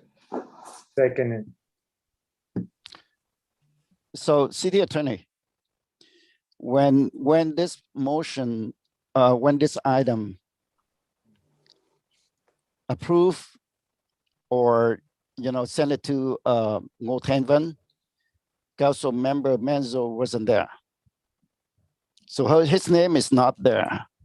So is he having the right to vote? I just seconded. I seconded. No. I'm not saying a second. I'm asking, is he having the right to vote to rescind the resolution? As I stated before, this was something issued by the mayor, so it would not be something that would be rescindable by the council. It would have to be the mayor. Thank you very much. But the council then- have the right to order city staff to execute the direction that the city council would like. I It was- understand. If you Okay. want, But if you you wanted know, to direct staff council member to- Manzo, he's an elected official. Okay, he can set policy and procedure for this council to act. Am I correct? Okay, he doesn't have to remove his name because his name was never on that resolution. My Yeah. name was on that resolution. if there's a new action, Oh, name was on that new resolution. action, then you could direct staff to do that new action, such as Thank- issue a new resolution. So you need to amend your motion then? We're getting confused. Let's just get it. This is getting ridiculous now. Okay, do I need to read it again of the minute from that meeting? You had a minute, right? Yeah, your motion includes, you wanted to recall or rescind the original commendation. And that's the part that's the problem. And then there was a part about issuing a new commendation that removes not only your name and Sergio Contreras, but also Kimberly Ho's. Okay, if That that's was- what council member, you want your name removed? Yeah, of course. Okay, that's so okay. This is the direction we would like. In reality, it's up to the city manager, the interim city manager to carry out that mission and report back to us. Okay, we're not going to worry about the outcome of it. This is direction. And Councilmember Doe, can you add to your motion that I myself, since I denounce it since I wasn't there, but I denounced it back then and I'm denouncing it now. Thank you very much. Yeah, I would like to add that into my substitute motion that the council, Carlo Manzo, would like to publicly denounce that resolution. So basically, could I, since he is doing a substitute motion and I am second his, do I update mine? No, Right? what Oh, happens so is then I would you have second an his? original motion. If you have an original motion and then someone brings a substitute motion, you vote on the substitute motion first. If Okay. it passes, if it passes, then you don't go back to your motion. There's no need to go back to your motion because the substitute passed. So then if I want to second his, then I could, And right? if it passes, then there's no need to go back to your motion. No, I know, but if I can second his is what I'm saying. Yes. Okay, then I second his, it's done.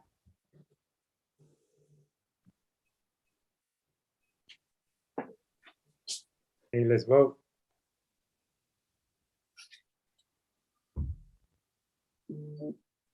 Christine. But I believe that in Abigail, reality this that is the your council, test, they Abigail, cannot so you receive, got it even right. they make a I motion. don't want this to be a division. So once again, I'm asking, I'm calling to ask the Mayor Teresa and Vice Mayor Chief Charlie Nguyen to vote yes on this substitute motion.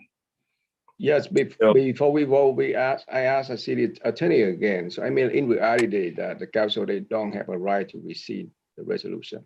That's Yes. period. That would be correct. Okay. If you want to go with any motion you want, but that's not legal, period. Okay, but hey.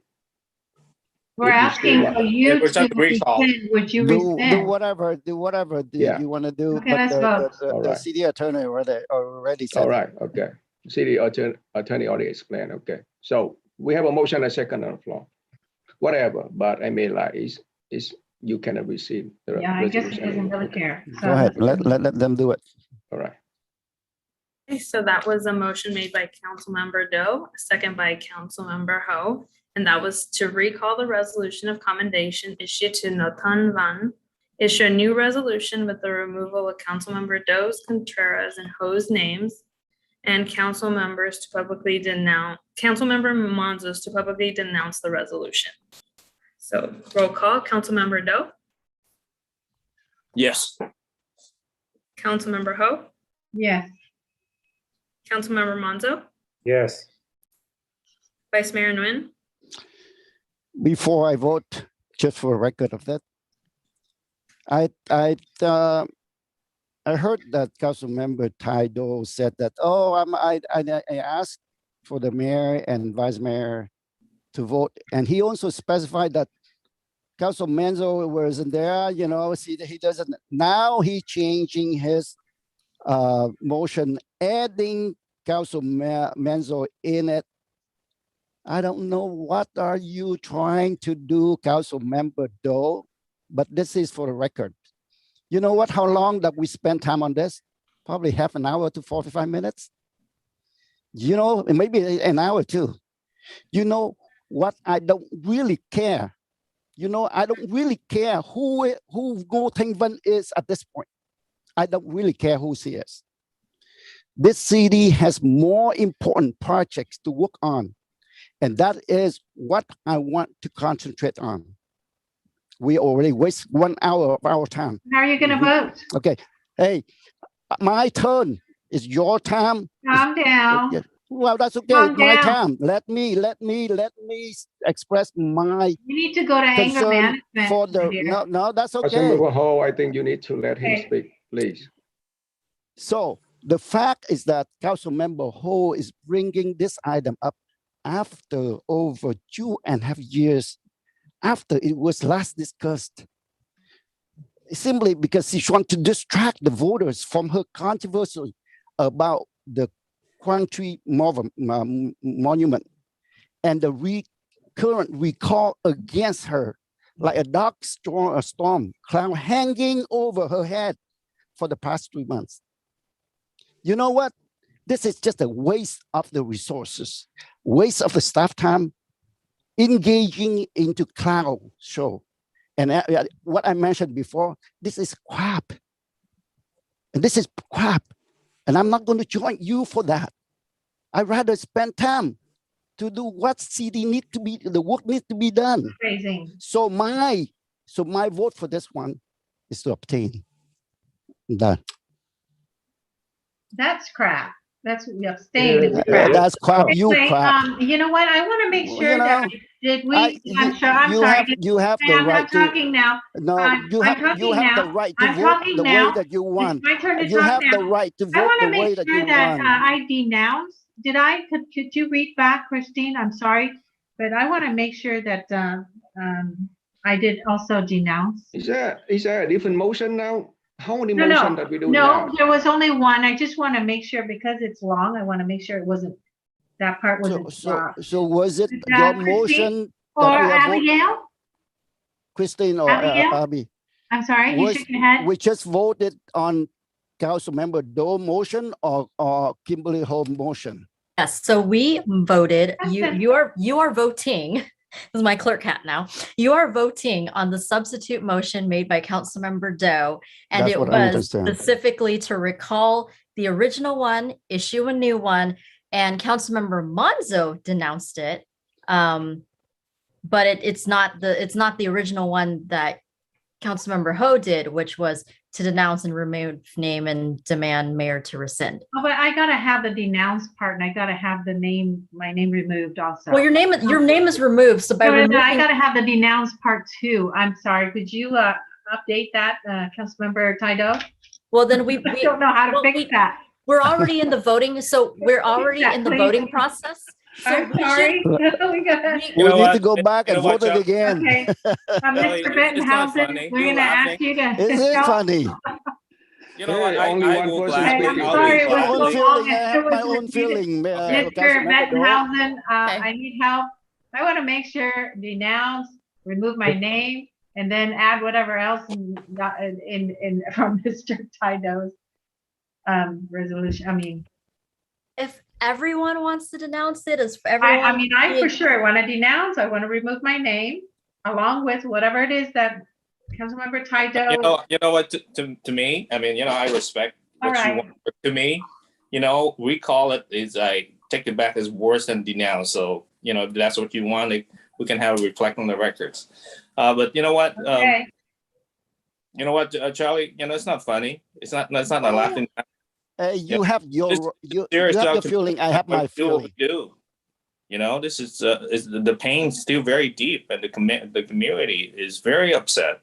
has been very upset for the past 2.5 years. That's your feeling. And that's why we have to do what we have to do. On my You stand, do what you have to do.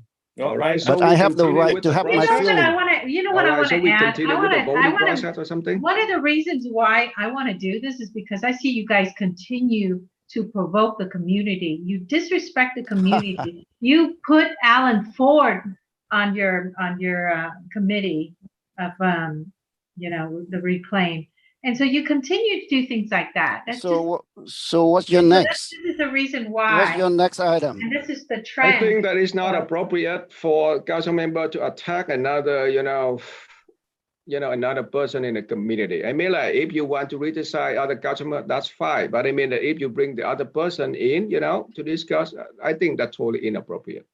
That's what I think. Okay. So, but okay, we continue the So process. you got my vote, right, Christine?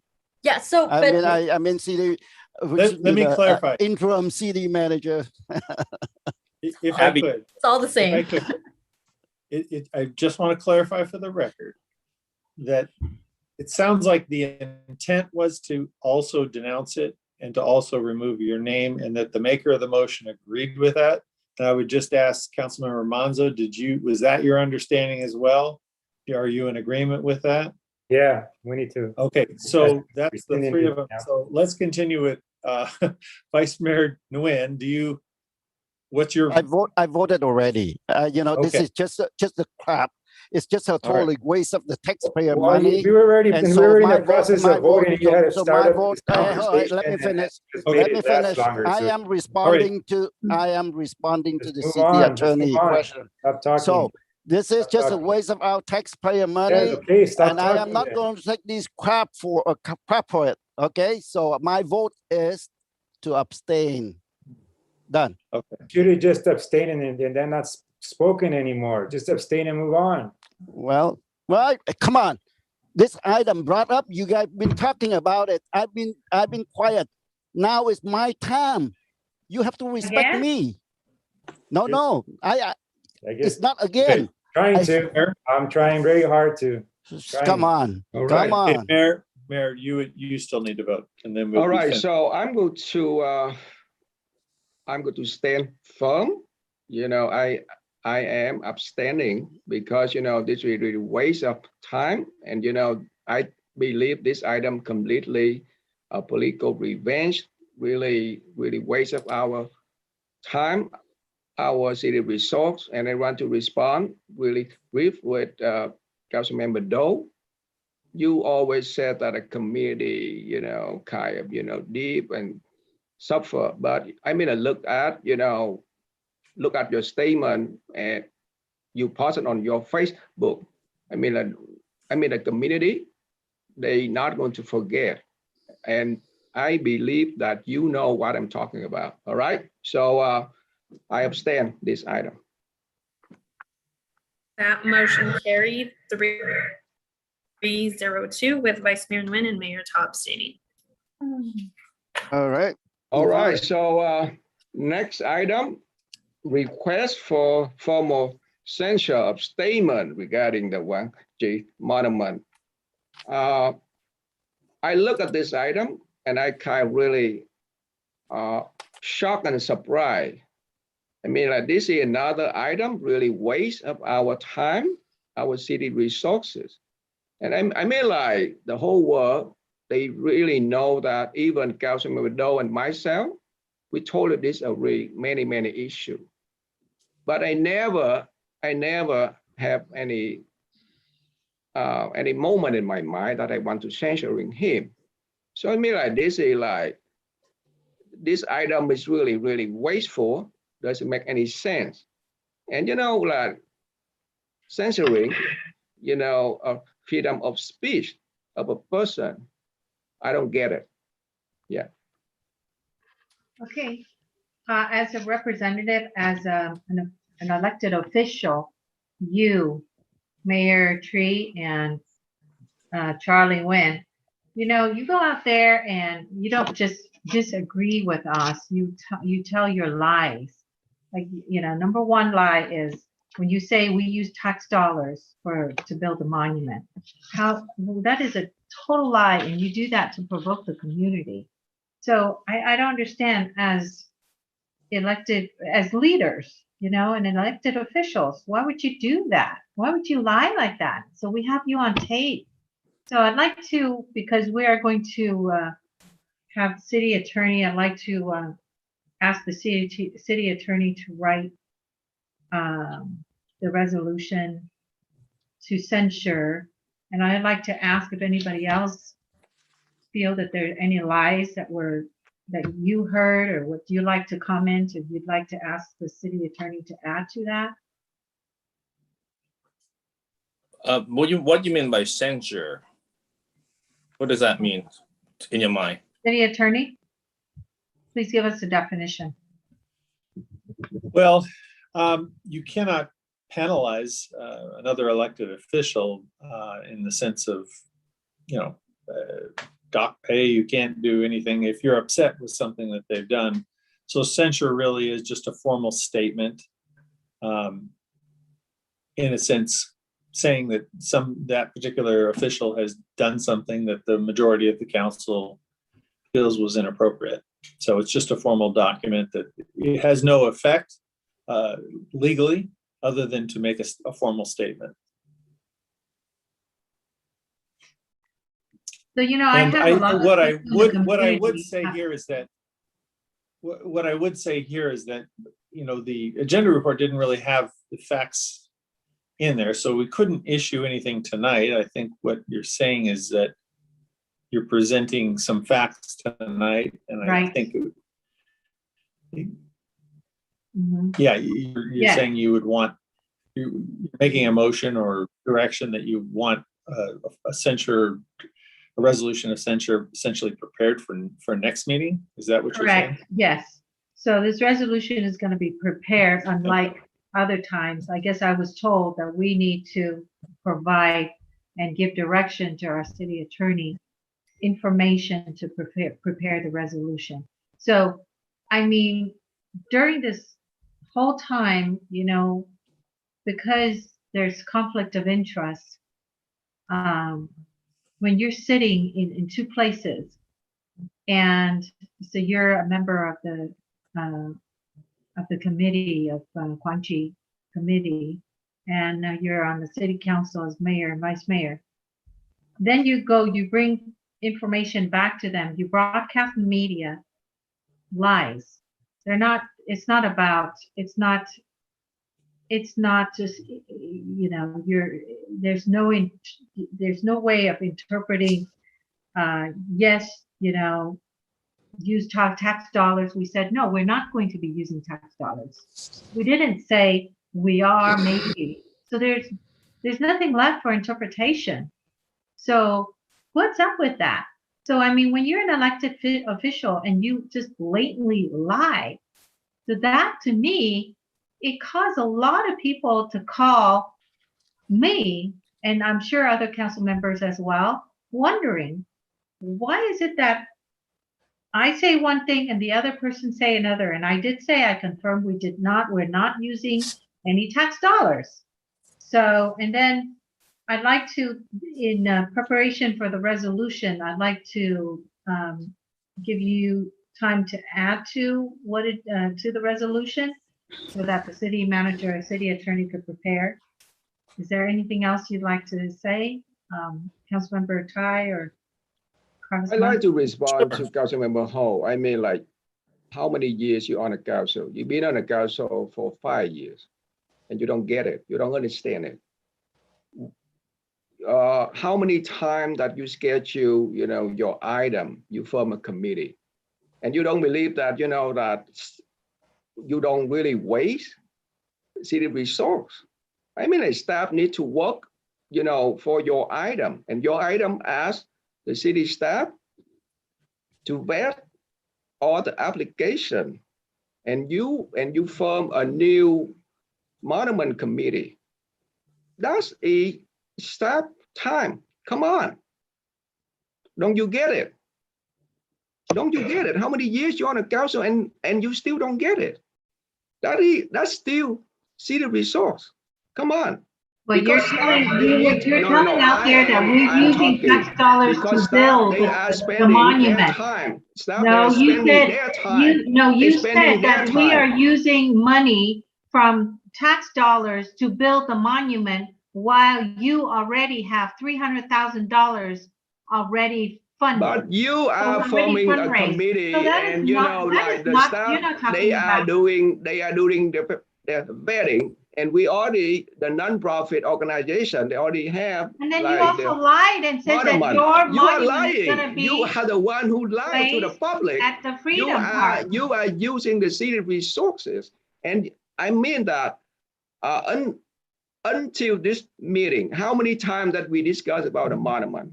I think that the monument issue, you know, has been resolved, and you still, you know, using our city staff to work on your committee. That staff time, not the city resource.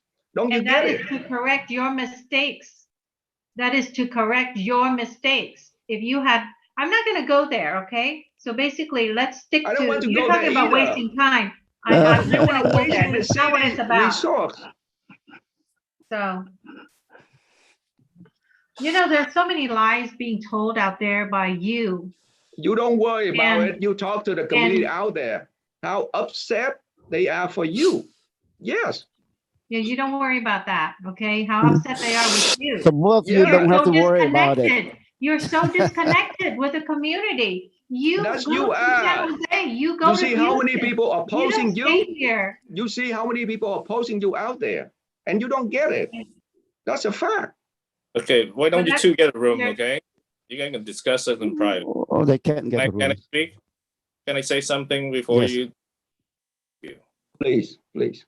Well, you know, this, first of all, I want to address what Mayor Treetop just mentioned, that you say that you never censure anybody in the city council. Interesting. Because I remember, you know, all the lie that you was saying that I tried to change it, city name to something, Ho Chi Minh City or something like that, and make a big lie out of it, and cause a special meeting to address this. You know, it's freedom of speech, and have the city, you know, issue a statement and all that stuff. It's a way of city resources. It's personal. It's stupid. Okay, so you know, don't get on your high horses and start lecturing people that you don't do all that stuff. You did. Okay, I'm just glad that after all these years, you know, council member will see the truth and realize that, you know, she want to distance yourself from all the lies. You know, here's one It thing. is. I'm You know, sorry. it's a lies. Lies cause so much problem in this city council. Lies and accusation, personal attack, all the dirty stuff that we ran away. We risked our life, ran away from the crap hole that we want to abandon. We try to turn that into the same place that we ran away. And that's what I want to see. I want to see a Vietnamese American politician who support both sides of the fence, who honors the truth. You know what it is that, I'm sorry if you're done. And it just, you know, it just, I hate to do this. I hate to, you know, take an action on the freedom of speech. I do. I respect freedom of speech. But, you know, but in this case, I focus on the behaviors. Okay, the behavior is lying.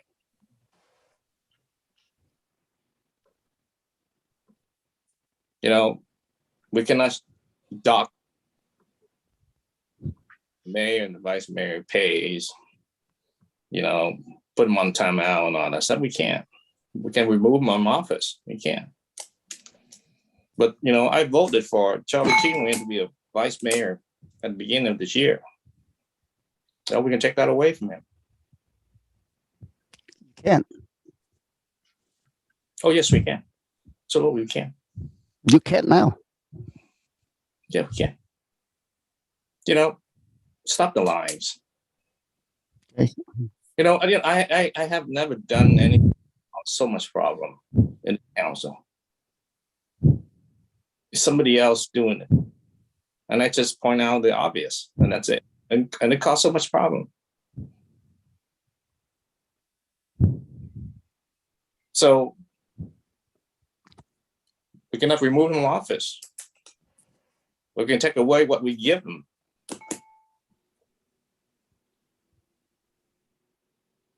It's a privilege to serve as an honorary vice mayor, but we cannot do anything about the mayor. You know, I think just issue a statement to spank him. It's just nothing. I mean, it's just like basically take away what we, as a group, or as a majority of the group, you know, give it to him as a vice mayor. And look at the way he acting. You know, the lie is always there. So. But his behavior is very childish. It's a conduct unbecome a vice mayor who we voted for earlier in the year. Thank you. Yes, I just think that it's really the lies that are being told by the whole group. And I know Van Tran is running the city, not Mayor Trita. And so he tells lies too, but I can't do anything about that. He's really officially not a part of our city. He's not our elected official, but somehow he runs the city. Okay. So for the lies that he tells and that you bring and you condone and you take part and you are in cahoots, I would say that I want to make sure that this city moves forward, and I do not want any more lies. And I just want to make sure that you're exposed, because, you know, we hear people call us and we could see you when you videotape all of your shows. So, you know, you tell blatant lies. So this is the reason why I'm requesting that formal censure. I know it doesn't mean a whole lot. Like I can't dock your pay, or I can't put you in jail or anything like that. But I want to make sure people understand that you lie.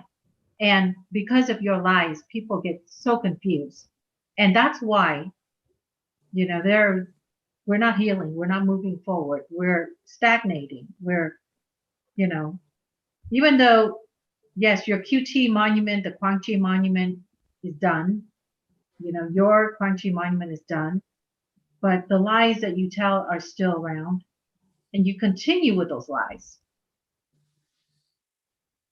So I request that, I move to request our city attorney write a resolution censure as stated. Can I say, thank you. And I will work with the city attorney to provide the facts. You know, thank you, Councilmember Ho. Again, yeah, I've heard a lot of misinformation, or better yet, you know, complete lies that are told about me to the Vietnamese community from other individuals that come and ask me, and people who translate for me. But you know what, I felt this way for some time, and now that I'm out here, I'm seeing it up close and personal. You know, I'm trying to find the right word to say this, but I mean, the only word I can really think of is despicable. You know, I find it very despicable and very, very sad that lies are told to, you know, in this case, the Vietnamese community, Vietnamese residents of the city of Westminster, in order to manipulate their vision, the truth. You know, and I find it very, very sad that somebody but in this case, everybody, majority of Vietnamese first arrived here as refugees, take advantage of another fellow countryman with blatant lies about it in order to control them and in order to make them vote a certain way. I mean, I don't know what's lower than that. I mean, why would somebody do that? You know, the stories they always hear is that is the truth. I mean, it's history that the Vietnamese refugees escaped this tyranny, this dictatorship, this communism type of rule to come here. I mean, and and then here we're trying to control them again, control their mind, control them, block them from the truth, hide the truth, manipulate the truth in order to gain power. How is that? I always hear, let's move the city forward. Well, how is that moving the city forward? I mean, I'm hoping that someday that things change, but it doesn't appear that. It's like, I don't know. To me, that's just, I just don't understand how somebody, own fellow countrymen, would take advantage of somebody like that doesn't speak the language. The language is an issue. Language is a second language to them. English is a second language to them. You know, they count and they count and they trust that an elected official, somebody with the title as mayor, vice mayor, council member, is telling them the truth. Not take advantage of their vulnerability of being English is a second language. In order for what? To have 3 votes? To gain more power? In order to run the city the way they want it? To hire friends? Appoint people to commissions that they want to control? Why? Is that selling the soul to the devil? You know, I have no defense. I don't have the ability and I don't have the resources to go on Vietnamese radio and TV and tell my side of the story. And all these lies are told about me. How can I defend myself? The things that are being said about me is nowhere near the truth. Why would somebody leave a country that's like that and come to this country and do the same thing? So to me, it's just, I just can't get it. Can't understand that. Can't understand why somebody would do that. And what's the difference between, you know, a dictatorship and that kind of stuff? What do they do? They control media, they control the news, they control all the information. Doesn't sound very much different. So, but I'm for, I mean, it doesn't censure, like you said, it doesn't do anything legally, but it's just a statement that the lies are being told. And that's not right. That has to stop. It really does. If people really want our city to move forward, it really needs to stop. We're looking for leadership, not somebody to put the community first. Why hasn't our city moved forward? You look at other cities around us. They're moving forward. Why come our city doesn't move forward? Why isn't our city having these nice projects happening like in other cities? Why? Because we're over here, councils battling for power, 3 votes. No wonder our city is going nowhere. All right, are you done? Yeah. So I'd like to Vice Mayor. make a motion. Vice Mayor. Okay. Yes, Okay. I respect you guys. I let you guys speak what in your mind. My request to the mayor and also to city attorney and all of you, let me say what in my mind. I ask for your respect. First of all, I would like to respond to Council Member Menzo because he just finished it. Back about a couple meetings ago, when you accused me that I went on air and lying about you, you remember on that day I asked you, tell me, where did that happen? What did I lie about you? And you can't even answer. You actually apologize for that. That's number one. Now you telling me that I am talking about lying about you. I don't even know. You can't even name specific. What is that? Where it happened? I'm asking you that again. Can you tell me? When you are elected official and you are telling me or anybody lying about you, you have to specifically tell what that lie is about and when did that happen. Okay? For you, that's good enough. Now, moving back to between Council Member Ho and Council Member Do. It's very funny when I heard both of you saying talk about lies. Do you know that, at the when the recall happened, how many times that Council Member Ho said that, Council Member Do, you are lying. And not too long ago, just about a month, not even a month ago, you went on air after Council Member Ho spoke on having a talk show on with Dan Tuan Chong on SBTN, on SET TV. You came on two YouTubers saying that Council Member Ho lying. Don't you remember that? I'm not lying. I'm telling you the truth right now. If you want to, you're absolutely right. Please, I am speaking right now. I'm speaking right now. You're very good at this. Please. I am saying what you said earlier. So please. So I'm just going back to what you guys accusing each other. And here is something that I want to bring up. Now, you also mentioned about a mayor call to censor you. Did you say that? I heard that you said that. Let me bring you back at that time.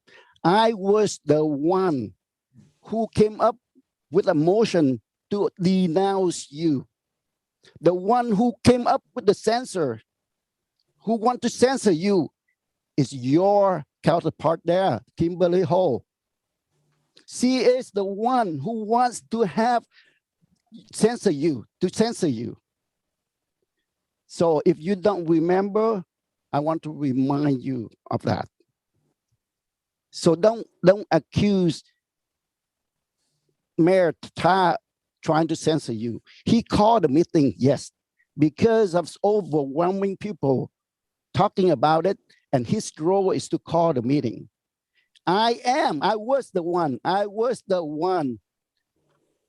to make a motion to denounce you. I'm not afraid of that. I'm telling you the truth. I'm not lying to anybody. The one who wants to censor you is Council Member Ho. And not only that, she had a press conference to denounce you. That because she couldn't censor you, she denounced you at the press conference. If you don't remember that, I remind you all that. Now, you know what? We have spent time, and I want to respond to Council Member Menzo. You said why? Let me tell you why. This is why. Instead of discussing about the items to move the city forward, who brought up these items? How much time that we spend on this? We shouldn't be spending any time on these things at all. Now, she said that we are lying about the taxpayer. I am not lying. How many times I repeated right here in the meeting that we are wasting taxpayer. We are wasting the resource. I don't need to go anywhere else to talk about it. The mayor already said about it. Every time we spend time with the staff, that is the resource that we spend the taxpayer money. So there is no lying. Now I'm coming back to see the attorney. I like to see what you are going to put on the resolution. I would advise you, make sure what you put on resolution is correct. Don't listen to anybody and go ahead and put that on the resolution, because if it's not true, I will go back. This is not something that I'm trying to, but I am trying to state that we are not lying, and the lying are those people there.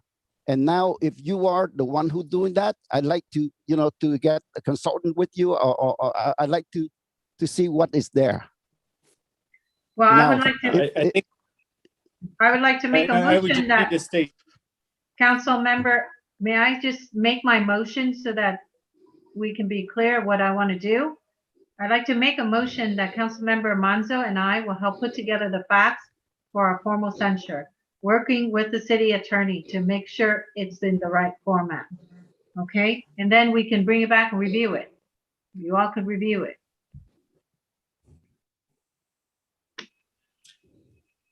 I was going to say, I can't put together the facts because I can't put together the facts because I don't know them. So I think that's a better way to approach it. Okay, the fact like is going to be legally challenged and all that stuff, and going to take to the court and sue each other and all that stuff, or what kind of fact we're talking about here? Okay, well, the thing is, it'd be right now, I don't even know what kind of accusation about me being lying to you guys. Well, I don't even know. Well, you know what, Councilwoman Nguyen, every time you open your mouth on Councilwoman on social media, all the interview, every time you open your mouth, it's a lie coming out. I can attest to that, Yes. So it's not a secret. I mean, now you try to be like and talking all kinds of stuff. I mean, go ahead and prove it. No, it's not a surprise. It's it's a fact. If I may add, I'm sorry to interject, but I would say, okay, so when you lie when you say that your Quang Chi committee is still the official committee, and then you lie when you say Kimberly Ho, Manzo, and Taido Yaksap Tung Dai. How do you translate that? Let me answer you. Destroyed and built. And you haven't built it, but you say you Yaksap Tung Dai, and then you say Chom Song, and it's like you accusing us of burying the dead when they're, you say you burying the dead live, but they're dead. How are they alive? So those are ridiculous. I'm talking. Go ahead. Okay. So those are just, I don't want to burden everybody with a list of things, but that's why I said I'm going to work with the city attorney to make sure we provide him with the facts and to make sure it's in the right format. I'll work on it with Councilmember Manzo. Then we will bring it back for you to review. Thank you. Here's my motion. Okay, here's my response to her, and also a piece of advice to you, city attorney. She said that I said that Yut Sap Tung Dai. She said that the first one is what? The second one, that the very alive. It's still an official. As an official, right? You don't understand. Even until now, we are still official from the non-organization. You cannot stop us from having a non-organization to operate. We are not associated with the city anymore, but we are officially a non-profit organization. But that's not what you said. Hold You on. said That's you're what officially it. the That's what it monument. is. Let me finish. That's not what I said. I didn't even say that, and I didn't even say the subsidize. The people, yes, Land Quốc Nguyên and then the other people, they said that. I never said that. Go ahead and prove it to me. Now you are lying. I don't think that's going to be difficult. Go ahead. Go ahead. And so it's a piece of advice for you, city attorney, because Yeah, so I mean, I am like, against that. yeah, so I mean, like, I'm talking to the city attorney. I mean, like, I want the city attorney to be really fair, really, really carefully, because, you know, Yes. I mean, like, by law, we all understand the law. When you come up something even that would be a really symbolic piece of paper, doesn't mean a thing. But I mean, like, censuring, you know, censuring an elected official, you have to be really, really careful, because, you know, I mean, like, you have to be really detailed.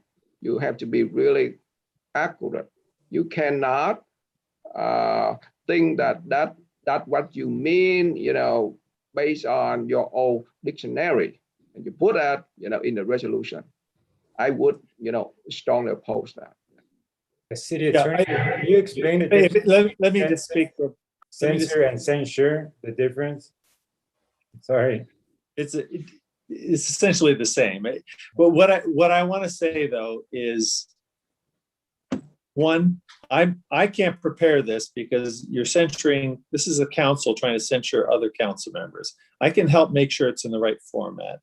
I think what was proposed that one or two council members would essentially prepare the facts. Another thing that's important here, we need to be very clear about what these facts are. I think, as Councilor Nguyen mentioned, there's this kind of, what did he mean by this? I think you need to be very clear about what was said, and maybe even provide some evidence that that was actually said. We don't want to just throw things out there arbitrarily. So we need to be very careful There's a about lot of what's being recording. There's a lot of radio. There's a lot that they've done. And so we all have copies of videos and radio copy, you know, and so, you know, that's not hard to prove. The only thing I'm telling you is that it's a problem is when they're like on that committee and, you know, just conflict of interest, and they're sitting there as their peers are telling the peers are telling lies too while they're sitting there. I mean, how many times? But anyway, I am saying in front of you and everybody, I'm telling you, I can assure you that those are the facts. I'm not lying. Okay, if I'm lying, I don't say it in front of you. I mean, like, how many times the city attorney already explained there is no conflict of interest whatsoever. But I mean, like, I just want you all, you know, to make sure that if I said something, you need to prove, and even the vice mayor, you know, accurate. I mean, it doesn't mean that, I mean, based on your own meaning, and you try to accuse us for what we didn't say. okay, like I said, the resolution will have, and you'll have a chance to look at it. But anyway. Because at the end of the day, I still have my freedom of speech. You have yours, and the vice mayor still have the freedom of speech. But doesn't mean you get to lie. I didn't lie. You are lying out there. You are wasting you are lying the city to tell us resource, and you are said, lying. "Oh, I don't use any funding." You are using the city resource, and no, you don't get it. You still don't get it. You said you funded $300,000 that you raised, while we have to use tax dollars. So you know, when you say that, you're not talking about some meeting. You're talking about raising funds to build, and you raised $300,000 to build, while we haven't raised any, and we're using tax dollars to build it. So I you think- know what your lies are, you know? I think you're But wrong anyway, I'm not because the discussing it. monument, I believe we do have the foundation, they raise Do the have a funding motion. for the monument. So the nonprofit organization is a private entity. I mean, have like to do the with it. foundation, they raise money from the private citizen, not from the city, but for your committee. We have discussed, your committee tonight, and you still don't get it. That is city resources, and you still don't get it. That's because you keep talking, but I'm ready to move along. So, all right. All right, anyone want to speak anymore? If Do I have I a speak, second? I ask you not to interrupt. I thought Okay, we go already ahead. Go ahead. did. If, We if, can't go back well, and if you forth. want to speak right now, you want to speak, you go ahead and speak. I wait. And we have The item is still there. The item is We have a still motion, there. we have a second. Let's move on. Let's Yes, move we on. have motion and second. That doesn't mean that the council cannot give their input. Yeah, the vice or mayor their still have a right opinions. to speak, even if you come up with an emotion. Yeah. If you guys want to come up with motion, go ahead and do that. But I will speak my mind. Yeah, go ahead. So I asked not to interrupt. Honestly, I could not believe what Councilmember Ho is trying to do. It's either a childish behavior for trying to achieve a personal political vendetta, or trying to defend herself for the wrong decision that she has made about the QT. By unreasonably going back on her vote to approve for the Quang Tri Victory Foundation to build the monument. If it were not a flipped decision made by the three council, Ho, Do, and Manzo, this great city now would have a beautiful, meaningful, retaken Quang Tri monument that weighs about 30,000 pounds or over 13 tons and standing tall at 12.5 feet at our Freedom Park as of right now that we're speaking, which is also one of the attraction to all people who visit Westminster. Staff and council and the people of this city are looking forward to move this city to the next level, so that we are all proud to be called a great place to work, to live, and the bright future for our kids. We have many more important projects to work on, not to waste TC time, money, and resources over no Thanh recognition resolution. I don't know if she even cares to keep it now. About censoring the mayor and the vice mayor, pardon my language, but this kind of thinking can only come from the mind of sick people, those who are not there for the benefit of the community. You think now, aligned with the 3 votes, you can do whatever you want, regardless of what community think. Remember, the truth will come to light sooner or later.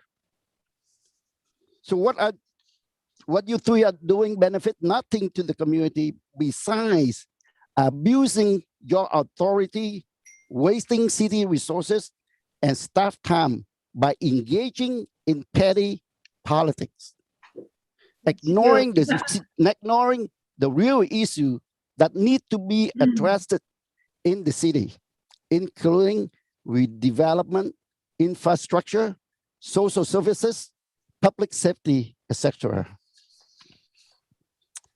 Trying to censor, I'm not finished yet.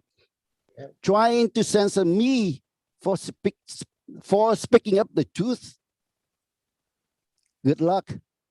It won't make any difference to me. I will continue to expose your lies. Please remember this. As long as I am still a council member of this city, Not for long. I will continue to do, well, no, you don't have to say that. I will continue to do what this community expected from me. I will not let any elected officials of this council trying to get their political by betraying the trust of their constituent or their voters. Nothing, I repeat, nothing will stop me from speaking up the truth. Censor me will not prevent me from stand up and protect this community by exposing your trick and lies. And good luck to the three of you. Thank And you. Can I say something, Councilmember Ho? First of all, thank you to whoever sent that to a wonderful speech to the Vice Mayor. That was really well written. So thank you Nobody to saying it is whoever wrote it. my. Yeah. It's my. I'm speaking from my heart, from the bottom Okay. of my heart. Thank you to whoever wrote Now that. you are accusing. I want to stop this conversation and just move the to vote. Move the conversation is done. Yeah, I second that. Let's move. Move to vote, please. Yeah, move to vote. Second, and let's move to vote. No more conversation. Can you repeat the motion? So the motion I have is to have Councilmember Ho and Councilmember Monzo establish the facts and work with the city attorney to prepare a resolution for censure of statements regarding the Quantree Monument for review at the next city council meeting. Okay. So roll call vote. Councilmember Doe, Yes. Councilmember Ho, Yes. Councilmember Monzo, Yes. Vice Mayor Nguyen, I've rejected all the lyings so that they can censor me. Those are lies. And that's not what I said. So my vote is no. and Mayor Ta. Yes, I vote no because, this is completely political revenge and really waste of our time and really waste of our city resources. And I want to make that for the record. All right. So next item. Okay, just for clarity, the motion passes. And I will just state for the record too, that I'm not going to add any facts. I'm just going to take facts from what was presented by the two council members, and I'll just make sure it's in the right format, because it's not my role to get into trying to condemn other councils. Yeah, so I mean, like, you are the city attorney, you understand the law better than any of us. I just want to make sure that you need to be fair, you based on the fact, and the fact I need to, accurate. You cannot, based on any council member old dictionary or council member old meaning of what we said. All right. Yeah, I think also if this comes back, we should have something in record to demonstrate the facts that are at issue. I think that would be important. Okay. All right. So next item, food assistance resources. So this is the item that I request a staff to place that on agenda because for last year I had opportunity to witness that a lot of seniors in our city, they really need help, especially they need help in meal delivery. So I think that I want to give all the council an opportunity to discuss this issue. And if we can, we could set aside the funding if we're allowed to, especially like the funding from the federal, so we can increase more meal for our seniors and the low-income family in our city. So that's the reason why I want the city council to have opportunity to discuss and look into this. Yeah. I have a question for the Anadobba. So I believe that that NADUPA is handling all the senior services and activity. So can you please explain more? I'm sorry, what would you like me to explain? The current programs that we're providing? We have many programs for our senior and low-income family. And yes, we do. what I want to do that I want to increase the funding if we have, like, especially, of course, I don't want to touch anything on general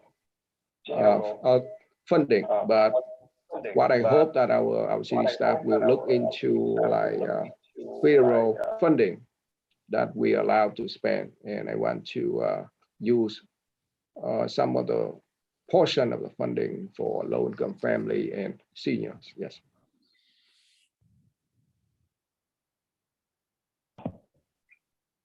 So currently, through the Senior Center, we're distributing frozen meals on a weekly basis to eligible seniors 60 and over that meet the criteria. So that's happening on a weekly basis.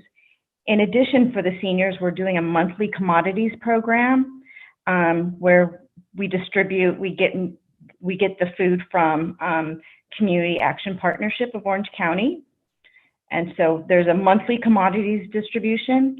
And then for the Family Resource Center, they are providing food trolley the last Friday of each month, actually the fourth Friday of each month, and that is pre-signed up, and it's 65 families. It serves 65 families, which helps about 300 people total.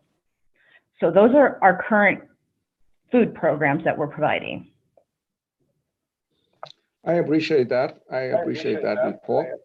But still, that if we have extra funding in the future from, like, federal funding, help the people in this pandemic, I think it's really helpful for the city council. We can have some of the extra funding that we have to provide more food for low-income family and the senior who live in our city.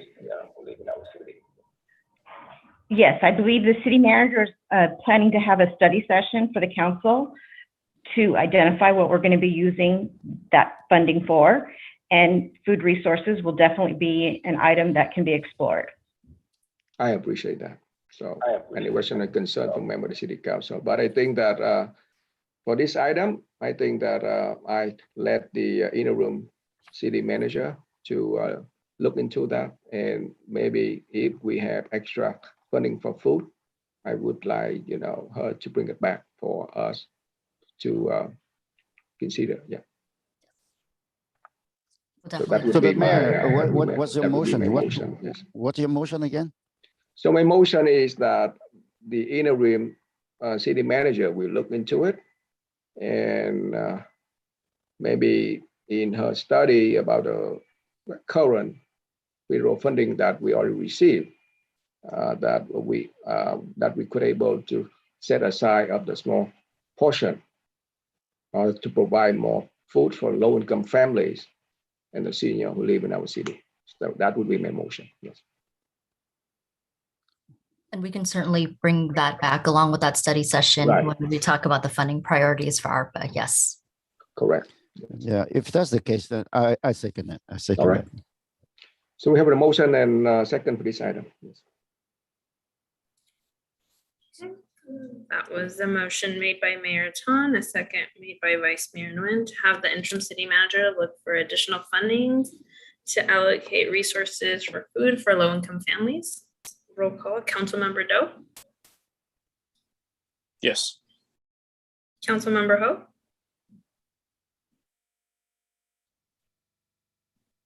Yes. Councilmember Monza. Yes. Vice Mayor Nguyen. Yes. And Mayor Ta. Yes. That motion carried 5-0.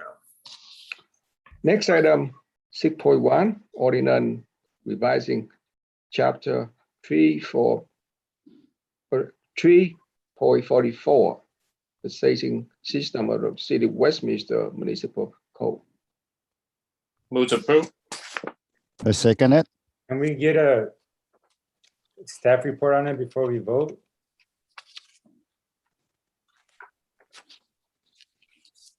So, good evening, Mayor, Vice Mayor, Council.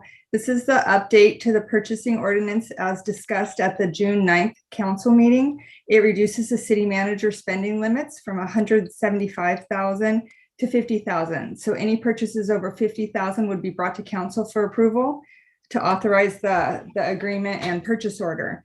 There are two exceptions to this. Public Works projects will continue to follow the Uniform Public Construction Cost Accounting Act, requiring council approval for contracts over 200,000 and legal fees, which are authorized up to the current budget amount. A change was also made to the emergency purchasing provisions to allow the city manager to approve purchases up to 100,000 during an emergency. For any of these amounts over 50,000, the city manager would have to bring a full report back to the council at the next meeting. And I'm happy to answer any questions. Is there any question from the City Council? What will constitute an emergency for the 100,000? Let's see, the exact wording is. I have it here. It's emergency purchase is defined to mean the immediate purchase of any material, supplies, equipment, or other services which has been determined by the city manager to be necessary for the preservation of the public health, safety, life, or property. So it would have to be a situation where the city manager's made a determination that it's needed to preserve public health, safety, life, or property. Keeping in mind that the city manager has to come back to the council at the next meeting and explain that. So you're just giving authority up to 100,000, which is consistent with what I've seen in other cities. So some might even go higher than that, an emergency. So I just put the 100,000 there. You can set that at whatever, but the city manager already has authority up to 50. So I was making it 100. Just our provision that you had before wasn't sufficient. So this is a little bit clear that without going to the council, the city manager could spend up to 100 in an emergency. Okay, I just wanted to be, really worded properly to justify, so it's not vague. I don't want it to be vague as far as what constitutes an emergency. It needs to be. So that $100,000 is basically the best practice of all the surrounding city. Is that correct, Christian? Yes, I've seen that number used in other cities. Again, you could go higher. It all depends on how much authority you want to give the city manager without having to come to the council to get that approval. Again, it being very temporary because that city manager is going to come to you at the very next meeting and explain it, but and have to justify it. Okay. All right. Thank you. All right. So we have a motion yet? Yes. We have motion and second on the floor. All right. So that motion was made by Councilmember Doe and a second from Vice Mayor Nguyen. And that was to approve the changes to the city's purchasing policies as recommended to reduce spending limits of the city manager and introduce an ordinance for first reading entitled An Ordinance of the Mayor and City Council of the City of Westminster amending Title III, Revenue and Finance, Chapter 3.44, Purchasing System of the Westminster Municipal Code, read by title only and waive further reading. Councilmember Doe? Yes. Councilmember Ho? Yes. Councilmember Monzo? Yes. Vice Mayor Nguyen? Yes. And Mayor Ta? Yes. That motion carried 5-0. All right. Next item, 6.2, request for nepotism policy for boards, commission, and committee. So the reason I proposed this item on agenda because I believe that there are a few vacant on our city board, and at beginning of this year, like the city staff inserts a new question whether or not the applicant have any relation with a council member or anyone who work for the city. So I think that we have that question on application, but we still don't have any policy. So what my intention that I want to bring it up, so all members of city council have opportunity to discuss. That's all. Thank you. Thank you, Mayor, for bringing this item forward. I think it's a good item. But I don't think this item goes far enough. I think we need to bring it back and add some much needed verbiage on there as far as relationship goes, to be a relationship by marriage. And not only just appointments on boards and commissions, but also employment by the city. And there's a lot of other issues as far as code of ethics. This is a code of ethics topic. So I think we need to bring it back and with some added verbiage as far as, I know there was a while back ago, we were trying to pass a real code of ethics. I think Councilmember Doe was trying to champion that topic. And there were some really good points back then. I think we need to add those to this. So I think we need to direct staff to come back with this item and with those added, get with Councilmember Doe as far as, or maybe we can pull up that item that was trying to, the ethics item that was trying to be passed back in a couple years ago, whenever that was, and make it a real code of ethics as far as nepotism goes, and make sure it's solid. This doesn't go far enough.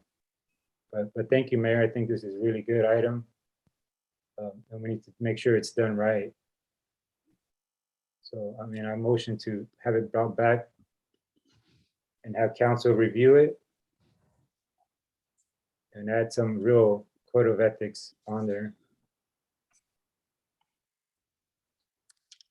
So if I could just kind of elaborate on this just a little bit.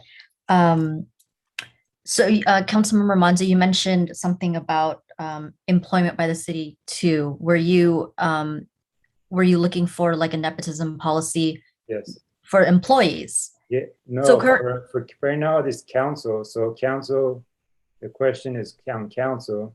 Mm-hmm. So council members may not be, somebody employed by the city that's related to a city elected official.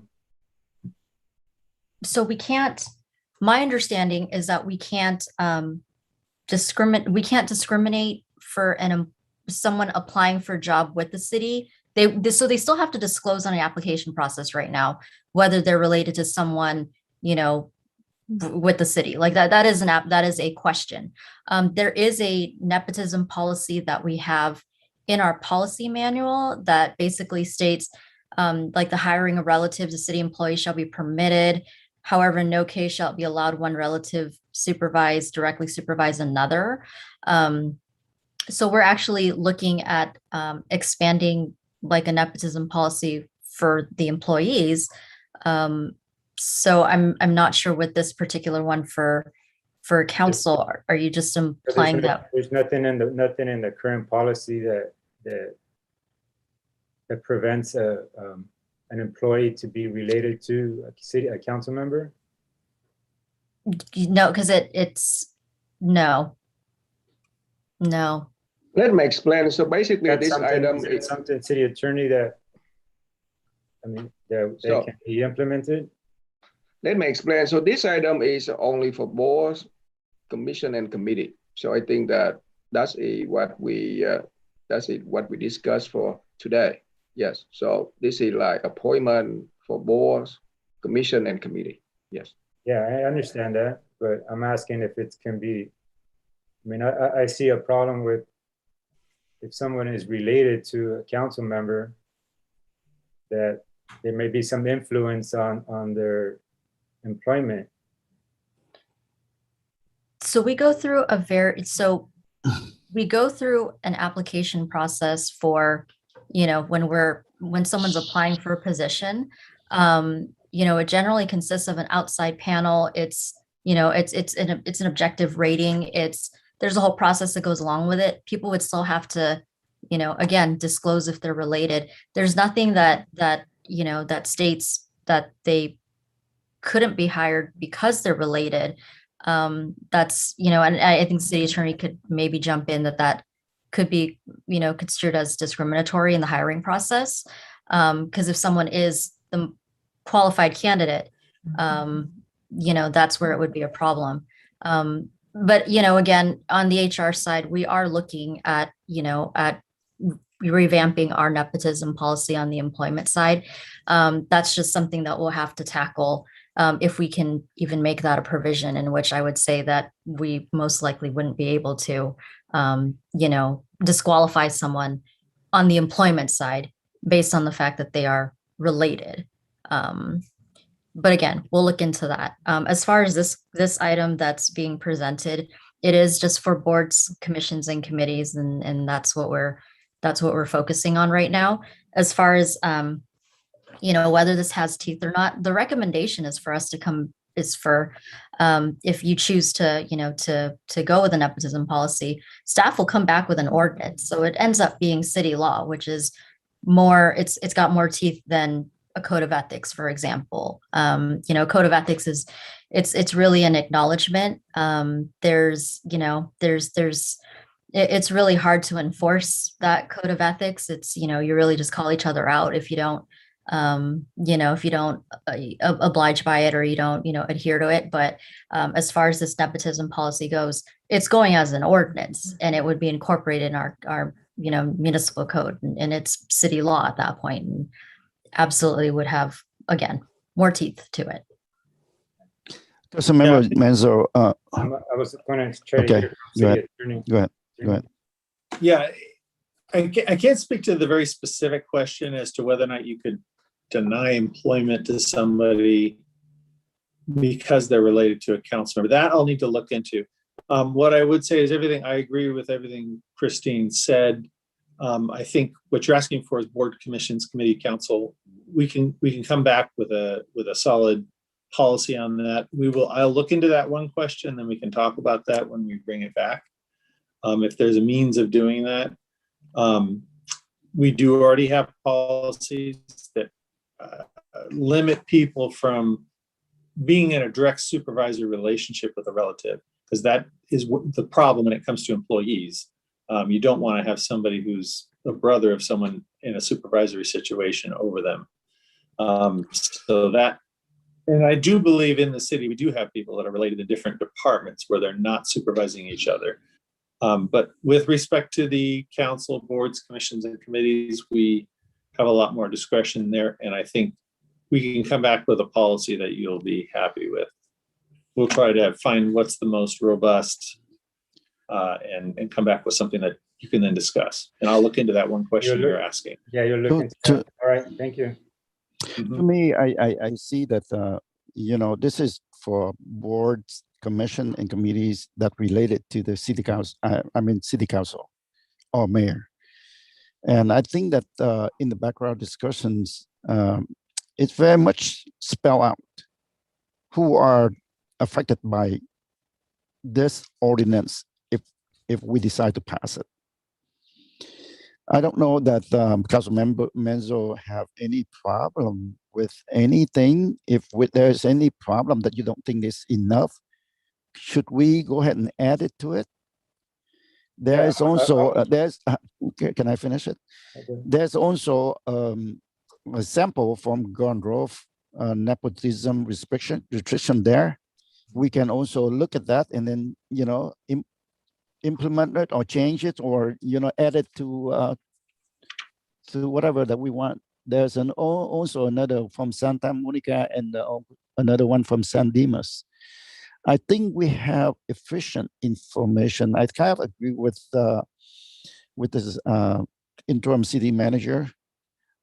This is particularly for the boards, commission, committees related to this mayor and city council. If you decided to wait until the next meeting, that's fine. But then I would think that at this point here, we have a few vacancies for, appointments. We shouldn't do anything about it until this resolve. That's my motion. Motion is to continue to go ahead and see if we can resolve this one. That's not a motion. The request for the council to see what we can do to add to whatever is there, if you have a concern about it. If not, then we can come back, but at this point here, from now until then, shouldn't be appoint anybody. Vice Mayor, is there any way that I can try to modify your motion so it's be like similar? So is that okay if your motion would be that the city staff will come up with a really solid nepotism, like there's no relative to be appointed on city board, commission, or committee, and at the same time, the city, we go to put a hold on appointment, because I hope that until next meeting we will have the ordinance for us to approve, and after we have the ordinance in place, so then we go to start the appointment process. I think that would be fair. So I hope that the next meeting we have the ordinance in place, so it be effective according to the city law. So if you're okay with that modification, so I would second your motion. Either way, if you make it either my motion or your motion, if you stated your motion, then I will second it. If you Okay, think so that I that can would go be ahead my and do that, motion. Okay, and I will so second it. Vice Mayor second. Okay. What was the motion? And Mayor, What was the motion? Mayor, Do you repeat that? City and Attorney? the way I heard it was that, yeah, the motion would be for staff to come back with a robust policy that the council could adopt at the next meeting that would essentially provide a nepotism policy. And what I wanted to clarify, such as in the Garden Grove one, they're saying a relative of a council member, city manager, department director, so a department head, or a primary assistant to the city manager. A relative of one of those people could not be appointed to a commission. The reason I say that is I don't think you want to include, let's say, the traffic commission. A relative of somebody on the traffic commission cannot serve on the senior, committee, because that very well, you could have a husband and wife that serve on different committees like that. I don't know that there's a problem with that. So again, just like in the Garden Grove one, it's a relative of a council member, city manager, maybe a department head. And we've also got here primary assistant of the city manager. I'm not sure what that one is entail or trying to reach, but I assume that's what your intent is. Is that correct? Yeah, yes, I'm okay with the city of something similar. Yes. Okay. All right. But of course, our city staff, especially a city attorney, need to bring that back for the next meeting. So we have the language in the ordinance in place, and the city council, we may have time to discuss and come up with a vote. So the motion that the city staff will come up with a solid ordinance, and at the same time we're going to put a hold on any appointment. That is my motion, and the vice mayor already second. Yes, that would be fair. Yes. Just to add to that. So the motion also includes, and I'm sorry, go ahead, Christine. You go ahead. Yeah, what I was going to say too is because it is an ordinance, it does have to go to first reading at the next meeting, and then adoption the second meeting in October, which then doesn't take effect until 30 days from that, so end of November-ish or so. So you're not looking to make any appointments until then. Okay. Okay. Can I have a couple questions? All right. So we want to adopt a city ordinance dealing with nepotism in the committees, right? Commission committees and all that stuff. Okay. You know, and in the meantime, we shall not appoint anyone into any commission right now. Okay, for fear of it's going to violate, potentially violating the nepotism city ordinance that we might pass in the future. Am I correct? Correct. You know, I find it very interesting because, you know, we live without a nepotism policy, you know, much less than the city ordinance for years. And it doesn't matter. I mean, you know, the way that we've been operating doesn't matter if the people on the commission is our blood relative or in marriage. I'm not saying it's right, but it's always been the case. And it seems like the majority of our member of the commission usually do things that whatever the you know the council or the council member influence them. And suddenly now we decided to do everything by the book and implement this policy. In the meantime, we cannot appoint anyone into a vacant position. What's the position vacant right now? What commission? Do we know? Yeah, but we also have the monument committee. How does that apply? We've got the monument committee like coming up, and also the other park committee. Oh, I think I make exception for the monument committee. So the monument committee, if you think The that park committee. for the city committee, so the Second, yeah. park or the planning is much fall into. We can go to detail later, but I'm just trying to make sense of what we're trying to do here, because it doesn't make sense.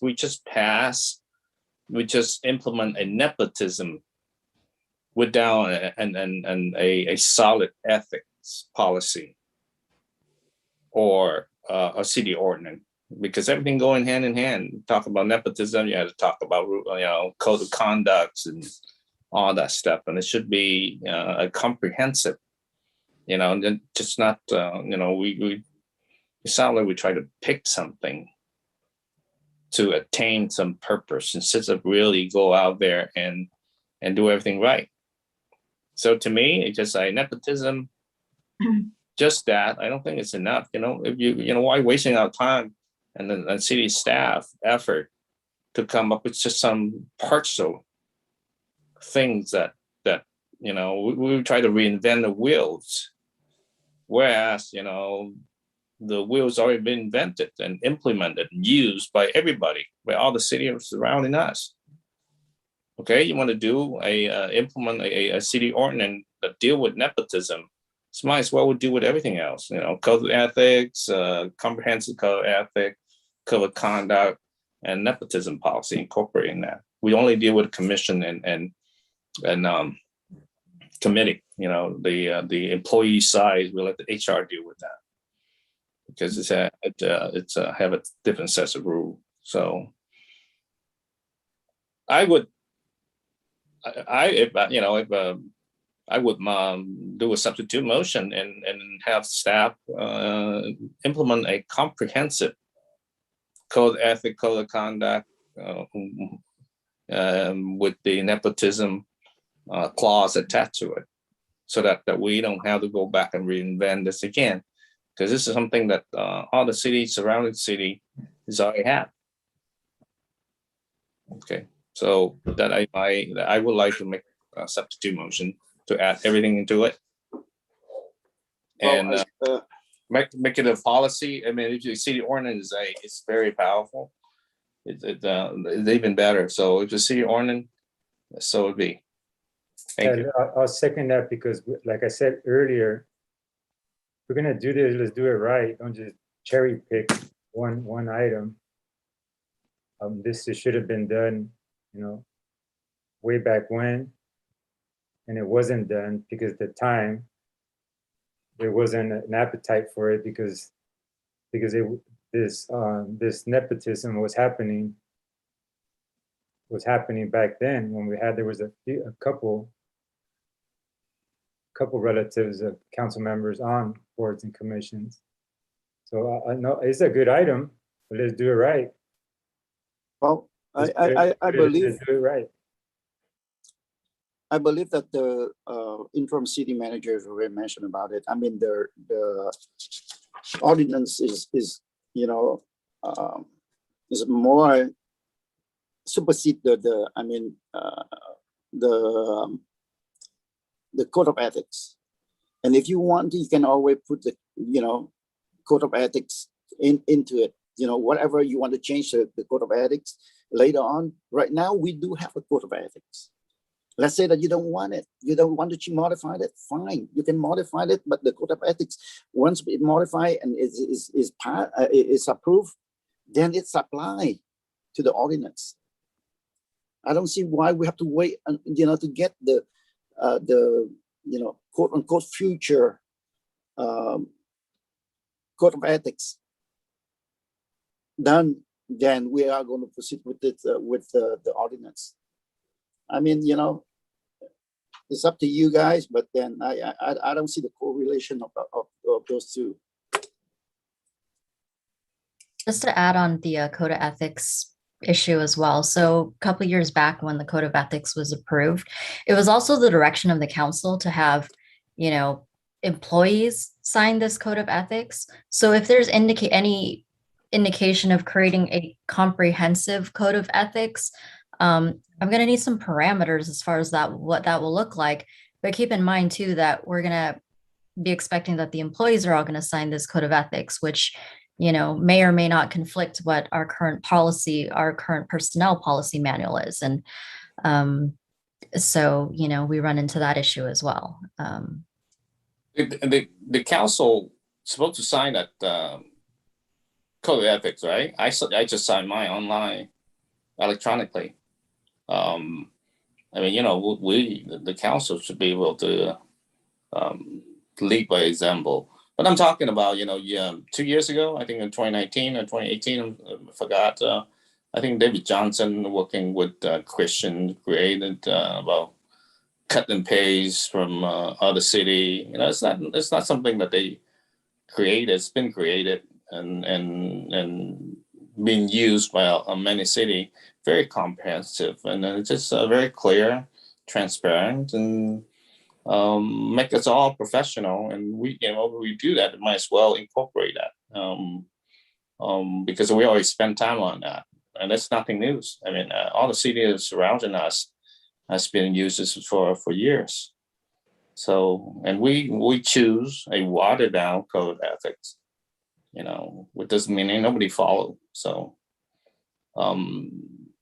I think we can start with that, Christine, with the I think about 17 pages or something like that.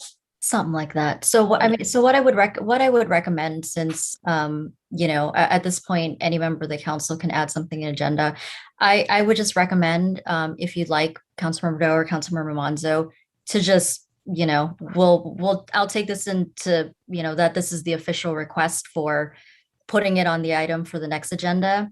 But as far as for this item and this discussion right now, if we could just focus on the nepotism ordinance in itself, and then later on with the code of ethics, we can incorporate the ordinance into that code of ethics. We can reference that, but just have it as two separate things right now, as opposed to trying to, come back with the comprehensive code of ethics as part of this nepotism item. Yeah, I totally agree with the city manager. Maybe next meeting we have that item from Councilmember Doe and Menzo, and we go to vote, but separate item. I'm okay with that. Yeah, I think it's we can.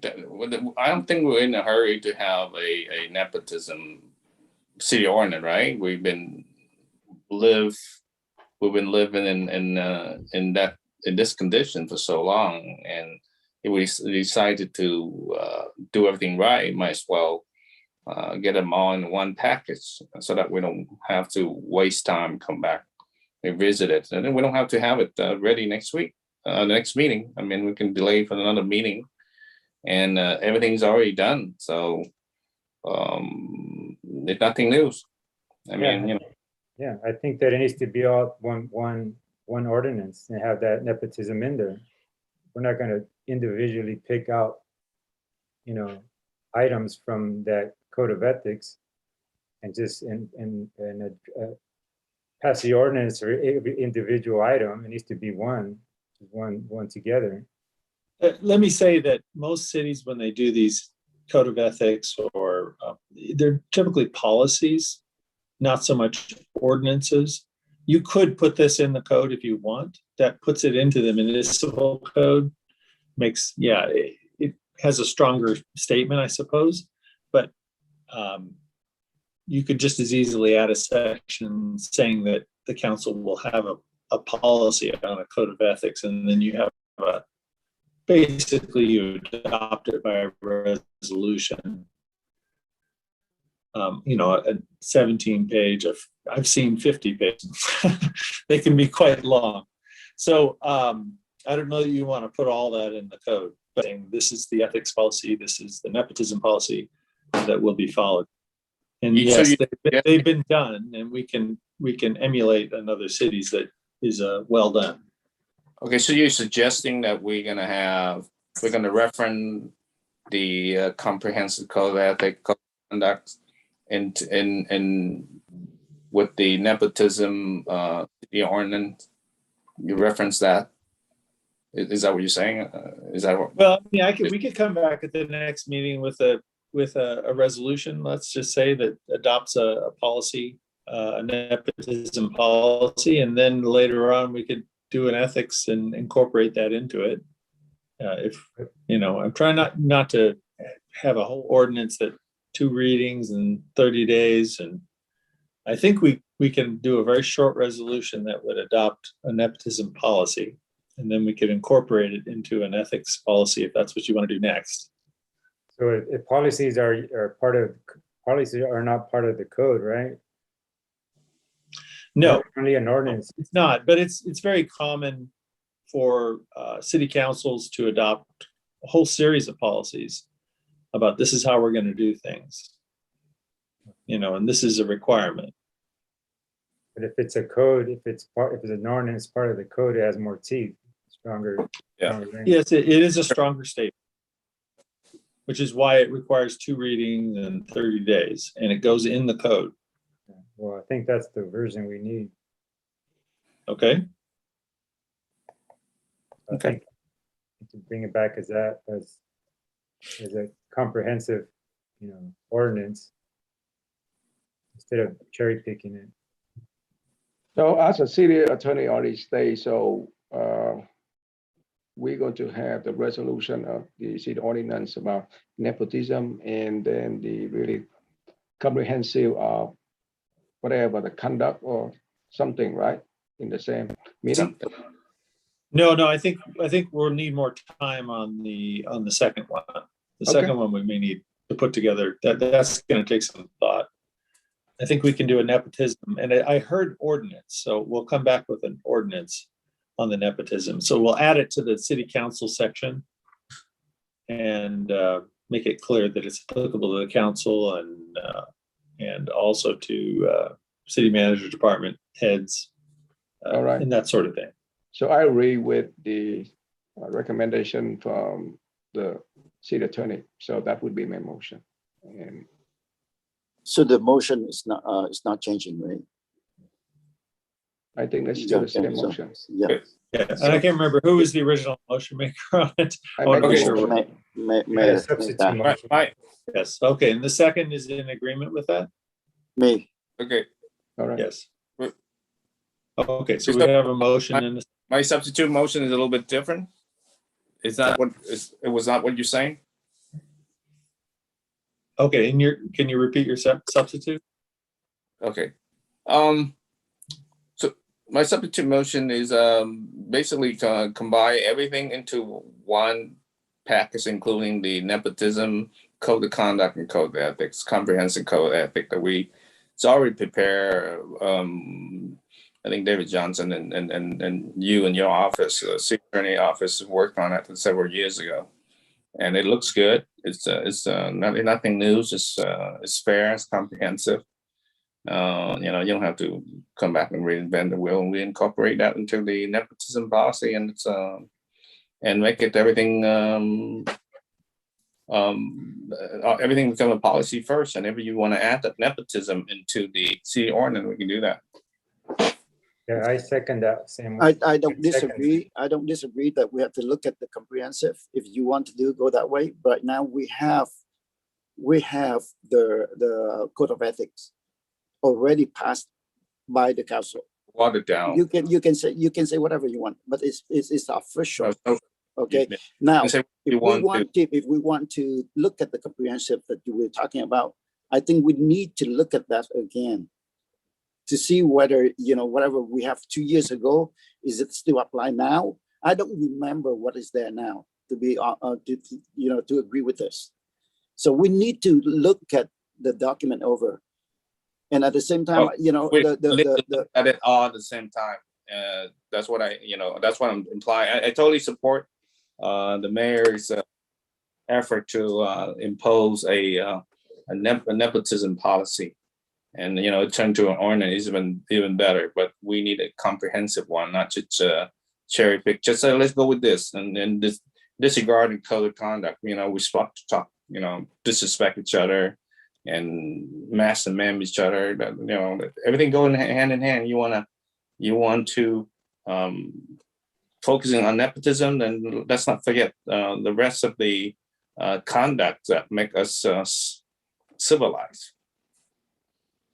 Yeah. So we had that was a substitute, and I seconded. So Okay, and for the record, let me make it clear that for the substitute, it was to not come back at the next meeting with an ordinance on the nepotism. It's rather to come back with essentially what was presented a while ago with David Johnson, and to make sure there's a nepotism provision in there as well. And that would be either at the next meeting or as soon as we can get that prepared. correct. So may I ask you that for the next meeting, if we come back with the code of conduct, is that considered like a policy, right? Is that considered like an ordinance as well? That was the way it was presented from my recollection last time. It was more of a policy, a code of ethics policy. Okay, I'm okay with that. Yes. Okay, so we have that for the next meeting. That's fine. Yeah, sure. Vote on that. Vice Mayor, are you okay with that?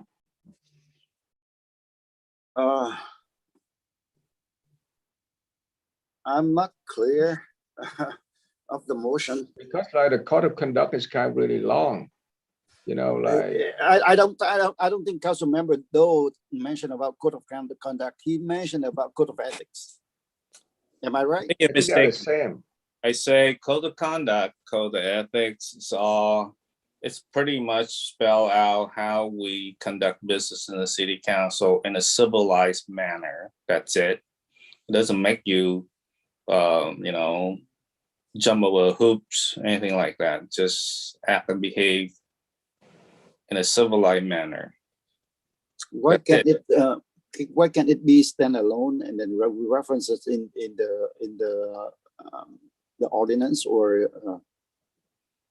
Because everything that need to go together as a whole package, and that's what most city have, and we are the only one who doesn't have that. So you know, I think we should implement that and make us more transparent and more professional.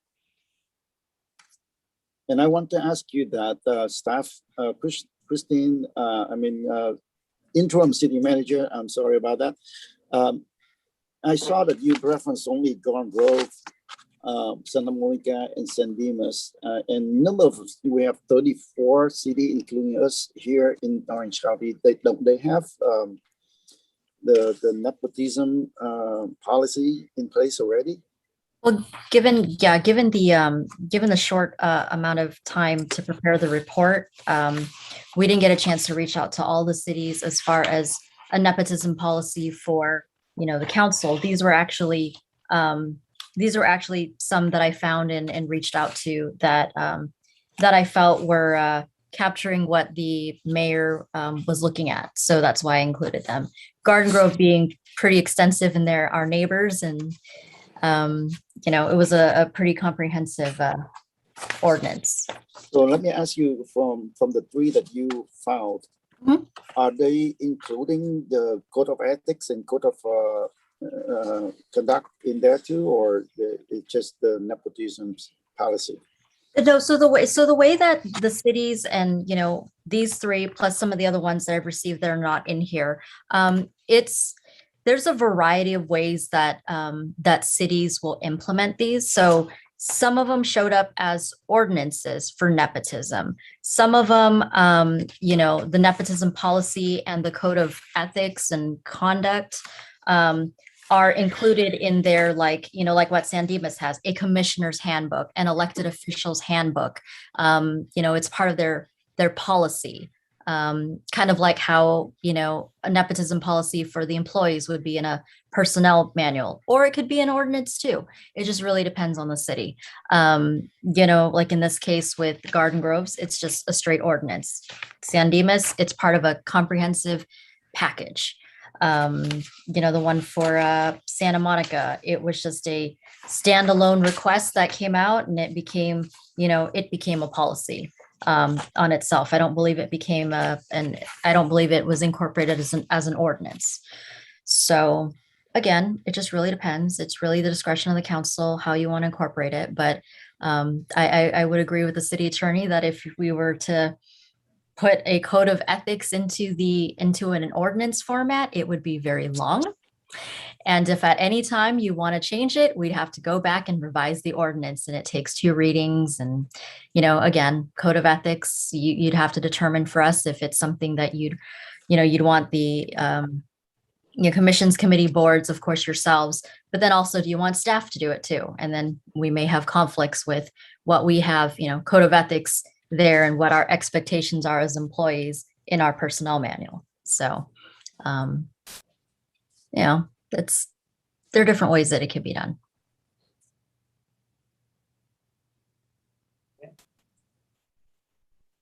So we're gonna All vote. right, so I recommend the city council, we have 2 separate items on the next meeting. The city council, we have opportunity to review that. If the city council decide to merge into one packet, hey, so be it. I don't have a problem. But why don't we try to have like 2 separate items in one meeting? Yes. So, and if, the city council, after we review truly, and we believe that it should be merged into one comprehensive packet, hey, I'm strongly support for that. I don't have an issue. Yes. I hope council member are okay with it. Okay, so we're gonna. The thing is, we have a substitute motion. The substitute motion indicated that they just wanted one item on that. So is the substitute motion agreeable to that? To having 2 items? So what I'm hearing is the city staff gonna come back with 2. One is a nepotism, and then one is the comprehensive code of conduct and code of ethics. Okay, then it's up to the city council at that point to decide to merge both of them or keep them as 2 separate items. Correct. Are you okay with that? I think that's fair. Yes. Okay, I'm okay with that. Okay. Perfect. Is the second okay with that? Yeah, that's fine.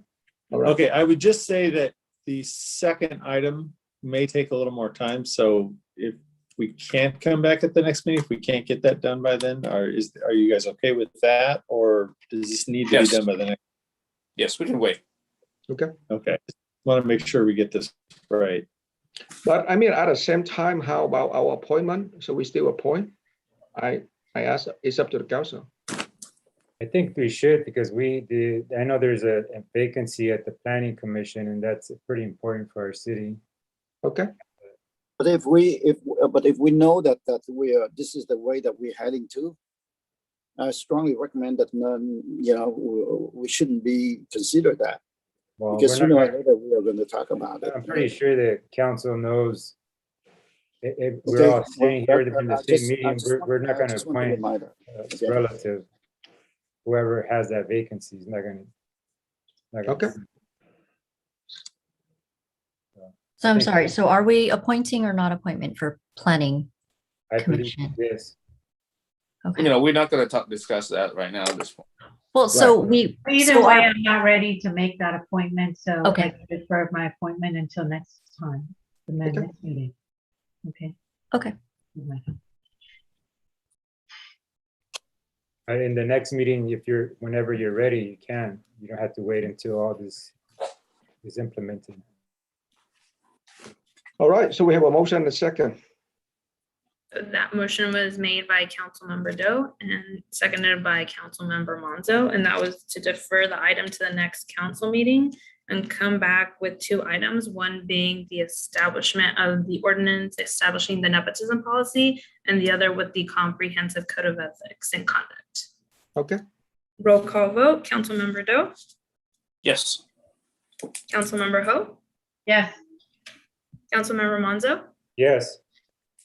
Vice Mayor Nguyen, Yes. and Mayor Ta. Yes. That motion carried 5-0.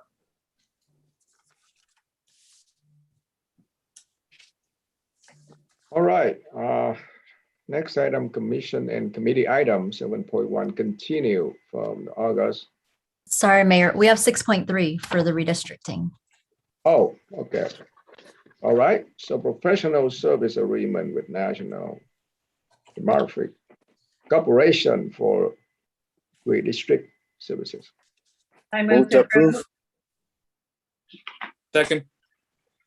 All right, we have motion and second for this item.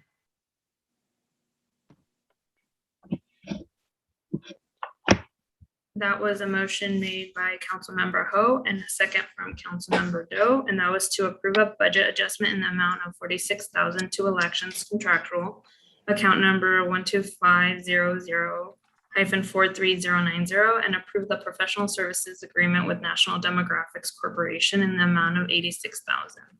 Roll call vote, Councilmember Doe, Yes. Councilmember Ho, Yes. Councilmember Monzo, Yes. Vice Mayor Nguyen, Yes. and Mayor Ta. Yes. That motion carried 5-0. All right. Item 7.1 continue from August 25th, 2021 meeting appointments to the Wang J Monument Committee.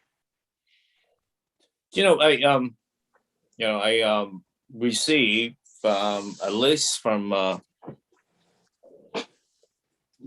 the member of the community recommendation, and it seemed to be legit, and I already forward to the interim city manager, Christine. So, this is a community committee, and this is the list comprised of individual who they are supporting. So I would recommend that the interim city manager would take care of that and add them into the committee according to their recommendation. I'm not sure if the rest of the council have seen that list yet. Yeah, so that list went out as late communication today. So so it was emailed to everyone. It's posted on the website as well. My only question is because we just said that we weren't making appointments based on the last item that we just approved. So I'm not sure. No, that wasn't part of the motion. That wasn't okay. They clarified that they were not holding up This one. appointments, but that I heard council members say that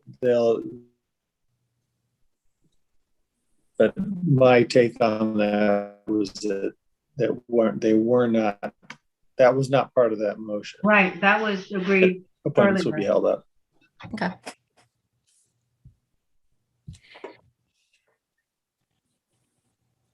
All right, I think Councilmember Doe already make a motion, right? You make So a the motion is, No. I'd like to know, who are those members? Because on Alright, the list, so that's a really fair question. the list that Councilmember Doe forwarded, I believe that there are 3 or 4 of them, and the group of Arvin, and I think the person also said that he recommend one of these people, if I'm not mistaken. Can you take a look at that again, City Manager? So let me. So I don't think that we have enough that 11 people there. Let me pull up the list real quick. I apologize, I don't have it printed, but it's on electronically. Okay. So the list that was provided for Vietnamese American Federation, it had, there were recommendations that were made on here.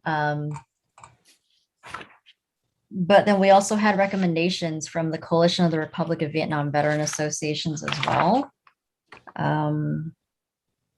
And we're only asking for 7 members. So whatever it is, just go ahead and give me the name. Yeah. So I'd like to know all of those people before I cast my vote. Yeah. So the ones that were provided from the Vietnamese American Federation, they were recommending. Let's see. So under staff report, like number 1. Mr. Din, I guess he's from Central Coordination RVNA Veterans. Another one in your staff report, which is number 20, applicant number 20, Mr. Chung, also from Central Coordination RVNA Veterans. And then Sun Do from the Coalition of Vietnamese Veteran Associations Police Association. And that was applicant number 2 on your list in the staff report. Julie Doan, she goes by another name. Oh, here we go. Yeah, so she's number 3. She's also from Coalition of Vietnamese Veteran Associations. Kenny Huang, which is applicant number 5. Coalition of Vietnamese Veteran Associations. The rest of these are Vietnamese Veteran Associations. So Hung Nguyen, which is applicant number 10. Paul Lee, which is applicant number 6. Chen Nguyen, which is applicant number 9. And then Leung Fan, which is applicant number 15. Let's see, Nam Tan, which is applicant number 17. Let's see, Aiden Nguyen, which is from the National Military Academy. That's applicant number, number 8. And then Vei Tran, which is applicant number 19 in your staff report. And those are 12. So they said that any of those 12 would do for the veteran members. And then from the King Hung Foundation, not sure. King Hung Foundation, they're recommending Chi Tran. I'm not sure which one the King Hung Foundation, I'm wondering if that's the Emperor Hung Foundation, if it's the same thing, but Chi Tran, which is applicant number 18, that's their recommendation. And then 1 member from the Vietnam War Museum, which I don't think I have a category for the Vietnam War Museum, but there's a Quang Nguyen for that. Yeah, so those are the recommendations that they provided. So all those names that you mentioned, they all have the application in, even yes. Kun Nguyen that you just mentioned, I know Quinn Win too. Did he That one- submit the Yes. application? Yeah, so actually, so he is a descendant of the veteran of Republic of Vietnam. So he's number 13, applicant number 13 on the staff report. So all these recommendations that were made, they all have applications submitted and verified. Okay. Yeah, so, and then again, like I said in the staff report, there's also recommendations made from the Coalition of Vietnam Veteran Association in Southern California, in which they've also made some recommendations, but it looks like their recommendations, I don't think not all of them overlap. So there are a few that were made on that list that were not on the same list as the American or the Vietnamese American Federation. So there's some overlap between the two recommendations, but most of them are individual. So how many members in this committee? 13 or something? Or 11. Yeah, it's 11, but 7 of them from the Army Republic of Vietnam veterans, 1 who's a resident of Quang Tri province, 1 who's a descendant of an ARVN veteran, 1 who is a U.S. military veteran, and 1 member from the Emperor Hung Foundation, but I'm thinking it could be the King Hung Foundation. I'm not sure. Yeah, I think Same thing. Same thing? Okay. So, you know, like if council wishes to make appointments tonight on this, based on the recommendations, and we go with the ones that have just single members first. And, you know, like, for example, it doesn't look like, well, so the Hung Vuong Temple Association, I'm not sure what category that would fall under, if it's part of the Hung Foundation. I'm not sure if it is. Yeah. Is it? Okay. So you have, I guess it's non-win who's being recommended. Is that even someone on our list? Let me see. LS Nguyen.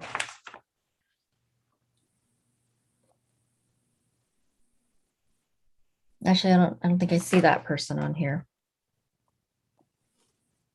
Nguyen Phang, yeah, no, I don't think that person's even listed in here. But you know, the Vietnamese American Federation has made a recommendation for Chi Tran for that. So okay, we're gonna keep that Chi Tran. you could take that into consideration. Yeah. So if Yeah. you'd like, For the Emperor, Chi Tran is. yeah, Chi Tran. So you could do Chi Tran for the Hung Foundation, and then let's go with the U.S. military veterans one. The U.S. one, I want to nominate Robert Harrison. Okay, could do that.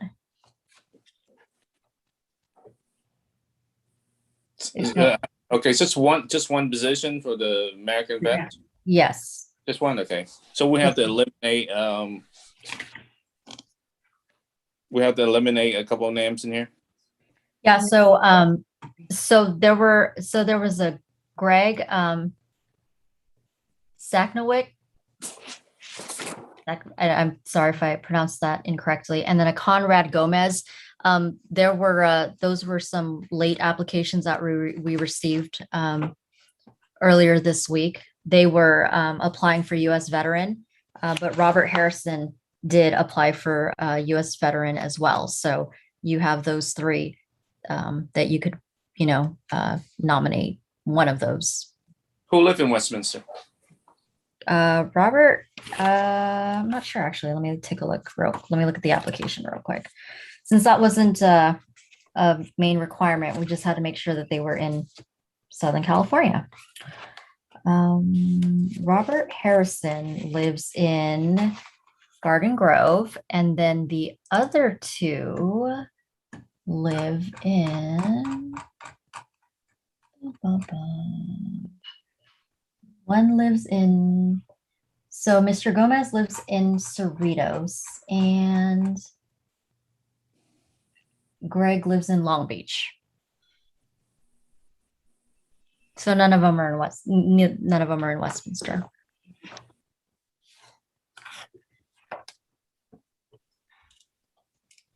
So did you still want to keep Robert Harrison on there or?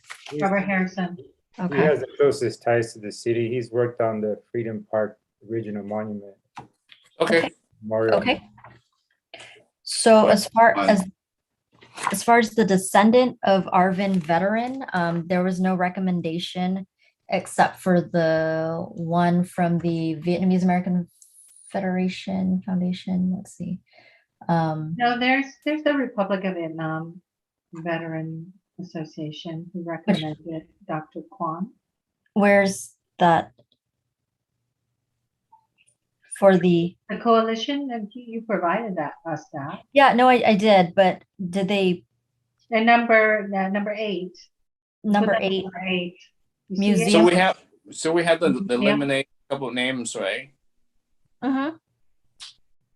Well, so right now we're looking at the descendant of the Arvin veteran. So number 8, is that a descendant? Yeah, number 8 is a descendant. What's his name? Quan Nguyen. Quan Nguyen. That would be number. Oh yeah, that's right. That's number 13 on the original list. And then He's a medical doctor, right? Yeah. Yeah, and that's actually the same person that's being that's the same person nominated for both. So the numbers there. So Quan Nguyen. Yeah, that's the same person. Okay. So we have to eliminate a couple of names, right? I'm gonna look at the list and we're gonna throw out a couple of names. There are 22 of them, so we definitely have to Yeah. think about. So one resident of the Quang Tree. I think that's the other. Okay, One I'm looking at the list that was sent in by the community. I would we make sure we have a female, Julie. I mean, number 6, diversity in there.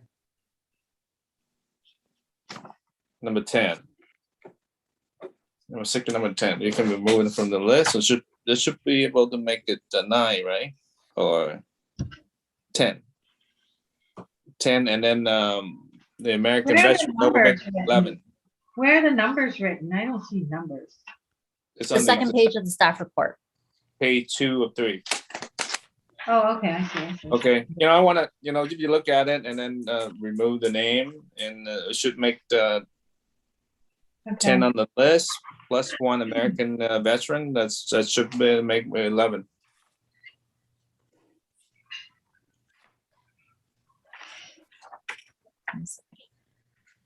Who did you select as a member who was a resident of the Quang Tri province? I select Van Kong Mung.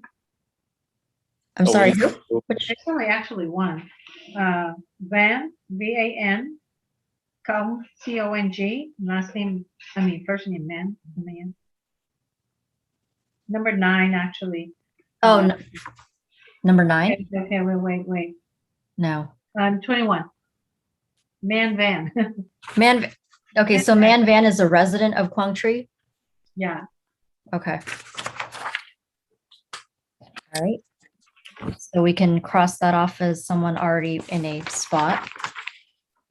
Man Van, all right. So we have to remove more of the 12 veteran. Yes, you do. So on the list, Okay, right now that number 19. Number 19. you want to remove that one or that applicant? I'm just recommending. Okay.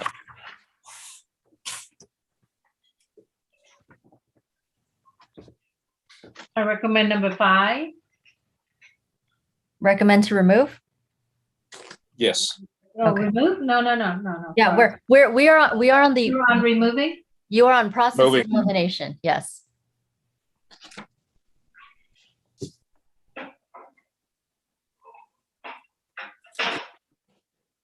So we need 1 more, right?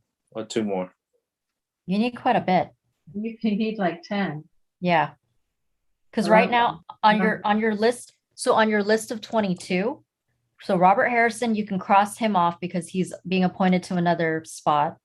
Number 15. You want to eliminate 15? Mhm. Okay.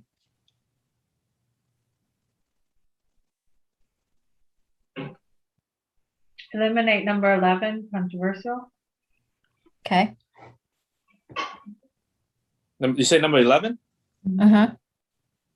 Didn't we from a museum?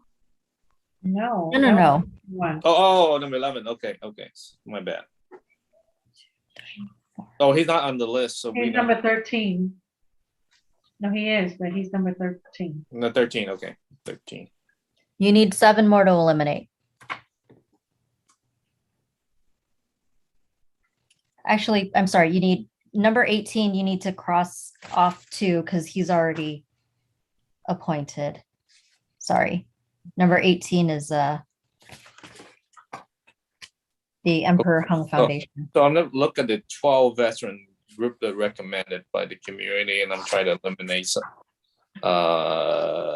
So for sure, we Four of would them. choose number 17. I choose number 17. So But we cross him off. You want to cross off 17? Yeah, meaning he's got his position. No, so it's not 17. It was number 21 that got his position. 17 does not have a position. Okay. I see what So we keep 17. We keep 17. you're trying to eliminate. All right. Yeah. So we cross out 15, right? Yeah, crossed out 15. How about number 9? You haven't crossed out 9 if you want to cross out 9. 9. You want to cross out 9? Yes, please. Okay, let me see where you're at right now. 1, 2, 3, 4, 5, 6, 7. Do you want to cross the ones that are not on any list? How about that? You could. Oh, I think easier to go with keep the one on the list recommended, so that we can narrow it down. Okay.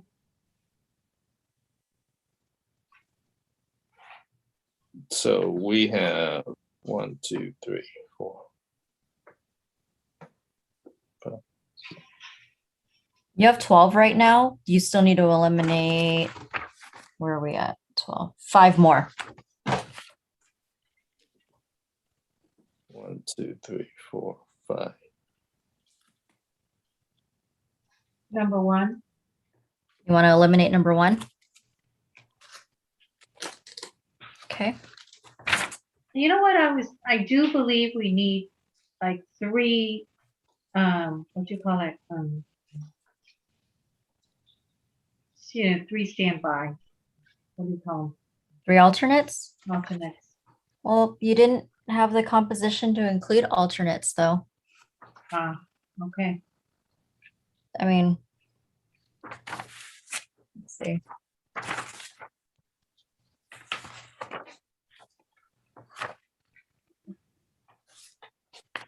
If we all agree, do you think that's possible? If you wanted to, you could. If you wanted to make that a separate motion to include 3 alternates, you could. Yeah. But that would be separate from this. Okay. Next. Okay.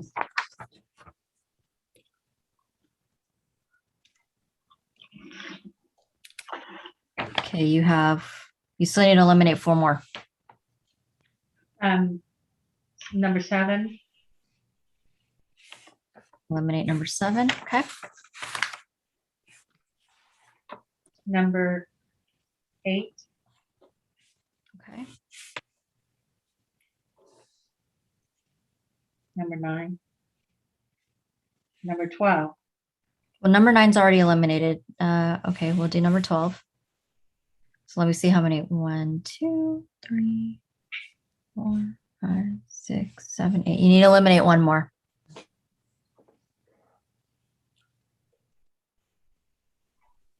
Number 14. Because if you chose number 13, then number 14. Okay, so eliminate number 14. Okay. That's weird. That's 22 minus. Okay.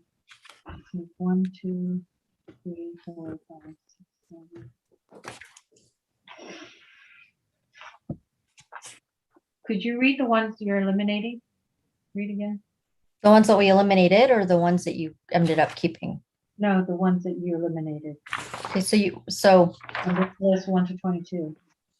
yeah, okay. So the ones that were eliminated that for just the just for Arvin, right? You're not interested in the 4 eliminated because they're already in other categories? All of them. All of them. Okay. So we eliminated number 1. Okay. Okay. Number 4 is going to be the U.S. military veteran. Mhm. You eliminated numbers 6 through 12. 6 to 12, we did? Yeah. Yep. And then number 13 was eliminated because he's being appointed as a descendant of an Arvin veteran. You eliminated 14 and 15. And then number 18 was eliminated because he will be serving as a member of the Emperor Hung Foundation. You eliminated number 19. And then number 21 was eliminated as a resident of the Quang Tri province. Mm-hmm. Okay, you know what, number 16, do we need to eliminate one more? No, I believe you are at, let me see, 1, 2, 3, 4, 5, 6, 7. No, you are at your 7 Arvin. So you can do switching around if you'd like. Did we keep number 22? You kept number 22, yes. We're keeping number 22? So that would be, we have enough room? You Number have 7. 22 is not on the list, on the recommendation list, right? Yeah, so here are the ones that you kept for the 7 Arvin members. Number 2, Okay, number 3, okay, number 5, okay, number 16, okay, number 17, okay, number 20, okay. and number 22. Uh-huh.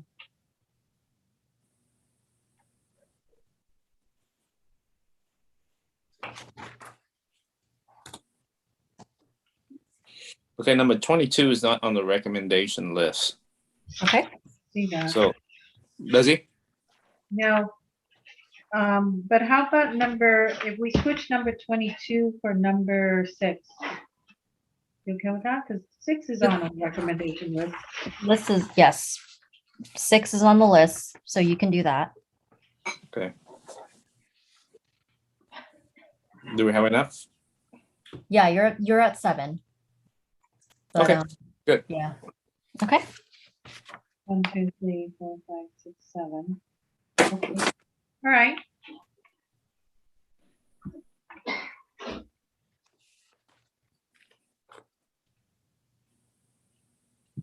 So Okay. at this point, if you're happy with this list, I just need a motion and a second for this. I'd like to make a motion I'll to second. appoint number 2, 3, 5, 16, 17, 20, and 6. I'm not saying it in any order. So those are our 7 Arvins. And our number 13 as our descendant, number 18 as what is that? Quang Tri resident? For Hung Foundation. Oh, Hung Foundation. And then number 21 as Quang Tri resident. Yes.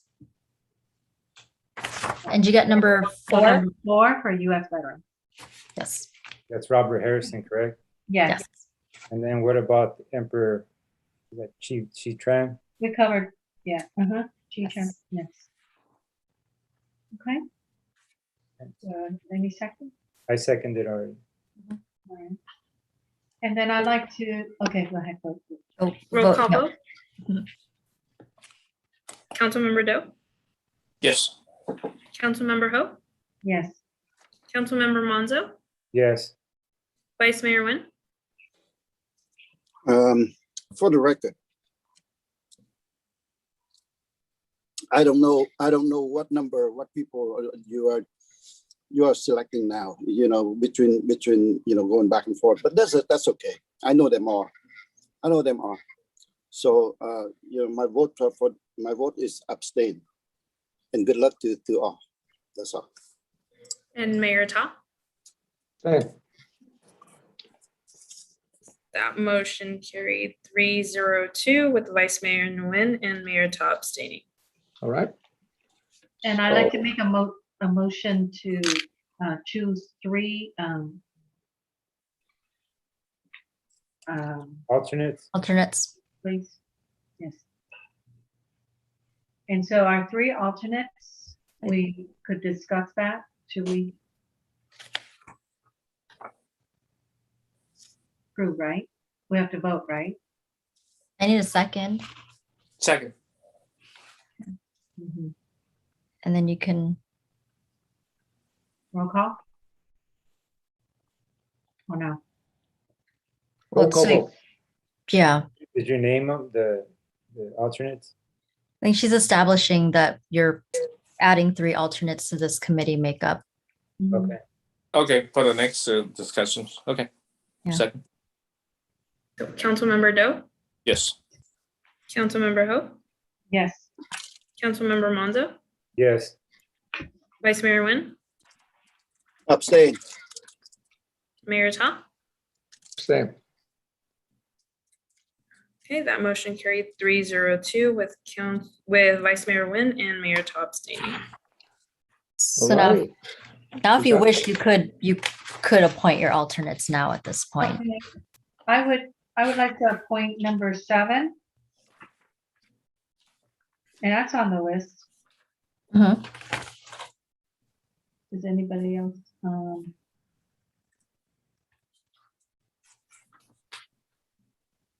And number 9.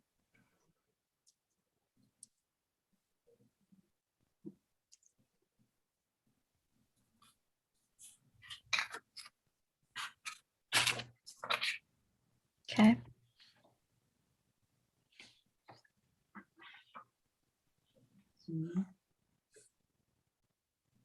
And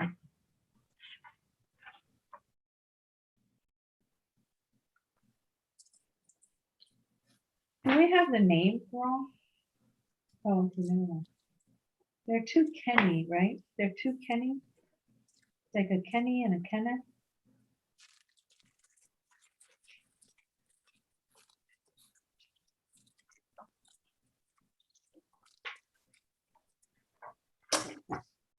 There's a Kenny, which is already on there. If there's a Kenneth, but it's like a middle initial that wasn't provided, then we just wouldn't have listed it.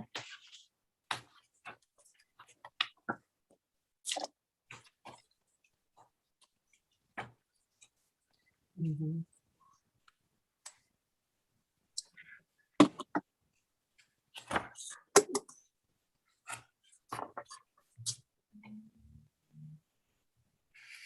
And who's Kenny want? Let's see Kenny Juan. There's only 1 Kenny here. And I think just to point out on the applicant for Neil Nguyen, Neil goes by Na Nguyen, and that was the person that I was trying to find earlier. That I thought wasn't on here, but number 10, that was the Temple Association. Neil Nguyen is number 12. Yeah, no, so Neil Nguyen, number 12, is actually number 10 on the list on the Coalition of the Republic of Vietnam Veteran. He goes by Neil, but his AKA on his application was. But yeah. either one, we're choosing Ben Chi Tran for that position. That's number 18. Yeah, no, we did, but in case you're looking at an alternate. Yeah. So You have 7 and 9 so far. So we could choose. I'm trying to figure out where this person is number 4 on that same list you're talking about. The Kenneth Fan that goes by Fan Knock, Kenneth Fan. Yeah, who is he? Where is he on here? I don't see that.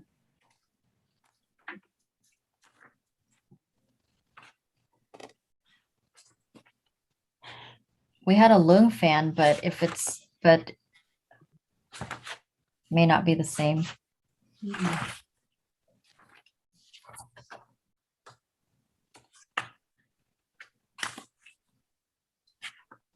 Yeah, not really sure. And I actually only have one recommendation list or letter. How about you guys? Do you have anybody on your list?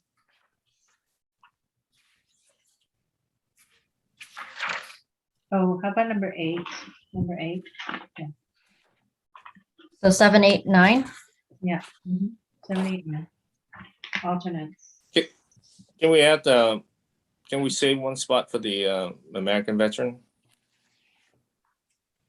That's an alternate? As an alternate.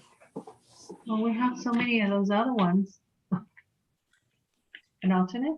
Yeah, that's a good idea. We can, there's Conrad. Can we Congrats in there? You know what it is that we're in case somebody gets sick. Yeah. And somebody Congrats. can come. Yeah. Yeah. You know what I'm saying? So you have to eliminate one and then save one for Conrad. Conrad, please. All right. Okay, how about we eliminate number 7? Number 7. Okay, so 8, 9, and Conrad. 8, 9, and Conrad. All right. Okay, just need a second on that. Second. Okay. So that was a motion made by Councilmember Ho and a second by Councilmember Doe to appoint numbers 8 and 9 and Conrad as 3 alternates. So roll call vote, Councilmember Doe, Yes. Councilmember Ho, Yes. Councilmember Monzo, Yes. Vice Mayor Nguyen. Like I said, I know all these people, so no comments. Good luck to them. My vote is obtained. And Mayor Tom. Same. Okay, that motion carried 302 with Vice Mayor Nguyen and Mayor Tom abstaining. Okay, so I think that we already done with this item, I guess. All right. So next is comment from City Council, agency members, including AB 1234 report when required. Sorry, Mr. Mayor, but I just want to let you know that we have less than like 2 minutes left on the tape before, unless you'd like to so take it's a up to the break. council. Yeah. Yeah, unless you'd like to take a break and then we'll I'm come going to be back. very quick. Thank Okay. you very much, city staff, for your hard work. Congratulations, Christine. I mean, it's you have been demonstrating your, unbiased. I mean, you can neutral. You work well with everybody, and you deserve to have our city council trust to take command of the city and run for the next few months until we decide on a permanent city manager. Thank you very much. Have a good night, everyone. Mr. Mayor, I have nothing to say. Thank you very much. Good night. All right, I guess that we have only a few seconds. All right. Thank you very much. And I just want to say thank you. Congratulations, Christine. And thanks, everybody. And I'm done. Yeah, Good night. thank you, everybody. Congratulations, Christine. You have my. So next meeting will be on Everybody, Wednesday, good night. October 13, 2021, 7 p.m. Meeting adjourned.